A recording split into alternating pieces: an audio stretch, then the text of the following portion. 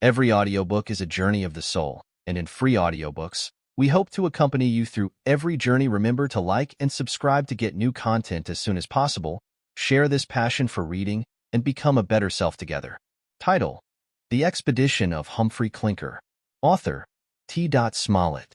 To Mr. Henry Davis, bookseller, in London, Abergavenny, August 4th. Respected Sir, I have received your esteemed favor of the 13th ultimo, whereby it appeareth that you have perused those same letters, the which were delivered unto you by my friend, the Reverend Mr. Hugo Ben. And I am pleased to find you think they may be printed with a good prospect of success, inasmuch as the objections you mention, I humbly conceive, are such as may be read argued, if not entirely removed, and in the first place, as touching what prosecutions may arise from printing the private correspondence of persons still living, give me leave, with all due submission, to observe that the letters in question were not written and sent under the seal of secrecy, that they have no tendency to the mala fama or prejudice of any person whatsoever, but rather to the information and edification of mankind, so that it becometh a sort of duty to promulgate them and usum publicum. Besides, I have consulted Mr. Davy Higgins, an eminent attorney of this place, who, after due inspection and consideration, declareth that he doth not think the said letters contain any matter which will be held actionable in the eye of the law. Finally, if you and I should come to a right understanding, I do declare in verbo sacerdotis that, in case of any such prosecution, I will take the whole upon my own shoulders, even quod fine and imprisonment, though, I must confess, I should not care to undergo flagellation. Tam ad turpitudinem, quam ad emeritudinem pono spectans. Secondly, concerning the personal resentment of Mr. Justice Lismahago, I may say, non flaci facio, I would not willingly vilipend any Christian, if, peradventure, he deserveth that epithet. Albeit, I am much surprised that more care is not taken to exclude from the commission all such vagrant foreigners as may be justly suspected of disaffection to our happy constitution, in church and state. God forbid that I should be so uncharitable as to affirm, positively, that the said Lismahago is no better than a Jesuit in disguise. But this I will assert and maintain, totis viribus, that, from the day he qualified, he has never been once seen intra templi parietes, that is to say, within the parish church. Thirdly, with respect to what passed at Mr. Kendall's table, when the said Lismahago was so brutal in his reprehensions, I must inform you, my good sir, that I was obliged to retire, not by fear arising from his minatory reproaches, which, as I said above, I value not of a rush, but from the sudden effect produced by a barbel's roe, which I had eaten at dinner, not knowing that the said roe is at certain seasons violently cathartic, as Galen observeth in his chapter Peri Ictos. Fourthly, and lastly, with reference to the manner in which I got possession of these letters, it is a circumstance that concerns my own conscience only. Sufficeth it to say, I have fully satisfied the parties in whose custody they were, and by this time, I hope I have also satisfied you in such ways that the last hand may be put to our agreement, and the work proceed with all convenient expedition, in which I hope I rest, respected sir, your very humble servant, Jonathan Dustwich. P.S. I propose, Deo volenti, to have the pleasure of seeing you in the great city, towards All-Hallowtide, when I shall be glad to treat with you concerning a parcel of MS sermons, of a certain clergyman deceased, a cake of the right leaven, for the present taste of the public verbum sapienti, and c. J.D. To the Rev. D.M. R. Jonathan Dustwich, at, Sir. I received yours in course of post, and shall be glad to treat with you for the MS which I have delivered to your friend Mr. Ben, but can by no means comply with the terms proposed. Those things are so uncertain. Writing is all a lottery. I have been a loser by the works of the greatest men of the age. I could mention particulars and name names, but don't choose it. The taste of the town is so changeable. Then there have been so many letters upon travels lately published, what between Smollett's, Sharp's, Derrick's, Thickness, Baltimore's, and Baretti's, together with Shandy's sentimental travels, the public seems to be cloyed with that kind of entertainment. Nevertheless, I will, if you please, run the risque of printing and publishing, and you shall have half the profits of the impression. You need not take the trouble to bring up your sermons on my account. No body reads sermons but Methodists and Dissenters. Besides, for my own part, I am quite a stranger to that. sort of reading, and the two persons whose judgment I depended upon in those matters are out of the way. One is gone abroad, carpenter of a man of war, and the other has been silly enough to abscond in order to avoid a prosecution for blasphemy. I'm a great loser by his going off. He has left a manual of devotion half finished on my hands, after having received money for the whole copy. He was the soundest divine, and had the most orthodox pen of all my people, and I never knew his judgment fail, but in flying from his bread and butter on this occasion. By owning you was not put in bodily fear by Lismahago, you preclude yourself from the benefit of a good plea, over and above the advantage of binding him over in the late war. I inserted in my evening paper a paragraph that came by the post, reflecting upon the behavior of a certain regiment in battle. An officer of said regiment came to my shop, and, in the presence of my wife and journeyman, threatened to cut off my ears, as I exhibited marks of bodily fear more ways than one. To the conviction of the bystanders, I bound him over. My action lay, and I recovered. As for flagellation, you have nothing to fear and nothing to hope on that head. There has been but one printer flogged at the cart's tail these 30 years. That was Charles Watson, and he assured me it was no more than a flea bite. This has been threatened several times by the House of L, but it came to nothing. If an information should be moved for and granted against you, as the editor of those letters, I hope you will have honesty and wit enough to appear and take your trial. If you should be sentenced to the pillory, your fortune is made. As times go, that's a sure step to honor and preferment. I shall think myself happy if I can lend you a lift, and am, very sincerely, yours, Henry Davis. London, August 10th. Please my kind service to your neighbor, my cousin Maddock. I have sent an almanac and court calendar, directed for him at Mr. Sutton's, bookseller, in Gloucester, carriage paid, which he will please to accept as a small token of my regard. My wife, who is very fond of toasted cheese, presents her compliments to him, and begs to know if there's any of that kind, which he was so good as to send us last Christmas, to be sold in London. H.D. The Expedition of Humphry Clinker. To Dr. Lewis. Doctor, the pills are good for nothing. I might as well swallow snowballs to cool my reins. I have told you over and over how hard I am to move, and at this time of day, I ought to know something of my own constitution. Why will you be so positive? Prithee send me another prescription. I am as lame and as much tortured in all my limbs as if I was broke upon the wheel. Indeed, I am equally distressed in mind and body, as if I had not plagues enough of my own. Those children of my sister are left me for a perpetual source of vexation. What business have people to get children to plague their neighbors? A ridiculous incident that happened yesterday to my niece Liddy has disordered me in such a manner that I expect to be laid up with another fit of the gout. Perhaps I may explain myself in my next. I shall set out tomorrow morning for the hot well at Bristol, where I am afraid I shall stay longer than I could wish. On the receipt of this, send Williams thither with my saddle horse and the demi-pique. Tell Barnes to thresh out the 2 old ricks, and send the corn to market, and sell it off to the poor at $1 a bushel under market price. I have received a sniveling letter from Griffin, offering to make a public submission and pay costs. I want none of his submissions. Neither will I pocket any of his money. The fellow is a bad neighbor, and I desire to have nothing to do with him. But as he is purse-proud, he shall pay for his insolence. Let him give £5 to the poor of the parish, and I will withdraw my action. And in the meantime you may tell Prigg to stop proceedings. Let Morgan's widow have the Alderney cow and 40 shillings to clothe her children, but don't say a syllable of the matter to any living soul. I'll make her pay when she is able. I desire you will lock up all my drawers, and keep the keys till meeting, and be sure you take the iron chest with my papers into your own custody. Forgive all this trouble from, dear Lewis, your affectionate M. Bramble, Gloucester, April 2nd.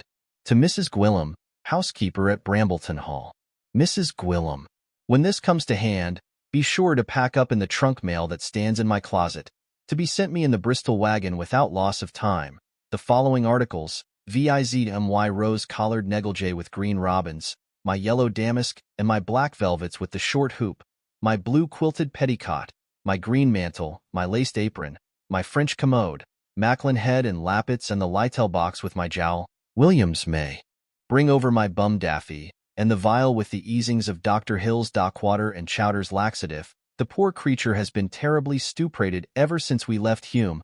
Pray take particular care of the house while the family is absent. Let there be a fire constantly kept in my brother's chamber and mine. The maids, having nothing to do, may be sat a-spinning. I desire you'll clap a padlock on the wind-cellar, and let none of the men have access to the strong bear. Don't forget to have the gate shut every evening be dark. The gardener and the hind may lie below in the landry, to partake the house, with the blunderbuss and the great dog. And hope you'll have a watchful eye over the maids. I know that hussy Mary Jones loves to be rumping with the men. Let me know Alderney's calf be sold yet, and what he fought, if the old goose be sitting, and if the cobbler has cut Dicky, and how poor animal bore the operation. No more at present, but rests. Yours, Tabitha Bramble, Gloucester, April 2nd. T.O. Mrs. Mary Jones, at Brambleton Hall. Dear Molly, heaving this importunity, I send my love to you and Saul, being in good health, and hoping to hear the same from you, and that you and Saul will take my poor kitten to bed with you this cold weather. We have been all in a sad taking here at Gloucester. Miss Liddy had liked to have run away with a player man, and young master and he would have done themselves a mischief. But the squire applied to the mayor, and they were bound over'd. Mistress bid me not speak a word of the matter to any Christian soul. No more I shall. For we servants should see all and say nothing. But what was worse than all this, Chowder has had the misfortune to be worried by a butcher's dog, and came home in a terrible pickle.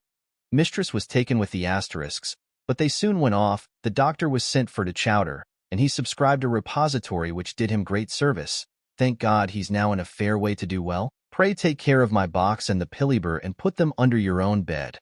For I do suppose, madam, Gwillem will be a prying into my secrets. Now my back is turned. John Thomas is in good health, but sulky. The squire gave away an old coat to a poor man, and John says as how 'tis robbing him of his perquisites. I told him, by his agreement he was to receive no vails, but he says as how there's a difference betwixt vails and perquisites, and so there is for sartain. We are all going to the hot well, where I shall drink your health in a glass of water, being, dear Molly, your humble servant to command.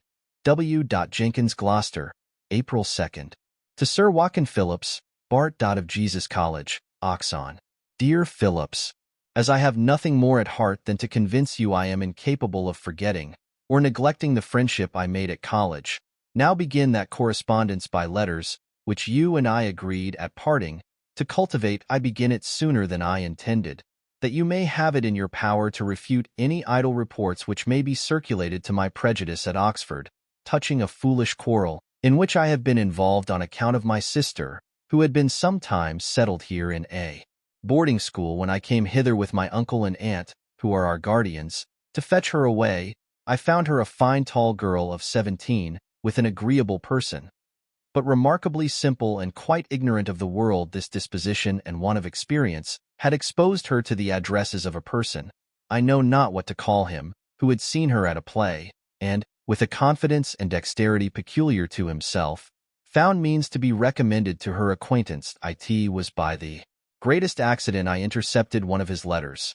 As it was my duty to stifle this correspondence in its birth, I made it my business to find him out, and tell him very freely my sentiments of the matter. The spark did not like the style I used, and behaved with abundance of mettle, though his rank in life, which, by the by, I am ashamed to declare, did not entitle him to much deference. Yet as his behavior was remarkably spirited, I admitted him to the privilege of a gentleman, and something might have happened, had not we been prevented.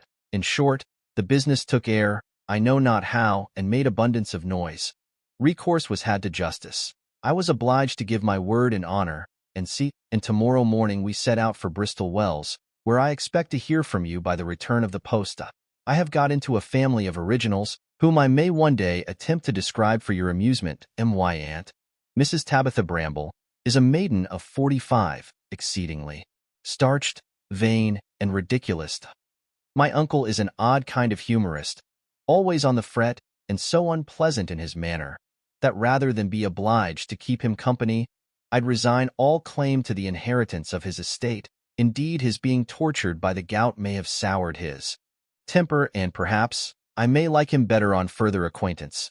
Certain it is, all his servants and neighbors in the country are fond of him, even to a degree of enthusiasm, the reason of which I cannot as yet comprehend. Remember me to Griffey Price, Gwynn, Mansell, Bassett, and all the rest of my old Cambrian companions. Salute the bedmaker in my name. Give my service to the cook, and pray take care of poor Ponto, for the sake of his old master, who is and ever will be, dear Phillips, your affectionate friend and humble servant, J.R. Melford, Gloucester, April 2nd. To Mrs. German at her house in Gloucester. Dear Madam, having no mother of my own, I hope you will give me leave to disburden my poor heart to you, who have always acted the part of a kind parent to me, ever since I was put under your care indeed and indeed. My worthy governess may believe me, when I assure her, that I never harbored a thought that was otherwise than virtuous. And if God will give me grace, I shall never behave so as to cast a reflection on the care you have taken in my education. I confess I have given just cause of offense by my want of prudence and experience. I ought not to have listened to what the young man said, and it was my duty to have told you all that passed, but I was ashamed to mention it. And then he behaved so modest and respectful, and seemed to be so melancholy and timorous, that I could not find in my heart to do anything that should make him miserable and desperate. As for familiarities, I do declare, I never once allowed him the favor of a salute, and as to the few letters that passed between us, they are all in my uncle's hands, and I hope they contain nothing contrary to innocence and honor. I am still persuaded that he is not what he appears to be, but time will discover. Meanwhile I will endeavor to forget a connection, which is so displeasing to my family. I have cried without ceasing, and have not tasted anything but tea, since I was hurried away from you, nor did I once close my eyes for 3 nights running. My aunt continues to chide me severely when we are by ourselves, but I hope to soften her in time, by humility and submission. My uncle, who was so dreadfully passionate in the beginning, has been moved by my tears and distress, and is now all tenderness and compassion. And my brother is reconciled to me on my promise to break off all correspondence with that unfortunate youth. But, notwithstanding all their indulgence, I shall have no peace of mind till I know my dear and ever-honored governess has forgiven her poor, disconsolate, forlorn, affectionate humble servant, till death. Lydia Melford Clifton, April 6th. To Miss Letitia Willis, at Gloucester. My dearest Letty, I am in such a fright, lest this should not come safe to hand by the conveyance of Jarvis the carrier, that I beg you will write me, on the receipt of it, directing to me, under cover, to Mrs. Winifred Jenkins, my aunt's maid, who is a good girl, and has been so kind to me in my affliction, that I have made her my confidant. As for Jarvis, he was very shy of taking charge of my letter and the little parcel, because his sister Sally had like to have lost her place on my account. Indeed, I cannot blame the man for his caution, but I have made it worth his while. My dear companion and bedfellow, it is a grievous addition to my other misfortunes that I am deprived of your agreeable company and conversation, at a time when I need so much the comfort of your good humor and good sense. But, I hope, the friendship we contracted at boarding school will last for life. I doubt not, but on my side it will daily increase and improve, as I gain experience and learn to know the value of a true friend. Oh, my dear Letty, what shall I say about poor Mr. Wilson? I have promised to break off all correspondence, and if possible, to forget him. But, alas, I begin to perceive that will not be in my power, as it is by no means proper that the picture should remain in my hands, lest it should be the occasion of more mischief. I have sent it to you by this opportunity, begging you will either keep it safe till better times, or return it to Mr. Wilson himself, who, I suppose, will make it his business to see you at the usual place. If he should be low-spirited at my sending back his picture, you may tell him I have no occasion for a picture, while the original continues engraved on my, but no, I would not have you tell him that neither, because there must be an end of our correspondence. I wish he may forget me, for the sake of his own peace. And yet if he should, he must be a barbarous, but it is impossible. Poor Wilson cannot be false and inconstant. I beseech him not to write to me, nor attempt to see me for some time. For, considering the resentment and passionate temper of my brother Jerry, such an attempt might be attended with consequences which would make us all miserable for life. Let us trust to time and the chapter of accidents, or rather to that providence which will not fail, sooner or later, to reward those that walk in the paths of honor and virtue. I would offer my love to the young ladies, but it is not fit that any of them should know you have received this letter. If we go to Bath, I shall send you my simple remarks upon that famous center of polite amusement and every other place we may chance to visit, and I flatter myself that my dear Miss Willis will be punctual in answering the letters of her affectionate Lydia Melford Clifton, April 6th. To Dr. Lewis. Dear Lewis, I have followed your directions with some success, and might have been upon my legs by this time, had the weather permitted me to use my saddle horse. I rode out upon the downs last Tuesday in the forenoon, when the sky, as far as the visible horizon, was without a cloud, but before I had gone a full mile, I was overtaken instantaneously by a storm of rain that wet me to the skin in 3 minutes. Whence it came the devil knows, but it has laid me up, I suppose, for 1 fortnight. He makes me sick to hear people talk of the fine air upon Clifton Downs. How can the air be either agreeable or salutary, where the demon of vapors descends in a perpetual drizzle?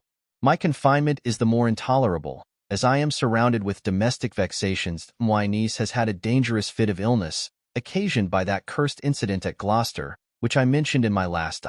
She is a poor good-natured simpleton, as soft as butter, and as easily melted. Not that she's a fool.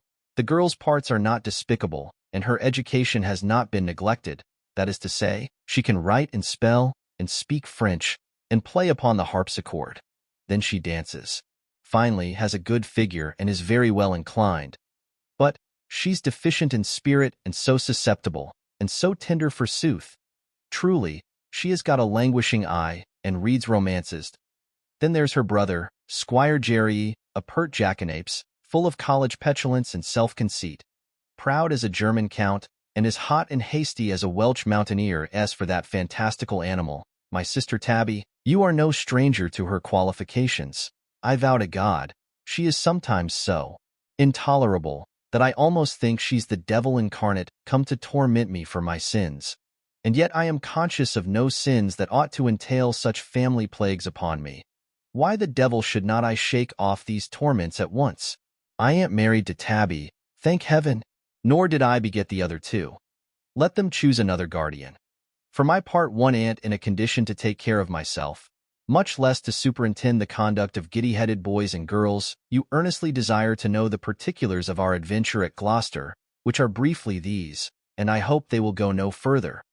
Liddy had been so long cooped up in a boarding school, which, next to a nunnery, is the worst kind of seminary that ever was contrived for young women, that she became as inflammable as touchwood, and going to a play in holiday time, 'Steth, I'm ashamed to tell you, she fell in love with one of the actors, a handsome young fellow that goes by the name of Wilson. The rascal soon perceived the impression he had made, and managed matters so as to see her at a house where she went to drink tea with her governess.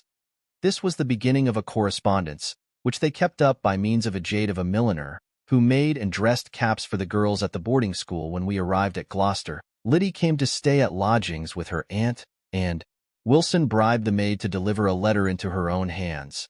But it seems Jerry had already acquired so much credit with the maid, by what means he best knows, that she carried the letter to him, and so the whole plot was discovered. The rash boy, without saying a word of the matter to me, went immediately in search of Wilson, and, I suppose, treated him with insolence enough. The theatrical hero was too far gone in romance to brook such usage.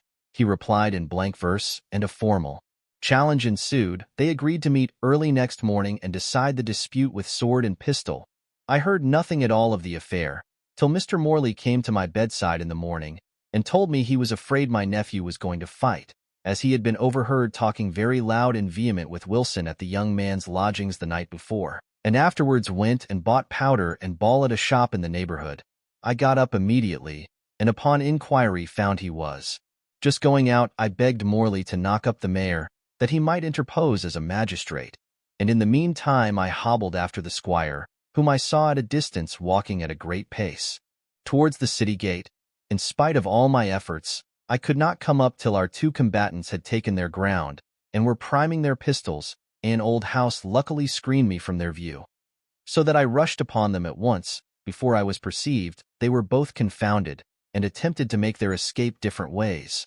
But Morley, coming up with constables at that instant, took Wilson into custody, and Jerry followed him quietly to the mayor's house. All this time I was ignorant of what had passed the preceding day, and neither of the parties would discover a tittle of the matter. The mayor observed that it was great presumption in Wilson, who was a stroller, to proceed to such extremities with a gentleman of family and fortune, and threatened to commit him on the vagrant act.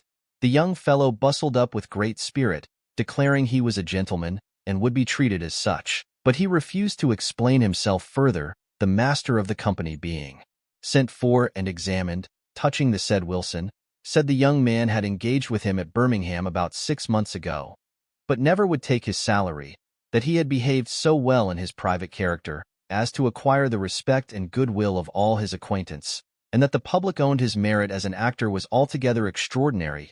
After all, I fancy, he will turn out to be a runaway prentice from London. The manager offered to bail him for any sum, provided he would give his word and honor that he would keep the peace. But the young gentleman was on his high ropes, and would by no means lay himself under any restrictions. On the other hand, Hopeful was equally obstinate, till at length the mayor declared that if they both refused to be bound over, he would immediately commit Wilson as a vagrant to hard labor. I own I was much pleased with Jerry's behavior on this occasion. He said that rather than Mr. Wilson should be treated in such an ignominious manner, he would give his word and honor to prosecute the affair no further while they remained at Gloucester. Wilson thanked him for his generous manner of proceeding, and was discharged on our return to our lodgings. My nephew explained the whole mystery, and I own I was exceedingly incensed. Liddy being questioned on the subject, and very severely reproached by that wildcat my sister Tabby, first swooned away, then dissolving in a flood of tears, confessed all the particulars of the correspondence, at the same time giving up 3 letters, which was all she had received from her admirer. The last, which Jerry intercepted, I send you enclosed, and when you have read it, I dare say you won't wonder at the progress the writer had made in the heart of a simple girl, utterly unacquainted with the characters of mankind, thinking it was high time to remove her from such a dangerous connection. I carried her off the very next day to Bristol, but the poor creature was so frightened and fluttered by our threats and expostulations that she fell sick the 4th day after our arrival at Clifton, and continued so ill for a whole week that her life was despaired of. It was not till yesterday that Dr. Rigg declared her out of danger. You cannot imagine what I have suffered, partly from the indiscretion of this poor child, but much more from the fear of losing her entirely. This air is intolerably cold, and the place quite solitary. I never go down to the well without returning low-spirited, for there I meet with 6 poor emaciated creatures, with ghostly looks, in the last stage of a consumption, who have made shift to linger through the winter like so many exotic plants languishing in a hothouse, but in all appearance will drop into their graves before the sun has warmth enough to mitigate the rigor of this ungenial spring. If you think the bath-water will be of any service to me, I will go thither so soon as my niece can bear the motion of the coal. Tell Barnes I am obliged to him for his advice, but don't choose to follow it. If Davis voluntarily offers to give up the farm, the other shall have it, but I will not begin at this time of day to distress my tenants, because they are unfortunate and cannot make regular payments. I wonder that Barnes should think me capable of such oppression. As for Higgins, the fellow is a notorious poacher, to be sure, and an impudent rascal to set his snares in my own paddock, but, I suppose, he thought he had some right, especially in my absence, to partake of what nature seems to have intended for common use. You may threaten him in my name, as much as you please, and if he repeats the offense, let me know it before you have recourse to justice. I know you are a great sportsman, and oblige many of your friends. I need not tell you to make use of my grounds, but it may be necessary to hint that I am more afraid of my fowling piece than of my game. When you can spare 2 or 3 brace of partridges, send them over by the stagecoach, and tell Gwilym that she forgot to pack up my flannel and wide shoes in the trunk mail. I shall trouble you as usual, from time to time, till at last I suppose you will be tired of corresponding with your assured friend, M. Bramble. Clifton, April 17th. To Miss Lydia Melford. Miss Willis has pronounced my doom. You are going away, dear Miss Melford. You are going to be removed, I know not whither. What shall I do? Which way shall I turn for consolation? I know not what I say. All night long have I been tossed in a sea of doubts and fears, uncertainty and distraction, without being able to connect my thoughts, much less to form any consistent plan of conduct. I was even tempted to wish that I had never seen you, or that you had been less amiable or less compassionate to your poor Wilson. And yet it would be detestable ingratitude in me to form such a wish, considering how much I am indebted to your goodness and the ineffable pleasure I have derived from your indulgence and approbation. Good God! I never heard your name mentioned without emotion. The most distant prospect of being admitted to your company filled my whole soul with a kind of pleasing alarm. As the time approached, my heart beat with redoubled force, and every nerve thrilled with a transport of expectation. But when I found myself actually in your presence, when I heard you speak, when I saw you smile, when I beheld your charming eyes turned favorably upon me, my breast was filled with such tumults of delight as wholly deprived me of the power of utterance and wrapped me in a delirium of joy. Encouraged by your sweetness of temper and affability, I ventured to describe the feelings of my heart. Even then you did not check my presumption. You pitied my sufferings and gave me leave to hope you put a favorable, perhaps too favorable a construction on my appearance. Certain it is, I am no player in love. I speak the language of my own heart, and have no prompter but nature, yet there is something in this heart which I have not yet disclosed. I flattered myself, but I will not. I must not proceed, dear Miss Liddy. For heaven's sake, contrive, if possible, some means of letting me speak to you before you leave Gloucester. Otherwise, I know not what will, but I begin to rave again. I will endeavor to bear this trial with fortitude. While I am capable of reflecting upon your tenderness and truth, I surely have no cause to despair. A cloud hangs over me, and there is a dreadful weight upon my spirits. While you stay in this place, I shall continually hover about your lodgings, as the parted soul is said to linger about the grave where its mortal comfort lies.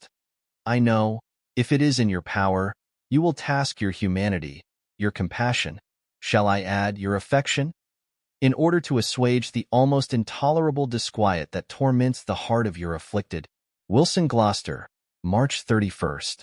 To Sir Watkin Phillips, of Jesus College, Oxon. Hotwell, April 18th. Dear Phillips, I give Mansell credit for his invention in propagating the report that I had a quarrel with a mountebank's Merry Andrew at Gloucester, but I have too much respect for every appendage of wit to quarrel even with the lowest buffoonery, and therefore I hope Mansell and I shall always be good friends. I cannot, however, approve of his drowning my poor dog Ponto, on purpose to convert Ovid's pleonasm into a punning epitaph, Dirant quoque littora Ponto. 4. That he threw him into the Isis, when it was so high and impetuous, with no other view than to kill the fleas, is an excuse that will not hold water. But I leave poor Ponto to his fate, and hope Providence will take care to accommodate Mansell with a drier death. As there is nothing that can be called company at the well, I am here in a state of absolute rustication. This, however, gives me leisure to observe the singularities in my uncle's character, which seems to have interested your curiosity. The truth is, his disposition and mine, which, like oil and vinegar, repelled one another at first, have now begun to mix by dint of being beat up together. I was once apt to believe him a complete cynic, and that nothing but the necessity of his occasions could compel him to get within the pale of society. I am now of another opinion. I think his peevishness arises partly from bodily pain, and partly from a natural excess of mental sensibility. For, I suppose, the mind as well as the body is in some cases endued with a morbid excess of sensation. I was t'other day much diverted with a conversation that passed in the pump-room betwixt him and the famous Dr. L.N., who was come to ply at the well for patients. My uncle was complaining of the stink occasioned by the vast quantity of mud and slime which the river leaves at low ebb under the windows of the pump-room. He observed that the exhalations arising from such a nuisance could not but be prejudicial to the weak lungs of many consumptive patients, who came to drink the water. The doctor, overhearing this remark, made up to him, and assured him he was mistaken. He said, people in general were so misled by vulgar prejudices that philosophy was hardly sufficient to undeceive them. Then humming thrice, He assumed a most ridiculous solemnity of aspect, and entered into a learned investigation of the nature of stink. He observed that stink, or stench, meant no more than a strong impression on the olfactory nerves, and might be applied to substances of the most opposite qualities, that in the Dutch language, stinken signifies the most agreeable perfume, as well as the most fetid odor, as appears in Van Vloutel's translation of Horace, in that beautiful ode, Cos multa gracilis, and the words facilis perfusis odoribus. He translates Van Civet and Muscata gestinken, that individuals differed totocilla in their opinion of smells, which, indeed, was altogether as arbitrary as the opinion of beauty, that the French were pleased with the putrid effluvia of animal food, and so were the Hottentots in Africa and the savages in Greenland, and that the Negroes on the coast of Senegal would not touch fish till it was rotten. Strong presumptions in favor of what is generally called stink, as those nations are in a state of nature, undebauched by luxury, unseduced by whim and caprice. That he had reason to believe the stercoraceous flavor, condemned by prejudice as a stink, was, in fact, most agreeable to the organs of smelling. 4. That every person who pretended to nauseate the smell of another's excretions snuffed up his own with particular complacency. For the truth of which he appealed to all the ladies and gentlemen then present. He said, the inhabitants of Madrid and Edinburgh found particular satisfaction in breathing their own atmosphere, which was always impregnated with stercoraceous effluvia. That the learned Dr. B., in his treatise on the four digestions, explains in what manner the volatile effluvia from the intestines stimulate and promote the operations of the animal economy. He affirmed, the last Grand Duke of Tuscany, of the Medicis family, who refined upon sensuality with the spirit of a philosopher, was so delighted with that odor, that he caused the essence of ordure to be extracted, and used it as the most delicious perfume. That he himself, the doctor, when he happened to be low-spirited or fatigued with business, found immediate relief and uncommon satisfaction from hanging over the stale contents of a close stool, while his servant stirred it about under his nose. Nor was this effect to be wondered at, when we consider that this substance abounds with the self-same volatile salts that are so greedily smelled to by the most delicate invalids, after they have been extracted and sublimed by the chemist. By this time the company began to hold their noses, but the doctor, without taking the least notice of this signal, proceeded to shew that many fetid substances were not only agreeable but salutary, such as assafoetida and other medicinal gums, resins, roots, and vegetables, over and above burnt feathers, tanpits, candle snuffs, and c. In short, he used many learned arguments to persuade his audience out of their senses, and from stench made a transition to filth, which he affirmed was also a mistaken idea, inasmuch as objects so called were no other than certain modifications of matter, consisting of the same principles that enter into the composition of all created essences, whatever they may be. That in the filthiest production of nature, a philosopher considered nothing but the earth, water, salt, and air, of which it was compounded. That, for his own part, he had no more objections to drinking the dirtiest ditch water than he had to a glass of water from the hot well, provided he was assured there was nothing poisonous in the concrete. Then addressing himself to my uncle, "Sir," said he, "you seem to be of a dropsical habit, and probably will soon have a confirmed ascites. If I should be present when you are tapped, I will give you a convincing proof of what I assert, by drinking without hesitation the water that comes out of your abdomen." The ladies made wry faces at this declaration, and my uncle, changing color, told him he did not desire any such proof of his philosophy. "But I should be glad to know," said he, "what makes you think I am of a dropsical habit?" "Sir, I beg pardon," replied the doctor. "I perceive your ankles are swelled, and you seem to have the facies leucophlegmatica. Perhaps, indeed, your disorder may be edematous or gouty, or it may be the lues venerea. If you have any reason to flatter yourself it is this last, sir, I will undertake to cure you with 3 small pills, even if the disease should have attained its utmost inveteracy, sir. It is an arcanum, which I have discovered, and prepared with infinite labor, sir. I have lately cured a woman in Bristol, a common prostitute, sir, who had got all the worst symptoms of the disorder, such as nodi, tophi and gammata, verruca, Christogali, and a serpiginous eruption, or rather a pocky itch all over her body. be why the time she had taken the second pill, sir, by heaven, she was as smooth as my hand, and the third made her sound and as fresh as a new-born infant. Sir, cried my uncle peevishly, I have no reason to flatter myself that my disorder comes within the efficacy of your nostra, but this patient you talk of may not be so sound at bottom as you imagine.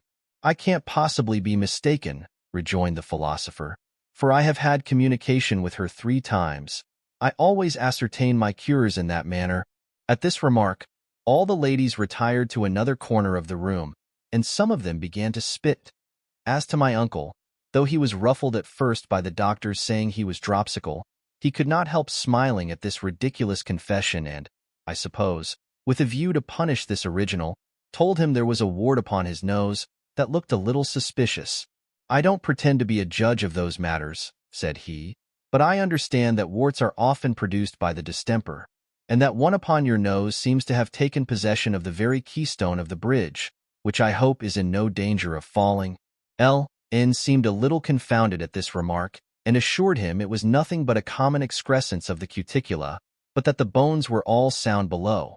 For the truth of this assertion he appealed to the touch, desiring he would feel the part. My uncle said it was a matter of such delicacy to meddle with a gentleman's nose, that he declined the office, upon which, the doctor turning to me, entreated me to do him that favor. I complied with his request, and handled it so roughly, that he sneezed and the tears ran down his cheeks, to the no small entertainment of the company, and particularly of my uncle, who burst out a-laughing for the first time since I have been with him, and took notice that the part seemed to be very tender. Sir, cried the doctor, it is naturally a tender part, but to remove all possibility of doubt, I will take off the wart this very night. So saying, he bowed, with great solemnity all round, and retired to his own lodgings, where he applied a caustic to the wart. But it spread in such a manner as to produce a considerable inflammation, attended with an enormous swelling, so that when he next appeared, his whole face was overshadowed by this tremendous nozzle, and the rueful eagerness with which he explained this unlucky accident was ludicrous beyond all description. I was much pleased with meeting the original of a character, which you and I have often laughed at in description. And what surprises me very much, I find the features in the picture, which has been drawn for him, rather softened than overcharged. As I have something else to say, and this letter has run to an unconscionable length, I shall now give you a little respite, and trouble you again by the very first post. I wish you would take it in your head to retaliate these double strokes upon yours always, J. Melford. To Sir Watkin Phillips, of Jesus College, Oxon. Hotwell, April 20th. Dear Knight, I now sit down to execute the threat in the tale of my last. The truth is, I am big with the secret, and long to be delivered. It relates to my guardian, who, you know, is at present our principal object in view. T'other day, I thought I had detected him in such a state of frailty as would but ill become his years and character. There is a decent sort of woman, not disagreeable in her person, that comes to the well, with a poor emaciated child, far gone in a consumption. I had caught my uncle's eyes several times directed to this person, with a very suspicious expression in them, and every time he saw himself observed, he hastily withdrew them, with evident marks of confusion. I resolved to watch him more narrowly, and saw him speaking to her privately in a corner of the walk. At length, going down to the well one day, I met her halfway up the hill to Clifton, and could not help suspecting she was going to our lodgings by appointment, as it was about 1 o'clock, the hour when my sister and I are generally at the pump-room. This notion exciting my curiosity, I returned by a back way, and got unperceived into my own chamber, which is contiguous to my uncle's apartment. Sure enough, the woman was introduced, but not into his bedchamber. He gave her audience in a parlor, so that I was obliged to shift my station to another room, where, however, there was a small chink in the partition, through which I could perceive what passed. My uncle, though a little lame, rose up when she came in, and setting a chair for her, desired she would sit down. Then he asked if she would take a dish of chocolate, which she declined. With much acknowledgment, after a short pause, he said, in a croaking tone of voice, which confounded me not a little, Madam, I am truly concerned for your misfortunes, and if this trifle can be of any service to you, I beg you will accept it without ceremony." So saying, he put a bit of paper into her hand, which she, opening with great trepidation, exclaimed in an ecstasy, "£20.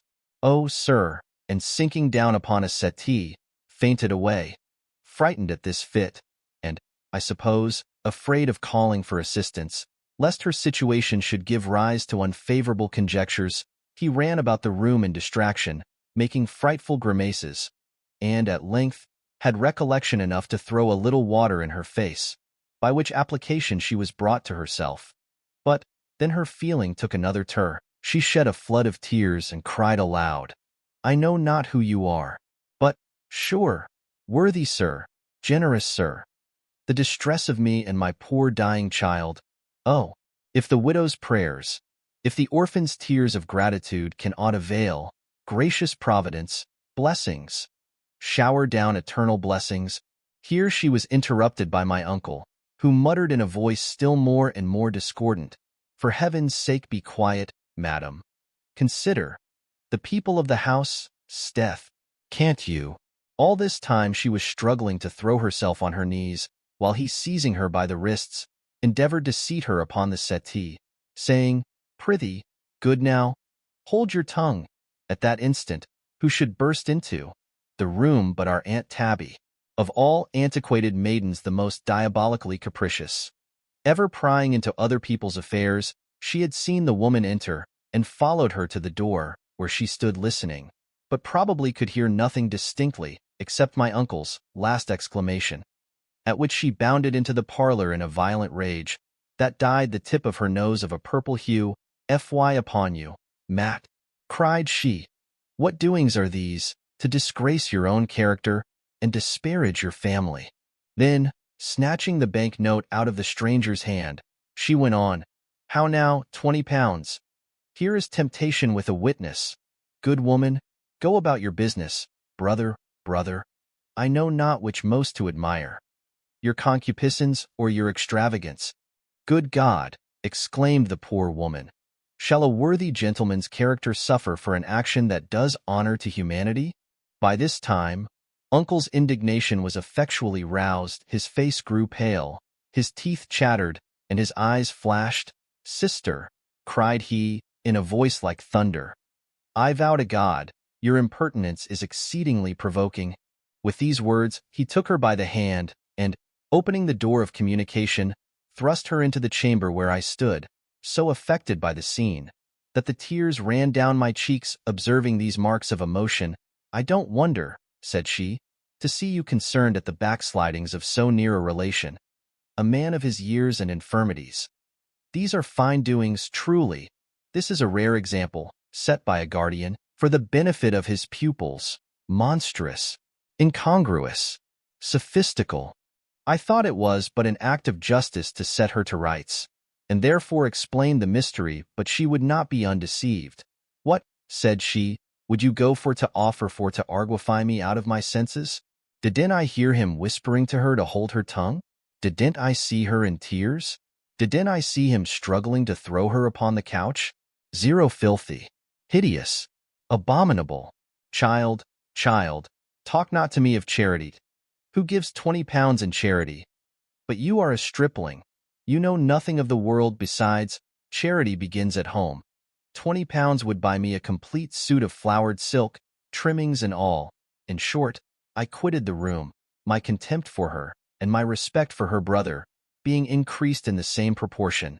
I have since been informed that the person, whom my uncle so generously relieved, is the widow of an ensign, who has nothing to depend upon but the pension of £15 a year. The people of the well house give her an excellent character. She lodges in a garret, and works very hard at plain work, to support her daughter, who is dying of a consumption. I must own, to my shame, I feel a strong inclination to follow my uncle's example, in relieving this poor widow.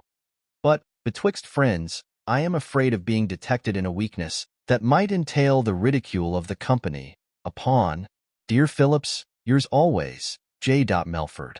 Direct your next to me at Bath, and remember me to all our fellow Jesuits. To Dr. Lewis. Hotwell, April 20th. I understand your hint. There are mysteries in physic as well as in religion. which we of the profane have no right to investigate. A man must not presume to use his reason, unless he has studied the categories, and can chop logic by mode and figure. Between friends, I think every man of tolerable parts ought, at my time of day, to be both physician and lawyer.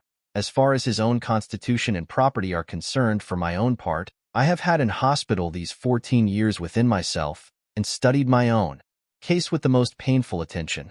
Consequently may be supposed to know something of the matter, although I have not taken regular courses of physiology, etc., etc. In short, I have for some time been of opinion, no offense, dear doctor, that the sum of all your medical discoveries amounts to this, that the more you study the less you know. I have read all that has been written on the hot wells, and what I can collect from the whole is that the water contains nothing but a little salt and calcareous earth, mixed in such inconsiderable proportion as can have very little, if any, effect on the animal economy. This being the case, I think the man deserves to be fitted with a cap and bells, who for such a paltry advantage as this spring affords, sacrifices his precious time, which might be employed in taking more effectual remedies, and exposes himself to the dirt, the stench, the chilling blasts, and perpetual rains that render this place to me intolerable. If these waters, from a small degree of astringency, are of some service in the diabetes, diarrhea, and night sweats, when the secretions are too much increased, must not they do harm in the same proportion, where the humors are obstructed, as in the asthma, scurvy, gout, and dropsy? Now we talk of the dropsy. Here is a strange fantastical oddity. One of your brethren, who harangues every day in the pump room, as if he was hired to give lectures on all subjects whatsoever. I know not what to make of him. Sometimes he makes shrewd remarks. At other times he talks like the greatest simpleton in nature. He has read a great deal, but without method or judgment, and digested nothing. He believes everything he has read, especially if it has anything of the marvelous in it, and his conversation is a surprising hodgepodge of erudition and extravagance. He told me t'other day, with great confidence, that my case was dropsical, or, as he called it, leucophlegmatic, a sure sign that his want of experience is equal to his presumption. For, you know, there is nothing analogous to the dropsy in my disorder. I wish those impertinent fellows, with their rickety understandings, would keep their advice for those that ask it. Dropsy, indeed. Sure, I have not lived to the age of 55, and had such experience of my own disorder, and consulted you and other eminent physicians, so often and so long, to be undeceived by such a— but, without all doubt, the man is mad, and therefore, what he says is of no consequence. I had, yesterday, a visit from Higgins, who came hither under the terror of your threats, and brought me in a present a brace of hares, which he owned he took in my ground, and I could not persuade the fellow that he did wrong, or that I would ever prosecute him for poaching. I must desire you will wink hard at the practices of this rascal lion, otherwise I shall be plagued with his presents, which cost me more than they are worth. If I could wonder at anything Fitzowen does, I should be surprised at his assurance in desiring you to solicit my vote for him at the next election for the county. For him, who opposed me, on the like occasion, with the most illiberal competition, you may tell him, civilly, that I beg to be excused. Direct your next for me at Bath, whither I propose to remove tomorrow, not only on my own account, but for the sake of my niece Liddy, who is like to relapse. The poor creature fell into a fit yesterday, while I was cheapening a pair of spectacles with a Jew peddler. I am afraid there is something still lurking in that little heart of hers, which I hope a change of objects will remove. Let me know what you think of this half-witted doctor's impertinent, ridiculous, and absurd notion of my disorder. So far from being dropsical, I am as lank in the belly as a greyhound, and, by measuring my ankle with a pack-thread, I find the swelling subsides every day from such doctors. Good Lord deliver us! I have not yet taken any lodgings in Bath, because there we can be accommodated at a minute's warning, and I shall choose for myself. I need not say your directions for drinking and bathing will be agreeable to, dear Lewis, yours ever, Matey. Bramble. P.S. I forgot to tell you that my right ankle pits, a symptom, as I take it, of its being edematous, not leucophlegmatic. To Miss Letty Willis, at Gloucester. Hotwell, April 21st. My dear Letty, I did not intend to trouble you again, till we should be settled at Bath. But having the occasion of Jarvis, I could not let it slip, especially as I have something extraordinary to communicate. Oh, my dear companion, what shall I tell you? For several days past there was a Jew-looking man that plied at the wells with a box of spectacles, and he always eyed me so earnestly that I began to be very uneasy till last. He came to our lodgings at Clifton and lingered about the door, as if he wanted to speak to somebody. I was seized with an odd kind of fluttering and begged Win to throw herself in his way. But the poor girl has weak nerves and was afraid of his beard. Why, uncle, having occasion for new glasses, called him up stairs and was trying a pair of spectacles, when the man, advancing to me, said in a whisper, "Oh, gracious! What do you think he said? I am Wilson." His features struck me that very moment. It was Wilson, sure enough, but so disguised that it would have been impossible to know him. If my heart had not assisted in the discovery, I was so surprised and so frightened that I fainted away, but soon recovered, and found myself supported by him on the chair, while my uncle was running about the room, with the spectacles on his nose, calling for help. I had no opportunity to speak to him, but looks were sufficiently expressive. He was paid for his glasses, and went away. Then I told Win who he was, and sent her after him to the pump room, where she spoke to him, and begged him in my name to withdraw from the place, that he might not incur the suspicion of my uncle or my brother. If he did not want to see me die of terror and vexation, the poor youth declared, with tears in his eyes, that he had something extraordinary to communicate, and asked if she would deliver a letter to me. But this she absolutely refused, by my order. Finding her obstinate in her refusal, he desired she would tell me that he was no longer a player but a gentleman, in which character he would very soon avow his passion for me, without fear of censure or reproach. Nay, he even discovered his name and family, which, to my great grief, the simple girl forgot, in the confusion occasioned by her being seen talking to him by my brother, who stopped her on the road, and asked what business she had with that rascalage. She pretended she was cheapening a stay-hook, but was thrown into such a quandary that she forgot the most material part of the information, and when she came home, went into an hysteric fit of laughing. This transaction happened 3 days ago, during which he has not appeared, so that I suppose he is gone. Dear Letty, you see how fortune takes pleasure in persecuting your poor friend. If you should see him at Gloucester, or if you have seen him, and know his real name and family, pray keep me no longer in suspense. And yet, if he is under no obligation to keep himself longer concealed, and has a real affection for me, I should hope he will, in a little time, declare himself to my relations. Sure, if there is nothing unsuitable in the match, they won't be so cruel as to thwart my inclinations. Oh, what happiness would then be my portion! I can't help indulging the thought, and pleasing my fancy with such agreeable ideas, which after all, perhaps, will never be realized. But why should I despair? Who knows what will happen? We set out for Bath tomorrow, and I am almost sorry for it, as I begin to be in love with solitude, and this is a charming romantic place. The air is so pure, the downs are so agreeable, the firs in full blossom, the ground enameled with daisies and primroses and cowslips, all the trees bursting into leaves, and the hedges already clothed with their vernal livery, the mountains covered with flocks of sheep and tender bleating wanton lambkins playing, frisking and skipping from side to side. The groves resound with the notes of blackbird, thrush, and linnet, and all night long sweet Philomel pours forth her ravishingly delightful song. Then, for variety, we go down to the nymph of Bristol Spring, where the company is assembled before dinner. So good-natured, so free, so easy, and there we drink the water so clear, so pure, so mild, so charmingly mawkish. There the fun is so cheerful and reviving, the weather so soft, the walk so agreeable, the prospect so amusing, and the ships and boats going up and down the river, close under the windows of the pump room, afford such an enchanting variety of moving pictures as require a much abler pen than mine to describe. Oh, make this place a perfect paradise to me. Nothing is wanting but an agreeable companion and sincere friend, such as my dear Miss Willis hath been, and I hope still will be, to her ever faithful Lydia Melford. Direct for me, still under cover, to Win, and Jarvis will take care to convey its safe adieu.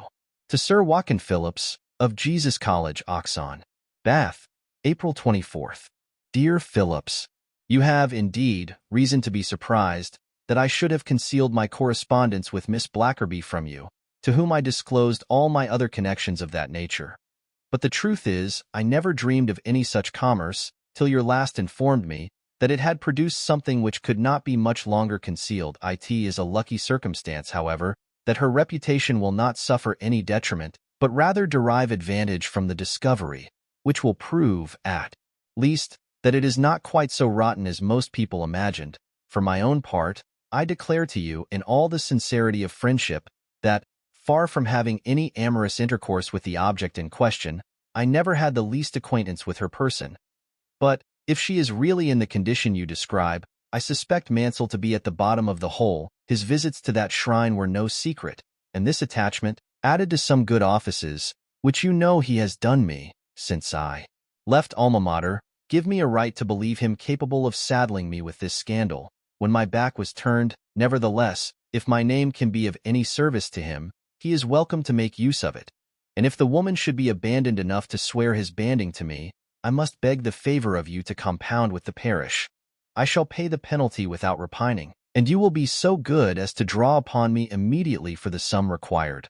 On this occasion, I act by the advice of my uncle, who says I shall have good luck if I pass through life without being obliged to make many more compositions of the same kind. The old gentleman told me last night, with great good humor, that betwixt the age of 20 and 40, he had been obliged to provide for 9 bastards, sworn to him by women whom he never saw.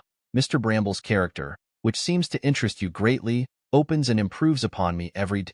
His singularities afford a rich mine of entertainment. His understanding, so far as I can judge, is well cultivated. His observations on life are equally just, pertinent, and uncommon. He affects misanthropy, in order to conceal the sensibility of a heart, which is tender, even to a degree of weakness. This delicacy of feeling, or soreness of the mind, makes him timorous and fearful, but then he is afraid of nothing so much as of dishonor, and although he is exceedingly cautious of giving offense, he will fire at the least hint of insolence or ill-breeding. Respectable as he is upon the whole, I can't help being sometimes diverted by his little distresses, which provoke him to let fly the shafts of his satire, keen and penetrating as the arrows of Teucer. Our Aunt Tabitha acts upon him as a perpetual grindstone. She is, in all respects, a striking contrast to her brother, but I reserve her portrait for another occasion. 3 days ago we came hither from the Hot Well, and took possession of the first floor of a lodging-house on the South Parade, a situation which my uncle chose, for its being near the Bath, and remote from the noise of carriages. He was scarce warm in the lodgings when he called for his nightcap, his wide shoes, and flannel, and declared himself invested with the gout in his right foot, though I believe it had as yet reached no farther than his imagination. It was not long before he had reason to repent his premature declaration, for our Aunt Tabitha found means to make such a clamor and confusion before the flannels could be produced from the trunk, that one would have imagined the house was on fire all this time. Uncle sat boiling with impatience, biting his fingers, throwing up his eyes, and muttering ejaculations. At length he burst into a kind of convulsive laugh, after which he hummed a song, and when the hurricane was over, exclaimed, "Blessed be God for all things." This, however, was but the beginning of his troubles. Mrs. Tabitha's favorite dog Chowder, having paid his compliments to a female turnspit of his own species, in the kitchen, involved himself in a quarrel with no fewer than 5 rivals, who set upon him at once, and drove him upstairs to the dining-room door with hideous noise. There our aunt and her woman, taking arms in his defense, joined the concert, which became truly diabolical, this fray being with difficulty suppressed by the intervention of our own footman and the cookmaid of the house. The squire had just opened his mouth to expostulate with Tabby, when the town waits in the passage below struck up their music, if music it may be called, with such a sudden burst of sound as made him start and stare, with marks of indignation and disquiet. He had recollection enough to send his servant with some money to silence those noisy intruders, and they were immediately dismissed, though not without some opposition on the part of Tabitha, who thought it but reasonable that he should have more music for his money. Scarce had he settled this knotty point, when a strange kind of thumping and bouncing was heard right overhead, in the second story, so loud and violent, as to shake the whole building. I own I was exceedingly provoked at this new alarm, and before my uncle had time to express himself on the subject, I ran upstairs, to see what was the matter. Finding the room door open, I entered without ceremony, and perceived an object, which I cannot now recollect without laughing to excess. It was a dancing master with his scholar.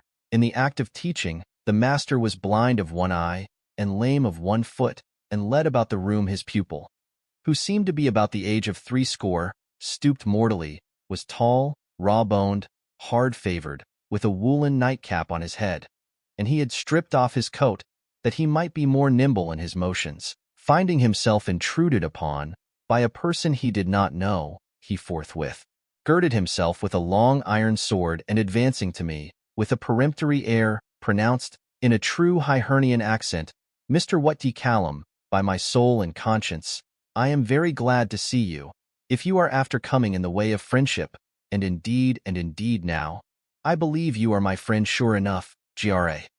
Though I never had the honor to see your face before, my dear. For because you come like a friend, without any ceremony at all. I told him the nature of my visit would not admit of ceremony, that I was come to desire he would make less noise, as there was a sick gentleman below, whom he had no right to disturb with such preposterous doings. Why, look ye now, young gentleman, replied this original, perhaps upon another occasion, I might chivalry request you to explain the meaning of that hard word, preposterous.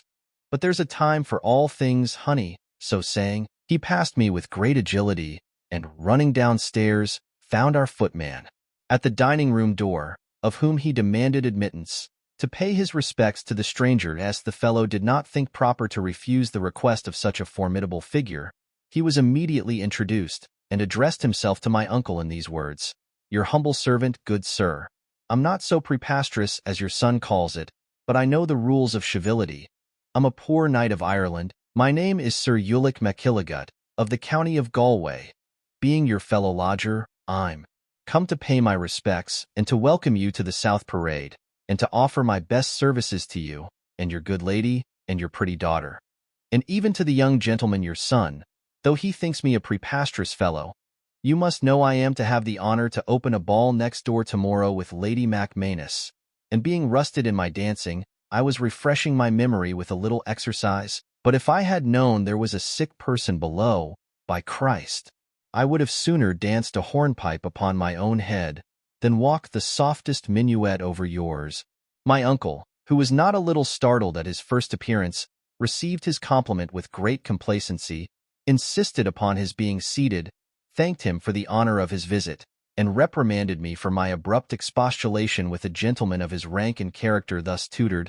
I asked pardon of the knight, who, forthwith starting up, embraced me so close that I could hardly breathe, and assured me he loved me as his own soul. At length, recollecting his nightcap, he pulled it off in some confusion, and, with his bald pate uncovered, made 1,000 apologies to the ladies as he retired.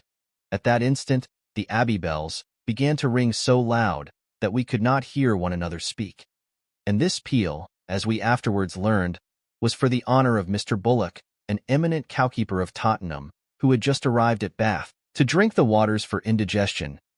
R. Bramble had not time to make his remarks upon the agreeable nature of this serenade, before his ears were saluted with another concert that interested him more nearly. 2 Negroes, belonging to a Creole gentleman, who lodged in the same house, taking their station at a window in the staircase, about 10 feet from our dining-room door, began to practice upon the French horn, and being in the very first rudiments of execution, produced such discordant sounds as might have discomposed the organs of an ass. You may guess what effect they had upon the irritable nerves of Uncle, who, with the most admirable expression of splenetic surprise in his countenance, sent his man to silence these dreadful blasts, and desire the musicians to practice in some other place, as they had no right to stand there and disturb all the lodgers in the house. Those sable performers, far from taking the hint and withdrawing, treated the messenger with great insolence, bidding him carry his compliments to their master, Colonel Rigworm,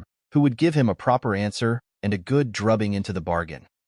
In the meantime, they continued their noise and even endeavored to make it more disagreeable, laughing between whiles at the thoughts of being able to torment their betters with impunity. Our squire, incensed at the additional insult, immediately dispatched the servant with his compliments to Colonel Rigworm, requesting that he would order his blacks to be quiet, as the noise they made was altogether intolerable.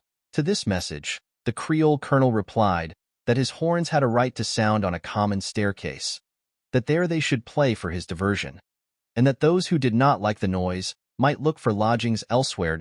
Or Bramble no sooner received this reply than his eyes began to glisten, his face grew pale, and his teeth chattered. After a moment's pause, he slipped on his shoes, without speaking a word, or seeming to feel any further disturbance from the gout in his toes. Then snatching his cane, he opened the door and proceeded to the place where the black trumpeters were posted. There, without further hesitation, he began to belabor them both, and exerted himself with such astonishing vigor and agility that both their heads and horns were broken in a twinkling, and they ran howling downstairs to their master's parlor door. The squire, following them halfway, called aloud, that the colonel might hear him, "Go, rascals, and tell your master what I have done. If he thinks himself injured, he knows where to come for satisfaction. As for you, this is but an earnest of what you shall receive, if ever you presume to blow a horn again here, while I stay in the house." So saying, he retired to his apartment, in expectation of hearing from the West Indian. But the colonel prudently declined any farther prosecution of the dispute. Why, Sister Liddy was frightened into a fit, from which she was no sooner recovered than Mrs. Tabitha began a lecture upon patience, which her brother interrupted with a most significant grin. "True, sister, God increase my patience and your discretion. I wonder," added he, "what sort of sonata we are to expect from this overture, in which the devil, that presides over horrid sounds, hath given us such variations of discord. The trampling of porters, the creaking and crashing of trunks, the snarling of curs, the scolding of women, the squeaking and squalling of fiddles and hautboys out of tune, the bouncing of the Irish baronet overhead, and the bursting, belching, and brattling of the French horns in the passage, not to mention the harmonious peal that still thunders from the abbey steeple, succeeding one another, without interruption, like the different parts of the same concert, have given me such an idea of what a poor invalid has to expect in this temple, dedicated to silence and repose, that I shall certainly shift my quarters tomorrow, and endeavor to effectuate my retreat before Sir Ulic opens the ball with my Lady Macmanus, a conjunction that bodes me no good." This intimation was by no means agreeable to Mrs. Tabitha, whose ears were not quite so delicate as those of her brother. She said it would be great folly to move from such agreeable lodgings. The moment they were comfortably settled, she wondered he should be such an enemy to music and mirth. She heard no noise but of his own making. It was impossible to manage a family in dumb shoe. He might harp as long as he pleased upon her scolding, but she never scolded, except for his advantage. But he would never be satisfied, even though she should sweat blood and water in his service. I have a great notion that our aunt, who is now declining into the most desperate state of celibacy, had formed some design upon the heart of Sir Ulic McKilligut, which she feared might be frustrated by our abrupt departure from these lodgings. Her brother, eyeing her askance, "Pardon me, sister," said he, "I should be a savage, indeed, were I insensible of my own felicity in having such a mild, complaisant, good-humored, and considerate companion and housekeeper. But as I have got a weak head, and my sense of hearing is painfully acute, before I have recourse to plugs of wool and cotton, I'll try whether I can't find another lodging, where I shall have more quiet and less music." He accordingly dispatched his man upon this service, and next day he found a small house in Milsham Street, which he hires by the week. Here, at least, we enjoy convenience and quiet within doors, as much as Tabby's temper will allow, but the squire still complains of flying pains in the stomach and head, for which he bathes and drinks the waters. He is not so bad, however, but that he goes in person to the pump, the rooms, and the coffee-houses, where he picks up continual food for ridicule and satire. If I can glean anything for your amusement, either from his observation or my own, you shall have it freely. though I am afraid it will poorly compensate the trouble of reading these tedious, insipid letters of Dear Phillips, yours always, J. Melford. To Dr. Lewis. Bath, April 23. Dear Doctor, if I did not know that the exercise of your profession has habituated you to the hearing of complaints, I should make a conscience of troubling you with my correspondence, which may be truly called the Lamentations of Matthew Bramble, yet I cannot help thinking I have some right to discharge the overflowings of my spleen upon you, whose province it is to remove those disorders that occasioned it. And let me tell you, it is no small alleviation of my grievances that I have a sensible friend to whom I can communicate my crusty humors, which, by retention, would grow intolerably acrimonious. You must know, I find nothing but disappointment at Bath, which is so altered that I can scarce believe it is the same place that I frequented about 30 years ago. Methinks I hear you say, altered it is, without all doubt, but then it is altered for the better, a truth which, perhaps, you would own without hesitation, if you yourself was not altered for the worse. The reflection may, for aught I know, be just. The inconveniences which I overlooked in the high day of health will naturally strike with exaggerated impression on the irritable nerves of an invalid, surprised by premature old age and shattered with long suffering. But, I believe, you will not deny that this place, which nature and providence seem to have intended as a resource from distemper and disquiet, is become the very center of racket and dissipation instead of that peace, tranquility, and case, so necessary to those who labor under bad health, weak nerves, and irregular spirits. Here we have nothing but noise, tumult, and hurry, with the fatigue and slavery of maintaining a ceremonial, more stiff, formal, and oppressive than the etiquette of a German electorate. A national hospital it may be, but one would imagine that none but lunatics are admitted, and truly, I will give you leave to call me so, if I stay much longer at Bath, but I shall take another opportunity to explain my sentiments at greater length on this subject. I was impatient to see the boasted improvements in architecture, for which the upper parts of the town have been so much celebrated, and t'other day I made a circuit of all the new buildings. The square, though irregular, is, on the whole, pretty well laid out, spacious, open, and airy, and, in my opinion, by far the most wholesome and agreeable situation in Bath, especially the upper side of it.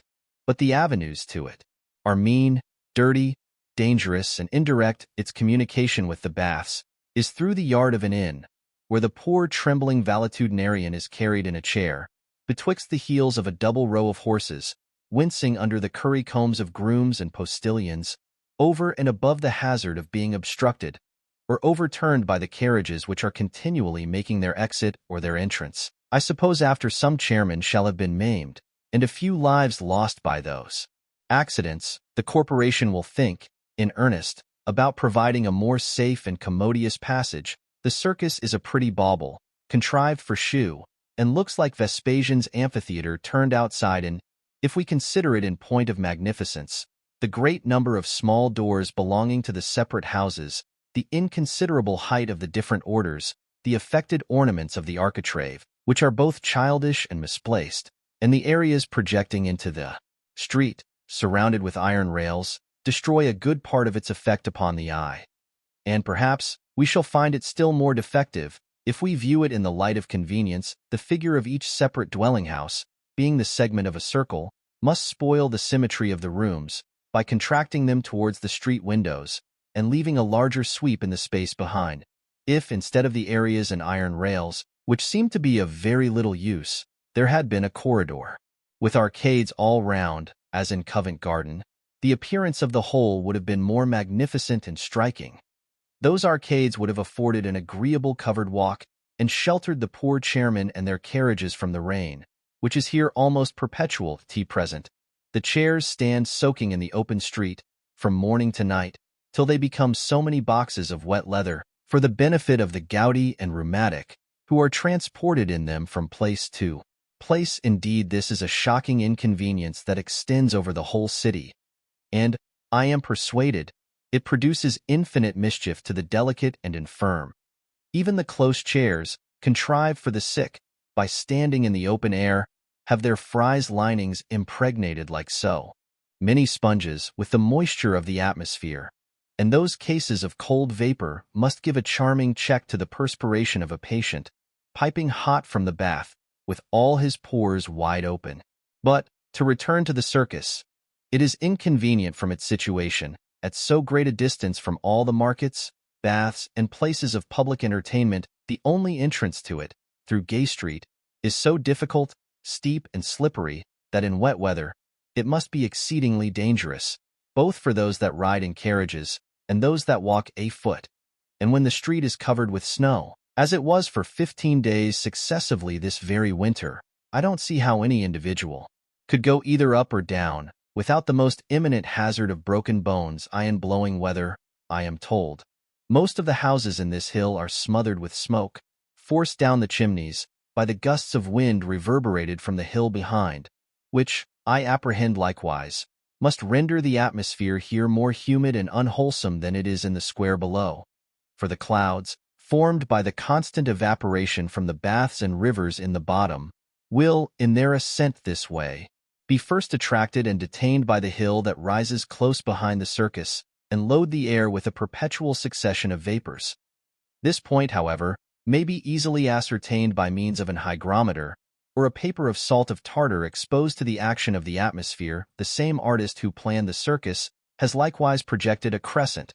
When that is finished, we shall probably have a star, and those who are living 30 years hence may, perhaps, see all the signs of the zodiac exhibited in architecture at Bath. These, however fantastical, are still designs that denote some ingenuity and knowledge in the architect. But the rage of building has laid hold on such a number of adventurers that one sees new houses starting up in every outlet and every corner of Bath, contrived without judgment, executed without solidity, and stuck together with so little regard to plan and propriety that the different lines of the new rows and buildings interfere with and intersect one another in every different angle of conjunction. They look like the wreck of streets and squares disjointed by an earthquake, which hath broken the ground into a variety of holes and hillocks, or as if some Gothic devil had stuffed them all together in a bag, and left them to stand higgledy-piggledy, just as chance directed. What sort of a monster Bath will become in a few years, with those growing excrescences, may be easily conceived. But the want of beauty and proportion is not the worst effect of these new mansions. They are built so slight, with the soft crumbling stone found in this neighborhood, that I shall never sleep quietly in one of them, when it blowed, as the sailors say, a capful of wind. And I am persuaded that my hind, Roger Williams, or any man of equal strength, would be able to push his foot through the strongest part of their walls, without any great exertion of his muscle. All these absurdities arise from the general tide of luxury, which hath overspread the nation and swept away all, even the very dregs of the people. Every upstart of fortune, harnessed in the trappings of the mode, presents himself at Bath, as in the very focus of observation. Clerks and factors from the East Indies, loaded with the spoil of plundered provinces, planters, negro drivers, and hucksters from our American plantations, enriched they know not how, agents, commissaries, and contractors, who have fattened, in 2 successive wars, on the blood of the nation, usurers, brokers, and jobbers of every kind, men of low birth and no breeding, have found themselves suddenly translated into a state of affluence unknown to former ages, and no wonder that their brains should be intoxicated with pride, vanity, and presumption, knowing no other criterion of greatness but the ostentation of wealth. They discharge their affluence without taste or conduct, through every channel of the most absurd extravagance, and all of them hurry to Bath, because here, without any further qualification, they can mingle with the princes and nobles of the land, even the wives and daughters of low tradesmen, who, like shovel-nosed sharks, prey upon the blubber of those uncouth whales of fortune, are infected with the same rage of displaying their importance, and the slightest indisposition serves them for a pretext to insist upon being conveyed to Bath, where they may hobble country dances and cotillons among lordlings, squires, councillors, and clergy. These delicate creatures from Bedfordbury, Butcherrow, Crutched Friars, and Botolph Lane cannot breathe in the gross air of the lower town, or conform to the vulgar rules of a common lodging-house. The husband, therefore, must provide an entire house, or Elegant apartments in the new buildings, such as the composition of what is called the fashionable company at Bath, where a very inconsiderable proportion of genteel people are lost in a mob of impudent plebeians who have neither understanding nor judgment, nor the least idea of propriety and decorum, and seem to enjoy nothing so much as an opportunity of insulting their betters. Thus the number of people and the number of houses continue to increase, and this will ever be the case, till the streams that swell this irresistible torrent of folly and extravagance shall either be exhausted or turned into other channels by incidents and events which I do not pretend to foresee. This, I own, is a subject on which I cannot write with any degree of patience. For the mob is a monster I never could abide, either in its head, tail, midriff, or members. I detest the whole of it as a mass of ignorance, presumption, malice, and brutality. And in this term of reprobation I include, without respect of rank, station, or quality, all those of both sexes who affect its manners and court its society. But I have written till my fingers are cramped, and my nausea begins to return. By your advice, I sent to London a few days ago for half a pound of gungsing, though I doubt much whether that which comes from America is equally efficacious with what is brought from the East Indies. Some years ago a friend of mine paid 16 guineas for 2 ounces of it, and in 6 months after, it was sold in the same shop for 5 shillings the pound. In short, we live in a vile world of fraud and sophistication, so that I know nothing of equal value with the genuine friendship of a sensible man, a rare jewel, which I cannot help thinking myself in possession of, while I repeat the old declaration that I am, as usual, dear Lewis, your affectionate M. Bramble. After having been agitated in a short hurricane on my first arrival, I have taken a small house in Milsham Street, where I am tolerably well lodged. For 5 guineas a week, I was yesterday at the pump room, and drank about a pint of water, which seems to agree with my stomach, and tomorrow morning I shall bathe for the first time. So that in a few posts you may expect farther trouble. Meanwhile, I am glad to find that the inoculation has succeeded so well with poor Joyce, and that her face will be but little marked. If my friend Sir Thomas was a single man, I would not trust such a handsome wench in his family, but as I have recommended her, in a particular manner, to the protection of Lady G., who is one of the best women in the world, she may go thither without hesitation as soon as she is quite recovered and fit for service. Let her mother have money to provide her with necessaries, and she may ride behind her brother on bucks. But you must lay strong injunctions on Jack to take particular care of the trusty old veteran, who has faithfully earned his present ease by his past services. To Miss Willis at Gloucester, Bath, April 26. My dearest companion, the pleasure I received from yours, which came to hand yesterday, is not to be expressed. Love and friendship are, without doubt, charming passions, which absence serves only to heighten and improve. Your kind present of the garnet bracelets I shall keep as carefully as I preserve my own life, and I beg you will accept, in return, my heart housewife, with the tortoiseshell memorandum book, as a trifling pledge of my unalterable affection. Bath is to me a new world. All is gaiety, good humor, and diversion.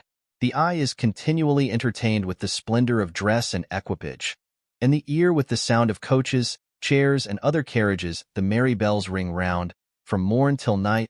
Then we are welcomed by the city waits in our own lodgings.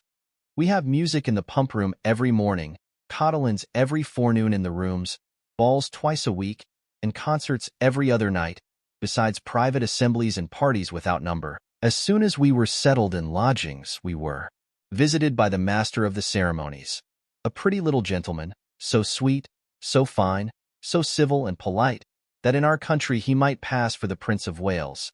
Then he talks so charmingly, both in verse and prose, that you would be delighted to hear him discourse. For you must know he is a great writer, and has got 5 tragedies ready for the stage. He did us the favor to dine with us, by my uncle's invitation, and next day squired my aunt and me to every part of Bath, which, to be sure, is an earthly paradise. The square, the circus, and the parades put you in mind of the sumptuous palaces represented in prints and pictures. And the new buildings, such as Prince's Row, Harlequin's Row, Bladud's Row, and 20 other rows, look like so many enchanted castles, raised on hanging terraces. At 8 in the morning, We go in dishabille to the pump room, which is crowded like a Welsh fair. And there you see the highest quality and the lowest trades folks jostling each other, without ceremony. Hail fellow, well met. The noise of the music playing in the gallery, the heat and flavor of such a crowd, and the hum and buzz of their conversation, gave me the headache and vertigo the first day. But, afterwards, all these things became familiar, and even agreeable to. Right under the pump room windows is the King's Bath, a huge cistern, where you see the patients up to their necks in hot water. The ladies wear jackets and petticoats of brown linen with chip hats, in which they fix their handkerchiefs to wipe the sweat from their faces. But, truly, whether it is owing to the steam that surrounds them, or the heat of the water, or the nature of the dress, or to all these causes together, they look so flushed and so frightful that I always turn my eyes another way. My aunt, who says every person of fashion should make her appearance in the bath, as well as in the Abbey Church, contrived a cap with cherry-colored ribbons to suit her complexion, and obliged Wynne to attend her yesterday morning in the water, but, really, her eyes were so red that they made mine water as I viewed her from the pump-room. And as for poor Wynne, who wore a hat trimmed with blue, what betwixt her wan complexion and her fear, she looked like the ghost of some pale maiden, who had drowned herself for love when she came out of the bath. She took asafoetida drops, and was fluttered all day, so that we could hardly keep her from going into hysterics. But her mistress says it will do her good, and poor Wynne curtsies, with the tears in her eyes. For my part, I content myself with drinking about half a pint of the water every morning. The pumper, with his wife and servant, attend within a bar, and the glasses, of different sizes, stand ranged in order before them. So you have nothing to do but to point at that which you choose, and it is filled immediately, hot and sparkling from the pump. It is the only hot water I could ever drink, without being sick. Far from having that effect, it is rather agreeable to the taste, grateful to the stomach, and reviving to the spirits. You cannot imagine what wonderful cures it performs. My uncle began with it the other day, but he made wry faces in drinking, and I'm afraid he will leave it off. The first day we came to Bath, he fell into a violent passion, beat 2 blackamoors, and I was afraid he would have fought with their master. But the stranger proved a peaceable man, though be sure, the gout had got into his head, as my aunt observed. But, I believe, his passion drove it away, for he has been remarkably well ever since. It is 1,000 pities he should ever be troubled with that ugly distemper. For, when he is free from pain, he is the best-tempered man upon earth. So gentle, so generous, so charitable, that everybody loves him. And so good to me, in particular, that I shall never be able to shew the deep sense I have of his tenderness and affection. Hard by the pump-room is a coffee-house for the ladies. But my aunt says, young girls are not admitted, insomuch as the conversation turns upon politics, scandal, philosophy, and other subjects above our capacity.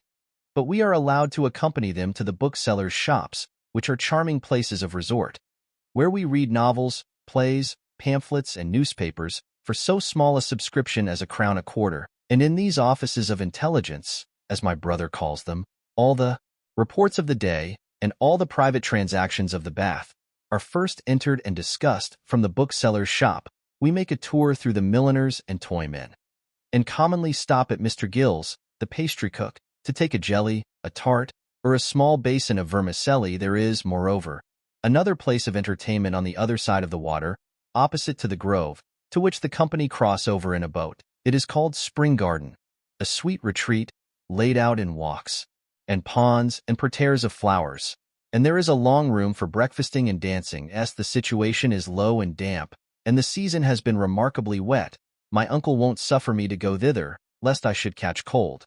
But my aunt says it is all a vulgar prejudice, and, to be sure, a great many gentlemen and ladies of Ireland frequent the place, without seeming to be the worse for it. They say, dancing at Spring Gardens, when the air is moist, is recommended to them as an excellent cure for the rheumatism. I have been twice at the play, where, notwithstanding the excellence of the performers, the gaiety of the company, and the decorations of the theatre, which are very fine, I could not help reflecting with a sigh upon our poor homely representations at Gloucester. But this, in confidence too. My dear Willis, you know my heart, and will excuse its weakness. After all, The great scenes of entertainment at Bath are the two public rooms, where the company meet alternately every evening. They are spacious, lofty, and, when lighted up, appear very striking. They are generally crowded with well-dressed people, who drink tea in separate parties, play at cards, walk, or sit and chat together. Just as they are disposed, twice a week there is a ball, the expense of which is defrayed by a voluntary subscription among the gentlemen, and every subscriber has 3 tickets. I was there Friday last with my aunt, under the care of my brother, who is a subscriber, and Sir Ulick McKilligut recommended his nephew, Captain O'Donegan, to me as a partner. But Jerry excused himself by saying I had got the headache, and indeed it was really so, though I can't imagine how he knew it. The place was so hot, and the smell so different from what we are used to in the country, that I was quite feverish when we came away. Aunt says it is the effect of a vulgar constitution, reared among woods and mountains, and that as I become accustomed to genteel company, it will wear off. Sir Ulick was very complaisant, made her a great many high-flown compliments, and when we retired, handed her with great ceremony to her chair. The captain, I believe, would have done me the same favor, but my brother, seeing him advance, took me under his arm and wished him good night. The captain is a pretty man, to be sure, tall and straight and well-made, with light gray eyes and a Roman nose. But there is a certain boldness in his look and manner that puts one out of countenance. But I am afraid I have put you out of all patience with this long, unconnected scrawl, which I shall therefore conclude with assuring you that neither Bath nor London, nor all the diversions of life, shall ever be able to efface the idea of my dear Letty from the heart of her ever affectionate Lydia Melford. To Mrs. Mary Jones, at Brambleton Hall. Dear Molly Jones, having got a franc, I now return your fever, which I received by Mr. Higgins at the Hot Well, together with the stockings, which his wife footed for me. But now they are of no service. Nobody wears such things in this place. Oh, Molly, you that live in the country have no deception of our doings at Bath. Here is such dressing, and fiddling, and dancing, and gaddying, and courting and plotting. Oh, gracious! If God had not given me a good stock of discretion, what a power of things might not I reveal, concerning old mistress and young mistress, Jews with beards that were no Jews, but handsome Christians without a hair upon their sin, strolling with spectacles, to get speech of Miss Liddy, but she's a dear sweet soul, as innocent as the child unborn. She has told me all her inward thoughts, and disclosed her passion for Mr. Wilson, and that's not his name neither, and thof he acted among the playermen, he is meat for their masters, and she has Jimmy her yallow trolopia, which Mrs. Drab, the manty-maker, says will look very well when it is scoured and smoked with sulphur. You knows as how yallow fits my physiognomy. God he knows what havoc I shall make among the male sex when I make my first appearance in this killing collar, with a full suit of gaze, as good as new, that I bought last Friday of Madame Firpono, the French mulliner.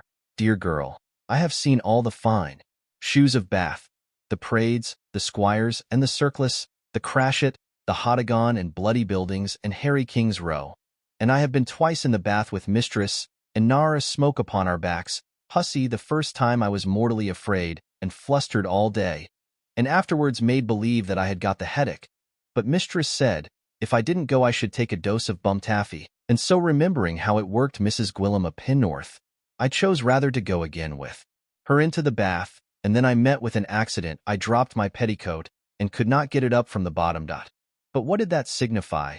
They might laugh, but they could see nothing, for I was up to the sin in water, though be sure, it threw me into such a gumbustion, that I know not what I said, nor what I did, nor how they got me out, and wrapped me in a blanket. Mrs. Tabitha scooted a little when we got home, but she knows as I know what's what. A Lord help you. There is Sir Uri Micligut, of Balnaclinch in the Cunny of Callaway. I took down the name from his gentleman, Mr. Zero Frizzle, and he has got an estate of 1,500 a year. I am sure he is both rich and generous, but you knows, Molly, I was always famous for keeping secrets, and so he was very safe in trusting me with his phlegm for mistress, which, to be sure, is very honorable, for Mr. O'Frizzle assures me he values not her portion a brassvar thing, and indeed, what's poor £10,000 to a baron, knight of his fortune? And truly, I told Mr. Zero Frizzle that was all she had trust to. As for John Thomas, he's a morass feller, I vow. I thought he would have fit with Mr. Zero Frizzle, because he asked me to dance with him at Spring Garden. But God he knows I have no thoughts aether of one or t'other. As for house news, the worst is, Chowder has fallen off greatly from his stomach. He cats nothing but white meats, and not much of that, and wheezes and seems to be much bloated. The doctors think he is threatened with a dropsy. Parson Maravet, who has got the same disorder, finds great benefit from the waters. But Chowder seems to like them no better than the squire, and mistress says if his case don't take a favorable turn, she will certainly carry him to Aberga, New York, to drink goat's whey. To be sure, the poor dear Hahnemil is lost for want of exercise, for which reason she intends to give him an airing once a day upon the downs in a post-chaise. I have already made very creditable connections in this here place, where, to be sure, we have the very quintessence of satiety. Mrs. Patcher, my Lady Kilmaculloch's woman, and I are sworn sisters. She has shown me all her secrets, and learned me to wash gaze, and refresh rusty silks and bumzines, by boiling them with winegar, chamberlain, and stale beer. My short sack and apron luck as good as new from the shop, and my pompadour as fresh as a rose, by the help of turtle water. But this is all Greek and Latin to you, Molly. If we should come to Aberga, New York, you'll be within a day's ride of us, and then we shall see one another, please God. If not, remember me in your prayers, as I shall do by you in mine. And take care of my kitten, and give my kind sarvice to Saul. And this is all at present, from your beloved friend and servant, W. Jenkins Bath, April 26th. To Mrs. Gwillim, housekeeper at Brambleton Hall. I am astonished that Dr. Lewis should take upon him to give away Alderney, without my privity and concurrence. What signifies my brother's order? My brother is little better than non-compouche. He would give away the shirt off his back, and the teeth out of his head. Nay, as for that matter, he would have ruinated the family with his ridiculous charities, if it had not been for my 4 quarters. What between his willfulness and his waste, his trumps and his frenzy, I lead the life of an indented slave. Alderney gave 4 gallons a day. Ever since the calf was sent to market, there is so much milk out of my dairy, and the press must stand still. But I won't loose a cheese paring, and the milk shall be made good. If the sarvants should go without butter, if they must needs have butter, let them make it of sheep's milk. But then my wool will suffer for want of grace, so that I must be a loser on all sides. Well, patience is like a stout Welsh pony. It bears a great deal and trots a great way, but it will tire at the long run before it's long. Perhaps I may shew Matt that I was not born to be the household drudge to my dying day. Gwyn writes from Crickhowell that the price of flannel is fallen 3 farthings an ell, and that's another good penny out of my pocket. When I go to market to sell, my commodity stinks, but when I want to buy the commonest thing, the owner pricks it up under my nose, and it can't be had for love nor money. I think everything runs cross at Brambleton Hall. You say the gander has broke the eggs, which is a phenomenon I don't understand. For when the fox carried off the old goose last year, he took her place and hatched the eggs, and protected the goslings like a tender parent. Then you tell me the thunder has soured too. Barrels of beer in the cellar, but how the thunder should get there, when the cellar was double-locked, I can't comprehend howsomever. I won't have the beer thrown out, till I see it with my own eyes. Perhaps it will recover. At least it will serve for vinegar to the servants. You may leave off the fires in my brother's chamber and mine, as it is uncertain when we returned. I hope, Gwillim, you'll take care there is no waste, and have an eye to the maids, and keep them to their spinning. I think they may go very well without beer in hot weather. It serves only to inflame the blood, and set them agog after the men. Water will make them fair and keep them cool and temperate. Don't forget to put up in the portmantle, that comes with Williams, along with my riding habit, hat and feather, the vial of pearl water, and the tincture for my stomach. Being as how I am much troubled with flutterancy, this is all at present from yours, Tabitha Bramblebath, April 26th. To Dr. Lewis. Dear Dick, I have done with the waters. Therefore your advice comes a day too late. I grant that physic is no mystery of your making. I know it is a mystery in its own nature, and, like other mysteries, requires a strong gulp of faith. To make it go down, 2 days ago, I went into the King's Bath, by the advice of our friend Set. in order to clear the strainer of the skin, for the benefit of a free perspiration. And the first object that saluted my eye was a child full of scrofulous ulcers, carried in the arms of one of the guides, under the very noses of the bathers. I was so shocked at the sight that I retired immediately with indignation and disgust. Suppose the matter of those ulcers, floating on the water, comes in contact with my skin, when the pores are all open, I would ask you what must be the consequence.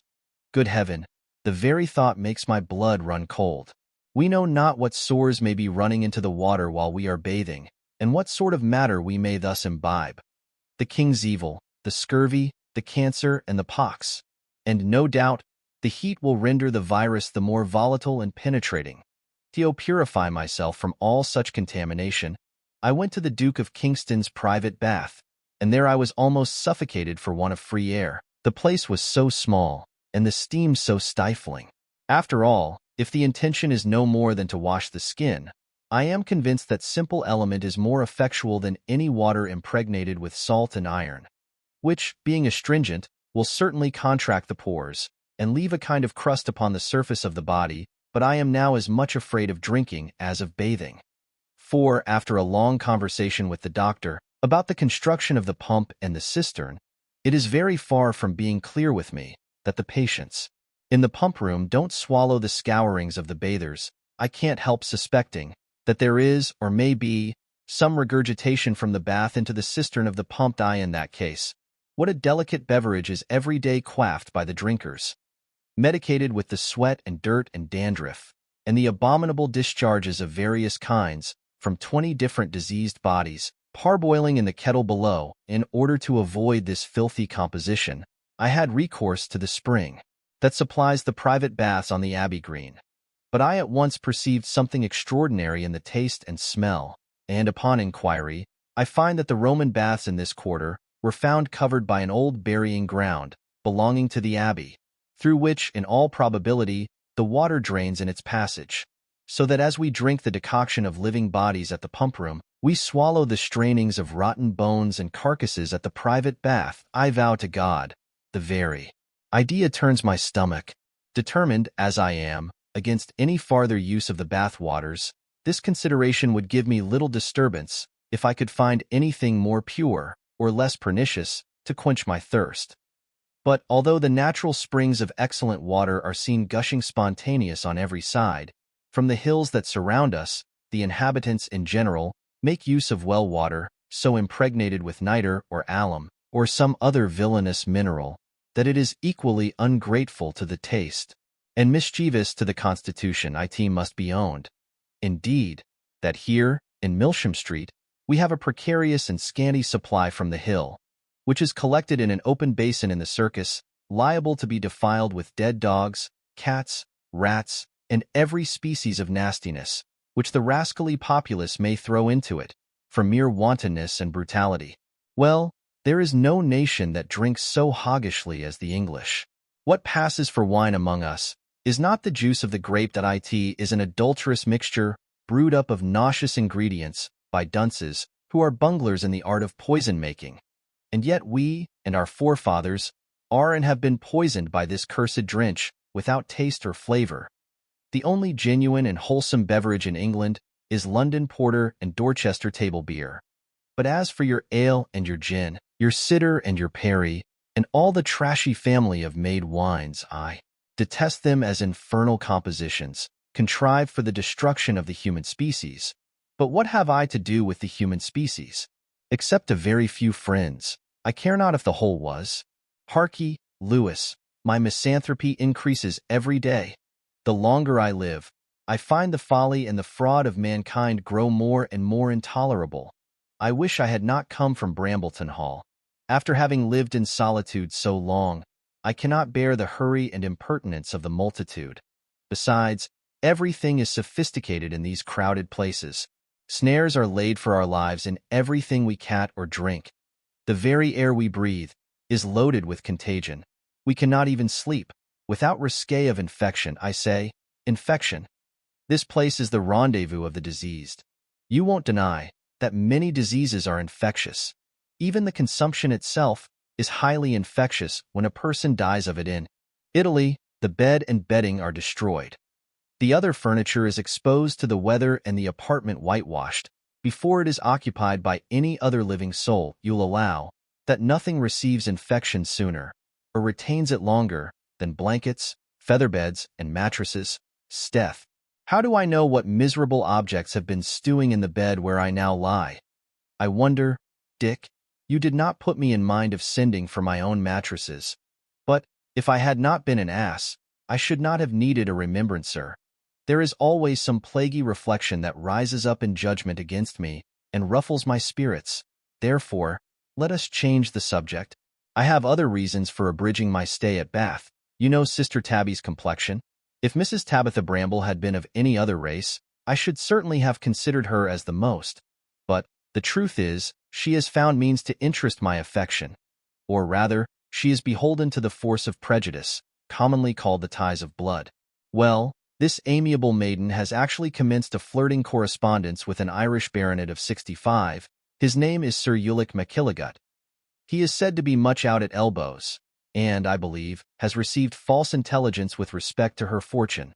Be that as it may, the connection is exceedingly ridiculous, and begins already to excite whispers. For my part, I have no intention to dispute her free agency, though I shall fall upon some expedient to undeceive her paramour as to the point which he has principally in view. But I don't think her conduct is a proper example for Liddy, who has also attracted the notice of some coxcombs in the rooms, and Jerry tells me he suspects a strapping fellow, the knight's nephew, of some design upon the girl's heart. I shall, therefore, keep a strict eye over her aunt and her, and even shift the scene, if I find the matter grow more serious. You perceive what an agreeable task it must be, to a man of my kidney, to have the cure of such souls as these. But, hold, you shall not have another peevish word, till the next occasion. From yours, Matt. Bramblebath, April 28th. To Sir Watkin Phillips, of Jesus College, Oxon. Dear Knight, I think those people are unreasonable who complain that Bath is a contracted circle in which the same dull scenes perpetually revolve without variation. I am, on the contrary, amazed to find so small a place so crowded with entertainment and variety. London itself can hardly exhibit one species of diversion to which we have not something analogous at Bath, over and above those singular advantages that are peculiar to the place. Here, for example, a man has daily opportunities of seeing the most remarkable characters of the community. He sees them in their natural attitudes and true colors, descended from their pedestals and divested of their formal draperies, undisguised by art and affectation. Here we have ministers of state, judges, generals, bishops, projectors, philosophers, wits, poets, players, chemists, fiddlers, and buffoons. If he makes any considerable stay in the place, he is sure of meeting with some particular friend, whom he did not expect to see, and to me there is nothing more agreeable than such casual re-encounters. Another entertainment, peculiar to Bath, arises from the general mixture of all degrees assembled in our public rooms, without distinction of rank or fortune. This is what my uncle reprobates as a monstrous jumble of heterogeneous principles, a vile mob of noise and impertinence, without decency or subordination. But this chaos is to me a source of infinite amusement. I was extremely diverted last ball night to see the master of the ceremonies leading, with great solemnity, to the upper end of the room, an antiquated Abigail, dressed in her lady's cast clothes, whom he, I suppose, mistook for some countess just arrived at the Bath. The ball was opened by a Scotch lord, with a mulatto heiress from St. Christopher's, and the gay Colonel Tinsel danced all the evening with the daughter of an eminent tinman from the borough of Southwark. Yesterday morning, at the pump room, I saw a broken-winded whopping landlady squeeze through a circle of peers to salute her brandy merchant, who stood by the window, propped upon crutches, and a paralytic attorney of Shoe Lane, in shuffling up to the bar, kicked the shins of the Chancellor of England, while his lordship, in a cut bob, drank a glass of water at the pump.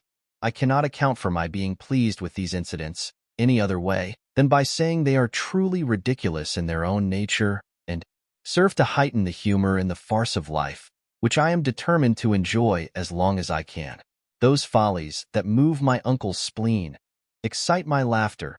He is as tender as a man without a skin, who cannot bear the slightest touch without flinching. What tickles another would give him torment, and yet he has what we may call lucid intervals when he is remarkably facetious. Indeed, I never knew a hypochondriac so apt to be infected with good humor. He is the most risible misanthrope I ever met with.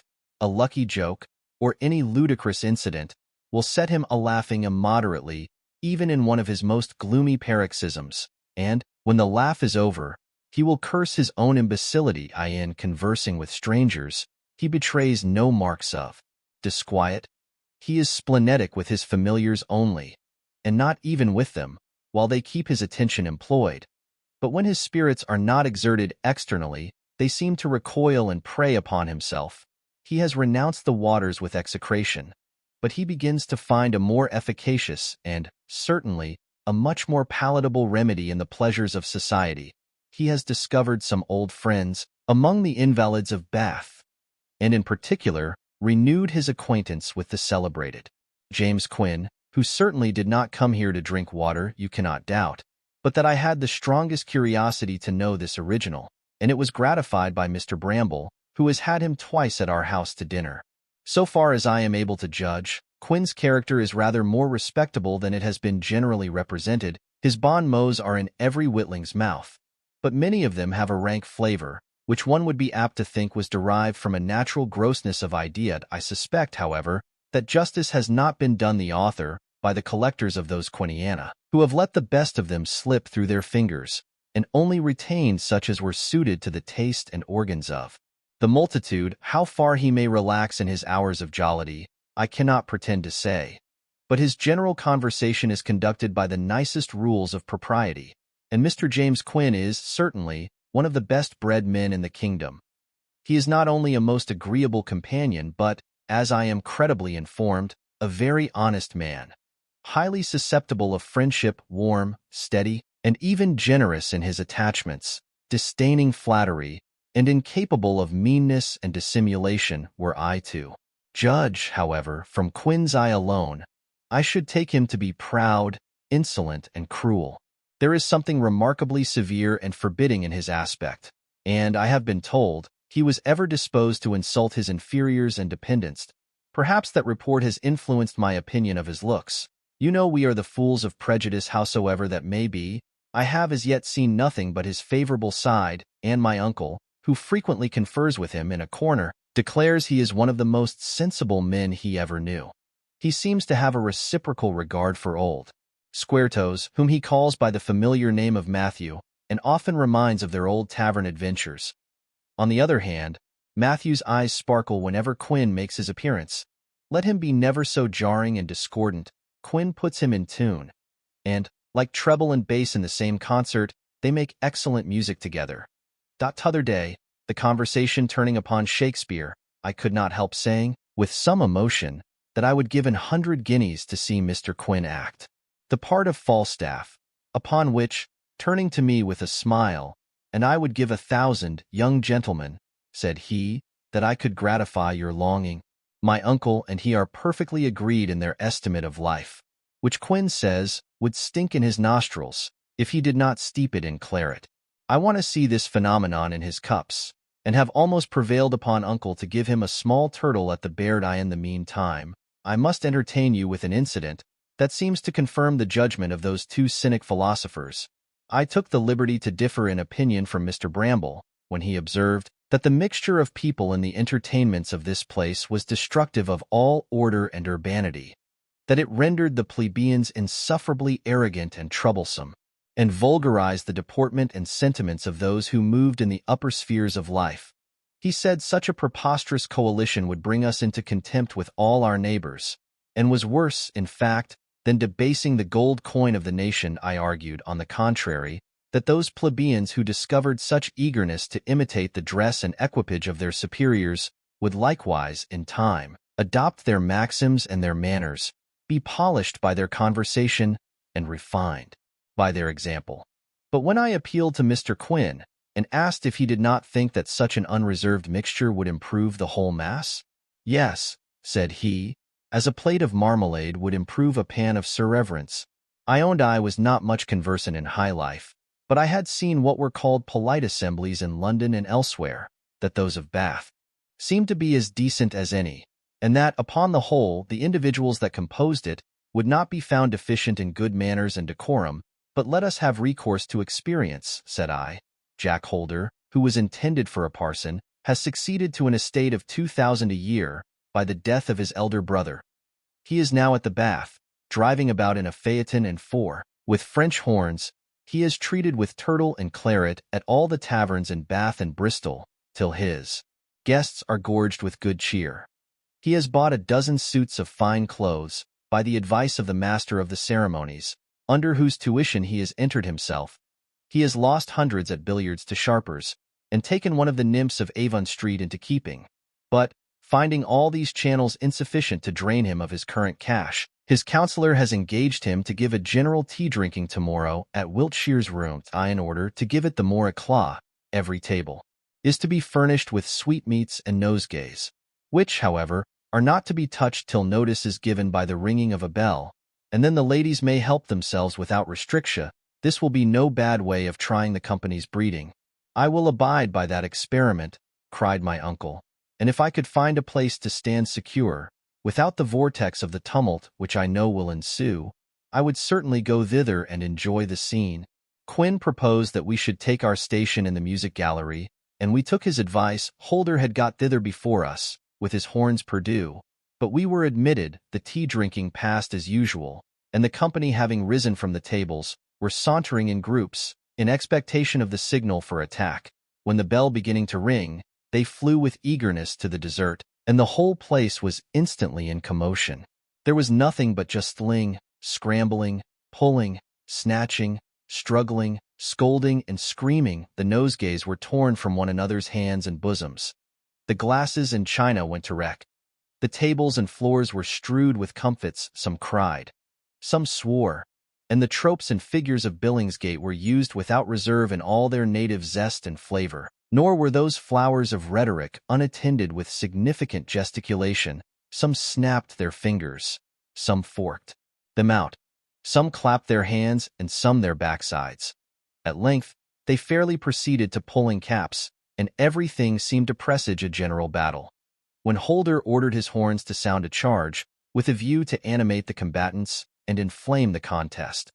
But this maneuver produced an effect quite contrary to what he expected. It was a note of reproach that roused them to an immediate sense of their disgraceful situation. They were ashamed of their absurd deportment, and suddenly desisted. They gathered up their caps, ruffles, and handkerchiefs, and great part of them retired in silent mortification. Quinn laughed at this adventure, but my uncle's delicacy was hurt. He hung his head in manifest chagrin, and seemed to repine at the triumph of his judgment. Indeed, his victory was more complete than he imagined. For, as we afterwards learned, the two Amazons who singularized themselves most in the action did not come from the purlieus of Puddledock, but from the courtly neighborhood of St. James's Palace. One was a baroness, and the other, a wealthy knight's dowager. My uncle spoke not a word till we had made our retreat good to the coffee-house, where, taking off his hat and wiping his forehead, "I bless God," said he, "that Mrs. Tabitha Bramble did not take the field today. I would pit her for a cool 100, cried Quinn, "against the best shake-bag of the whole main. The truth is, nothing could have kept her at home but the accident of her having taken physic before she knew the nature of the entertainment. She has been for some days furbishing up an old suit of black velvet, to make her appearance as Sir Ulick's partner at the next ball. I have much to say of this amiable kinswoman, but she has not been properly introduced to your acquaintance. She is remarkably civil to Mr. Quinn, of whose sarcastic humor she seems to stand in awe, but her caution is no match for her impertinence. Mr. Gwyn, said she the other day, I was once vastly entertained with your playing the ghost of Gimlet at Drury Lane, when you rose up through the stage, with a white face and red eyes, and spoke of quails upon the frightful Porcupine. Do, pray, spout a little the ghost of Gimlet. Madam, said Quinn, with a glance of ineffable disdain, the ghost of Gimlet is laid, never to rise again. Insensible of this check, she proceeded, well, to be sure, you looked and talked so like a real ghost. And then the cock crowed so natural that I wonder how you could teach him to crow so exact, in the very nick of time. But, I suppose, he's game.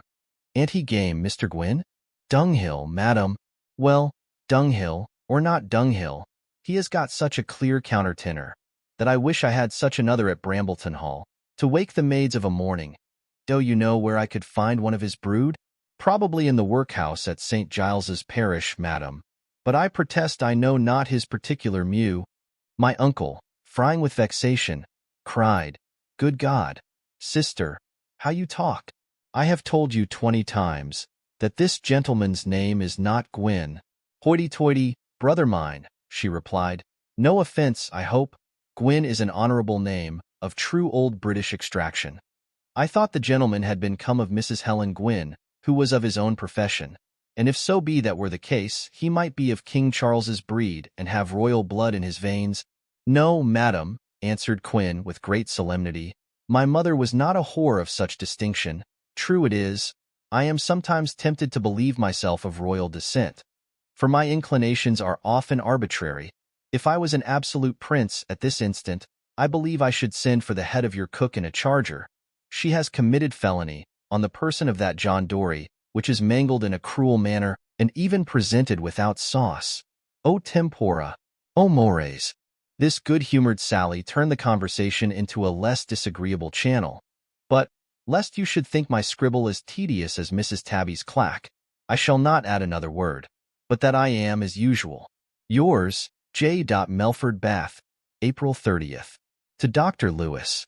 Dear Lewis, I received your bill upon Wiltshire, which was punctually honored.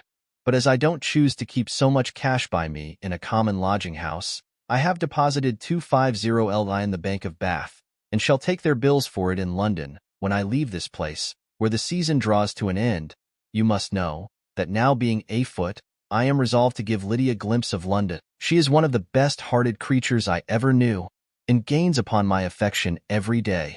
As for Tabby, I have dropped such hints to the Irish baronet concerning her fortune, as, I make no doubt, will cool the ardor of his addresses, then her pride will take the alarm, and the rancor of stale maidenhood being chafed, we shall hear nothing but slander and abuse of Sir Ulick McKilligut. This rupture, I foresee, will facilitate our departure from Bath, where, at present, Tabby seems to enjoy herself with peculiar satisfaction. For my part, I detest it so much that I should not have been able to stay so long in the place if I had not discovered some old friends, whose conversation alleviates my disgust. Going to the coffee-house one forenoon, I could not help contemplating the company with equal surprise and compassion. We consisted of 13 individuals, 7 lamed by the gout, rheumatism, or palsy, 3 maimed by accident, and the rest either deaf or blind. One hobbled, another hopped, a third dragged his legs after him like a wounded snake, a fourth straddled betwixt a pair of long crutches, like the mummy of a felon hanging in chains. A fifth was bent into a horizontal position, like a mounted telescope shoved in by a couple of chairmen, and a sixth was the bust of a man, set upright in a wheel machine, which the waiter moved from place to place. Being struck with some of their faces, I consulted the subscription book, and, perceiving the names of several old friends, began to consider the group with more attention. At length, I discovered Rear Admiral Balderic, the companion of my youth, whom I had not seen since he was appointed lieutenant of the Severn.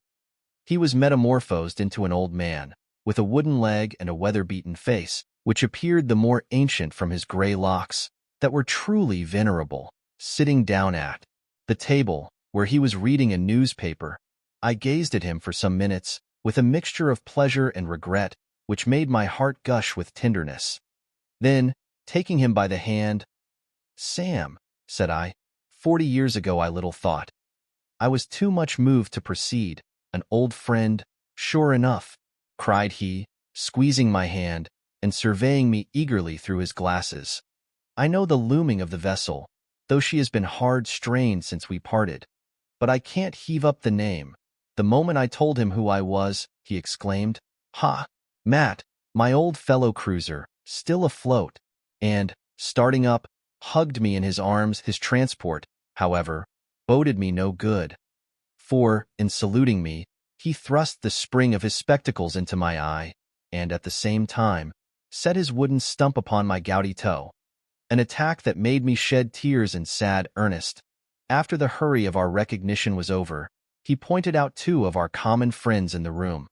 The bust was what remained of Colonel Cockrell, who had lost the use of his limbs in making an American campaign, and the telescope proved to be my college chum, Sir Reginald Bentley, who, with his new title and unexpected inheritance, commenced fox hunter without having served his apprenticeship to the mystery, and in consequence of following the hounds through a river, was seized with an inflammation of his bowels, which has contracted him into his present attitude. Our former correspondence was forthwith renewed, with the most hearty expressions of mutual goodwill, and as we had met so unexpectedly, we agreed to dine together that very day at the tavern. My friend Quinn, being luckily unengaged, obliged us with his company. And truly, this the most happy day I have passed these 20 years. You and I, Lewis, having been always together, never tasted friendship in this high gout, contracted from long absence. I cannot express the half of what I felt.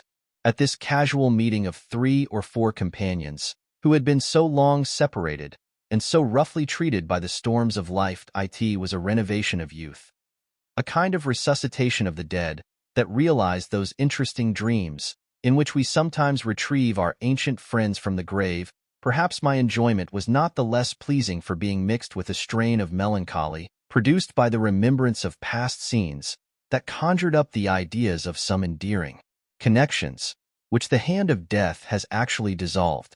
The spirits and good humor of the company seemed to triumph over the wreck of their constitutions. They had even philosophy enough to joke upon their own calamities. Such is the power of friendship, the sovereign cordial of life. I afterwards found, however, that they were not without their moments, and even hours of disquiet. Each of them apart, in succeeding conferences, expatiated upon his own particular grievances, and they were all malcontents at bottom. Over and above their personal disasters, they thought themselves unfortunate in the lottery of life. Balderic complained that all the recompense he had received for his long and hard service was the half-pay of a rear admiral. The colonel was mortified to see himself overtopped by upstart generals, some of whom he had once commanded, and, being a man of a liberal turn, could ill put up with a moderate annuity, for which he had sold his commission as for the baronet, having run himself considerably in debt. On a contested election, he has been obliged to relinquish his seat in Parliament and his seat in the country at the same time, and put his estate to nurse. But his chagrin, which is the effect of his own misconduct, does not affect me half so much as that of the other two, who have acted honorable and distinguished parts on the great theater, and are now reduced to lead a weary life in this stewpan of idleness and insignificance. They have long left off using the waters, after having experienced their inefficacy. The diversions of the place they are not in a condition to enjoy. How then do they make shift to pass their time? In the forenoon they crawl out to the rooms or the coffee-house, where they take a hand at whist, or descant upon the general advertiser. In their evenings they murder in private parties, among peevish invalids, and insipid old women. This is the case with a good number of individuals, whom nature seems to have intended for better purposes. About a dozen years ago, many decent families, restricted to small fortunes, besides those that came hither on the score of health, were tempted to settle at Bath, where they could then live comfortably, and even make a genteel appearance at a small expense. But the madness of the times has made the place too hot for them, and they are now obliged to think of other migrations. Some have already fled to the mountains of Wales, and others have retired to Exeter. Thither, no doubt, they will be followed by the flood of luxury and extravagance, which will drive them from place to the very land's end. And there, I suppose, they will be obliged to ship themselves to some other country. Bath has become a mere sink of profligacy and extortion. Every article of housekeeping is raised to an enormous price, a circumstance no longer to be wondered at, when we know that every petty retainer of fortune piques himself upon keeping a table, and thinks it is for the honor of his character to wink at the knavery of his servants, who are in a confederacy with the market people, and, of consequence, pay whatever they demand. Here is now a mushroom of opulence, who pays a cook 70 guineas a week for furnishing him with 1 meal a day. This portentous frenzy is become so contagious, that the very rabble and refuse of mankind are infected.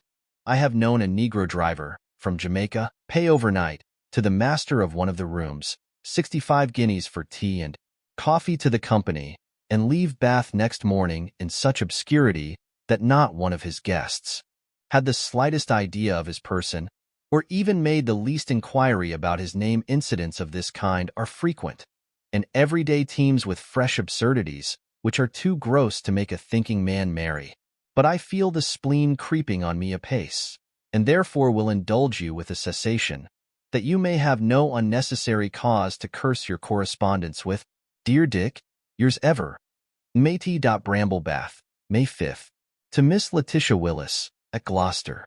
My dear Letty, I wrote you at great length by the post, the 26th of last month, to which I refer you for an account of our proceedings at Bath, and I expect your answer with impatience, but, having this opportunity of a private hand, I send you 24 of Bath rings, 6 of the best of which I desire you will keep for yourself, and distribute the rest among the young ladies, our common friends, as you shall think proper. I don't know how you will approve of the mottos. Some of them are not much to my own liking, but I was obliged to take such as I could find ready manufactured.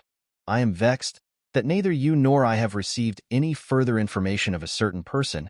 Sure it cannot be wilful neglect. Oh, my dear Willis, I begin to be visited by strange fancies and to have some melancholy doubts, which, however, it would be ungenerous to harbor without further inquiry. My uncle, who has made me a present of a very fine set of garnets, talks of treating us with a jaunt to London, which, you may imagine, will be highly agreeable. But I like Bath so well that I hope he won't think of leaving it till the season is quite over. And yet, betwixt friends, something has happened to my aunt, which will probably shorten our stay in this place. Yesterday, in the forenoon, she went by herself to a breakfasting in one of the rooms, and in half an hour returned in great agitation, having Chowder along with her in the chair.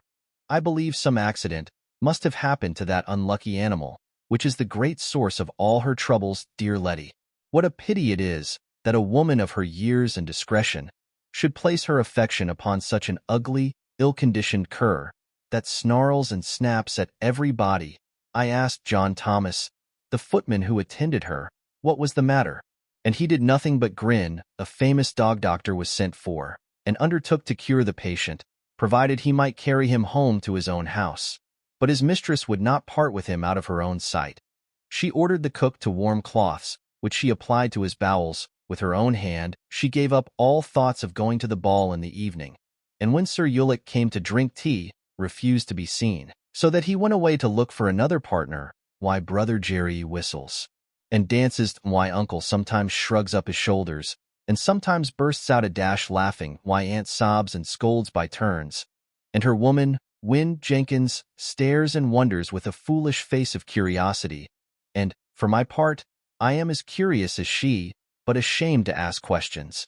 Perhaps time will discover the mystery, for if it was anything that happened in the rooms, it cannot be long concealed.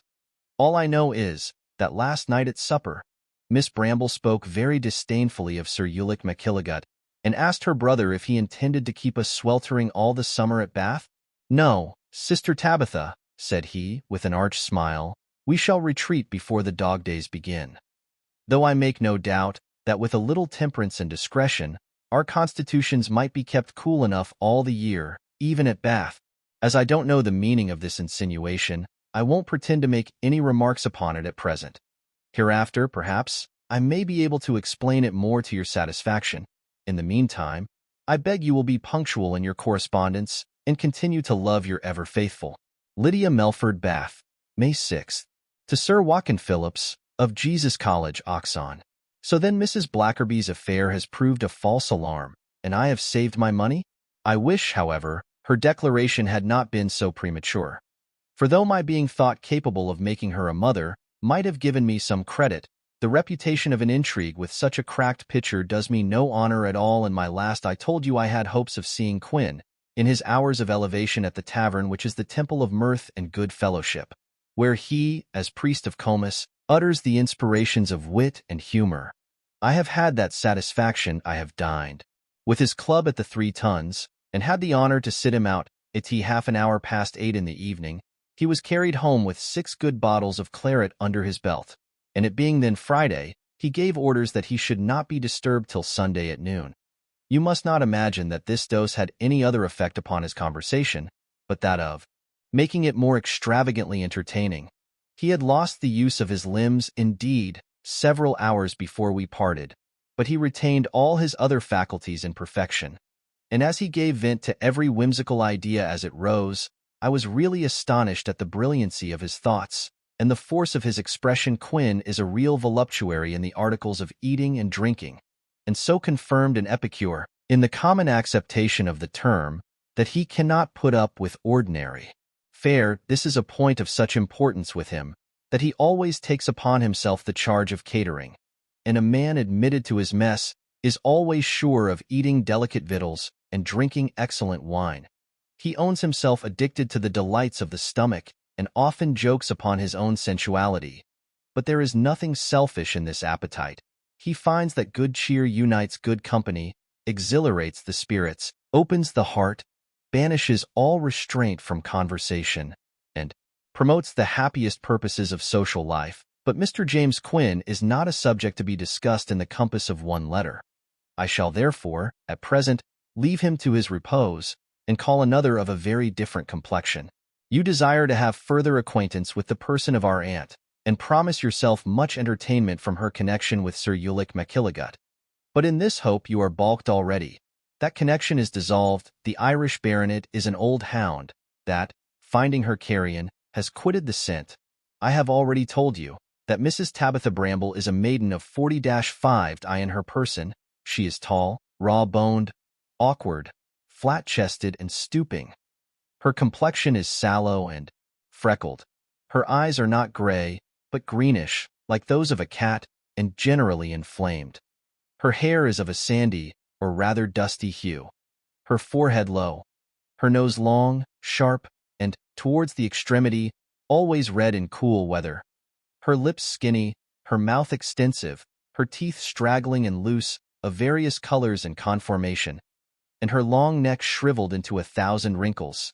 In her temper, she is proud, stiff, vain, imperious, prying, malicious, greedy, and uncharitable. In all likelihood, her natural austerity has been soured by disappointment in love, for her long celibacy is by no means owing to her dislike of matrimony. On the contrary, she has left no stone unturned to avoid the reproachful epithet of old maid.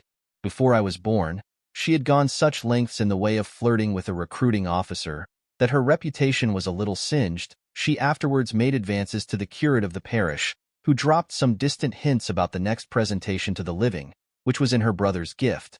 But finding that was already promised to another, he flew off at a tangent, and Mrs. Tabby, in revenge, found means to deprive him of his cure. Her next lover was lieutenant of a man-of-war, relation of the family, who did not understand the refinements of the passion, and expressed no aversion to grapple with Cousin Tabby in the way of marriage. But before matters could be properly adjusted, he went out on a cruise, and was killed in an engagement with a French frigate. Our aunt, though baffled so often, did not yet despair. She laid all her snares for Dr. Lewis, who was the fidus Achates of my uncle. She even fell sick upon the occasion, and prevailed with Matt to interpose in her behalf with his friend. But the doctor, being a shy cock, would not be caught with chaff, and flatly rejected the proposal. So that Mrs. Tabitha was content to exert her patience once more, after having endeavored in vain to effect a rupture betwixt the two friends. And now she thinks proper to be very civil to Lewis, who has become necessary to her in the way of his profession.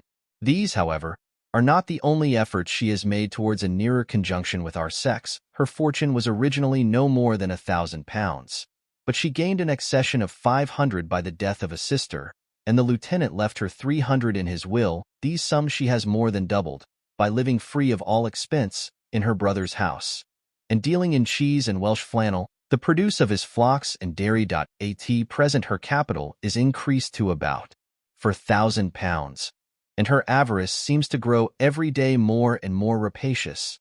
But even this is not so intolerable as the perverseness of her nature, which keeps the whole family in disquiet and uproar. She is one of those geniuses who find some diabolical enjoyment in being dreaded and detested by their fellow creatures. I once told my uncle I was surprised that a man of his disposition could bear such a domestic plague, when it could be so easily removed. The remark made him sore, because it seemed to tax him with want of resolution, wrinkling up his nose and drawing down his eyebrows. "A young fellow," said he, "when he first thrusts his snout into the world, is apt to be surprised at many things which a man of experience knows to be ordinary and unavoidable. This precious aunt of yours has become insensibly a part of my constitution. Damn her. She's a nolly me tan hair in my flesh, which I cannot bear to be touched or tampered with." I made no reply, but shifted the conversation. He really has an affection for this original, which maintains its ground in defiance of common sense, and in despite of that contempt which he must certainly feel for her character and understanding. Nay, I am convinced that she has likewise a most virulent attachment to his person, though her love never shews itself but in the shape of discontent, and she persists in tormenting him out of pure tenderness. The only object within doors upon which she bestows any marks of affection, in the usual style, is her dog Chowder, a filthy cur from Newfoundland, which she had in a present from the wife of a skipper in Swansea Point. One would imagine she had distinguished this beast with her favor on account of his ugliness and ill nature, if it was not, indeed, an instinctive sympathy between his disposition and her own. Certain it is, she caresses him without ceasing, and even harasses the family in the service of this cursed animal, which, indeed, has proved the proximate cause of her breach with Sir Ulick McKilligut. You must know, she yesterday wanted to steal a march of poor Liddy, and went to breakfast in the room without any other companion than her dog, in expectation of meeting with the baronet, who had agreed to dance with her in the evening. Chowder no sooner made his appearance in the room than the master of the ceremonies, incensed at his presumption, ran up to drive him away and threatened him with his foot. But the other seemed to despise his authority, and displaying a formidable case of long, white, sharp teeth, kept the puny monarch at bay, while he stood under some trepidation, fronting his antagonist, and bawling to the waiter. Sir Ulick McKilligut came to his assistance, and seeming ignorant of the connection between this intruder and his mistress, gave the former such a kick in the jaws as sent him howling to the door. Mrs. Tabitha, incensed at this outrage, ran after him, squalling in a tone equally disagreeable, while the baronet followed her on one side, making apologies for his mistake, and Derek on the other, making remonstrances upon the rules and regulations of the place. Far from being satisfied with the knight's excuses, she said she was sure he was no gentleman, and when the master of the ceremonies offered to hand her into the chair, she rapped him over the knuckles with her fan. Uncle's footman being still at the door, she and Chowder got into the same vehicle, and were carried off amidst the jokes of the chairman and other populace. I had been riding out on Clerkendown, and happened to enter just as the fracas was over. The baronet, coming up to me, with an affected air of chagrin, recounted the adventure, at which I laughed heartily, and then his countenance cleared up. "My dear soul," said he, when I saw a sort of a wild beast, snarling with open mouth at the master of the ceremonies, like the red cow going to devour Tom Thumb, I could do no less than go to the assistance of the little man. But I never dreamt the beast was one of Mrs. Bramble's attendants. Oh, if I had, he might have made his breakfast upon Derek and welcome. But you know, my dear friend, how natural it is for us Irishmen to blunder, and to take the wrong sow by the ear.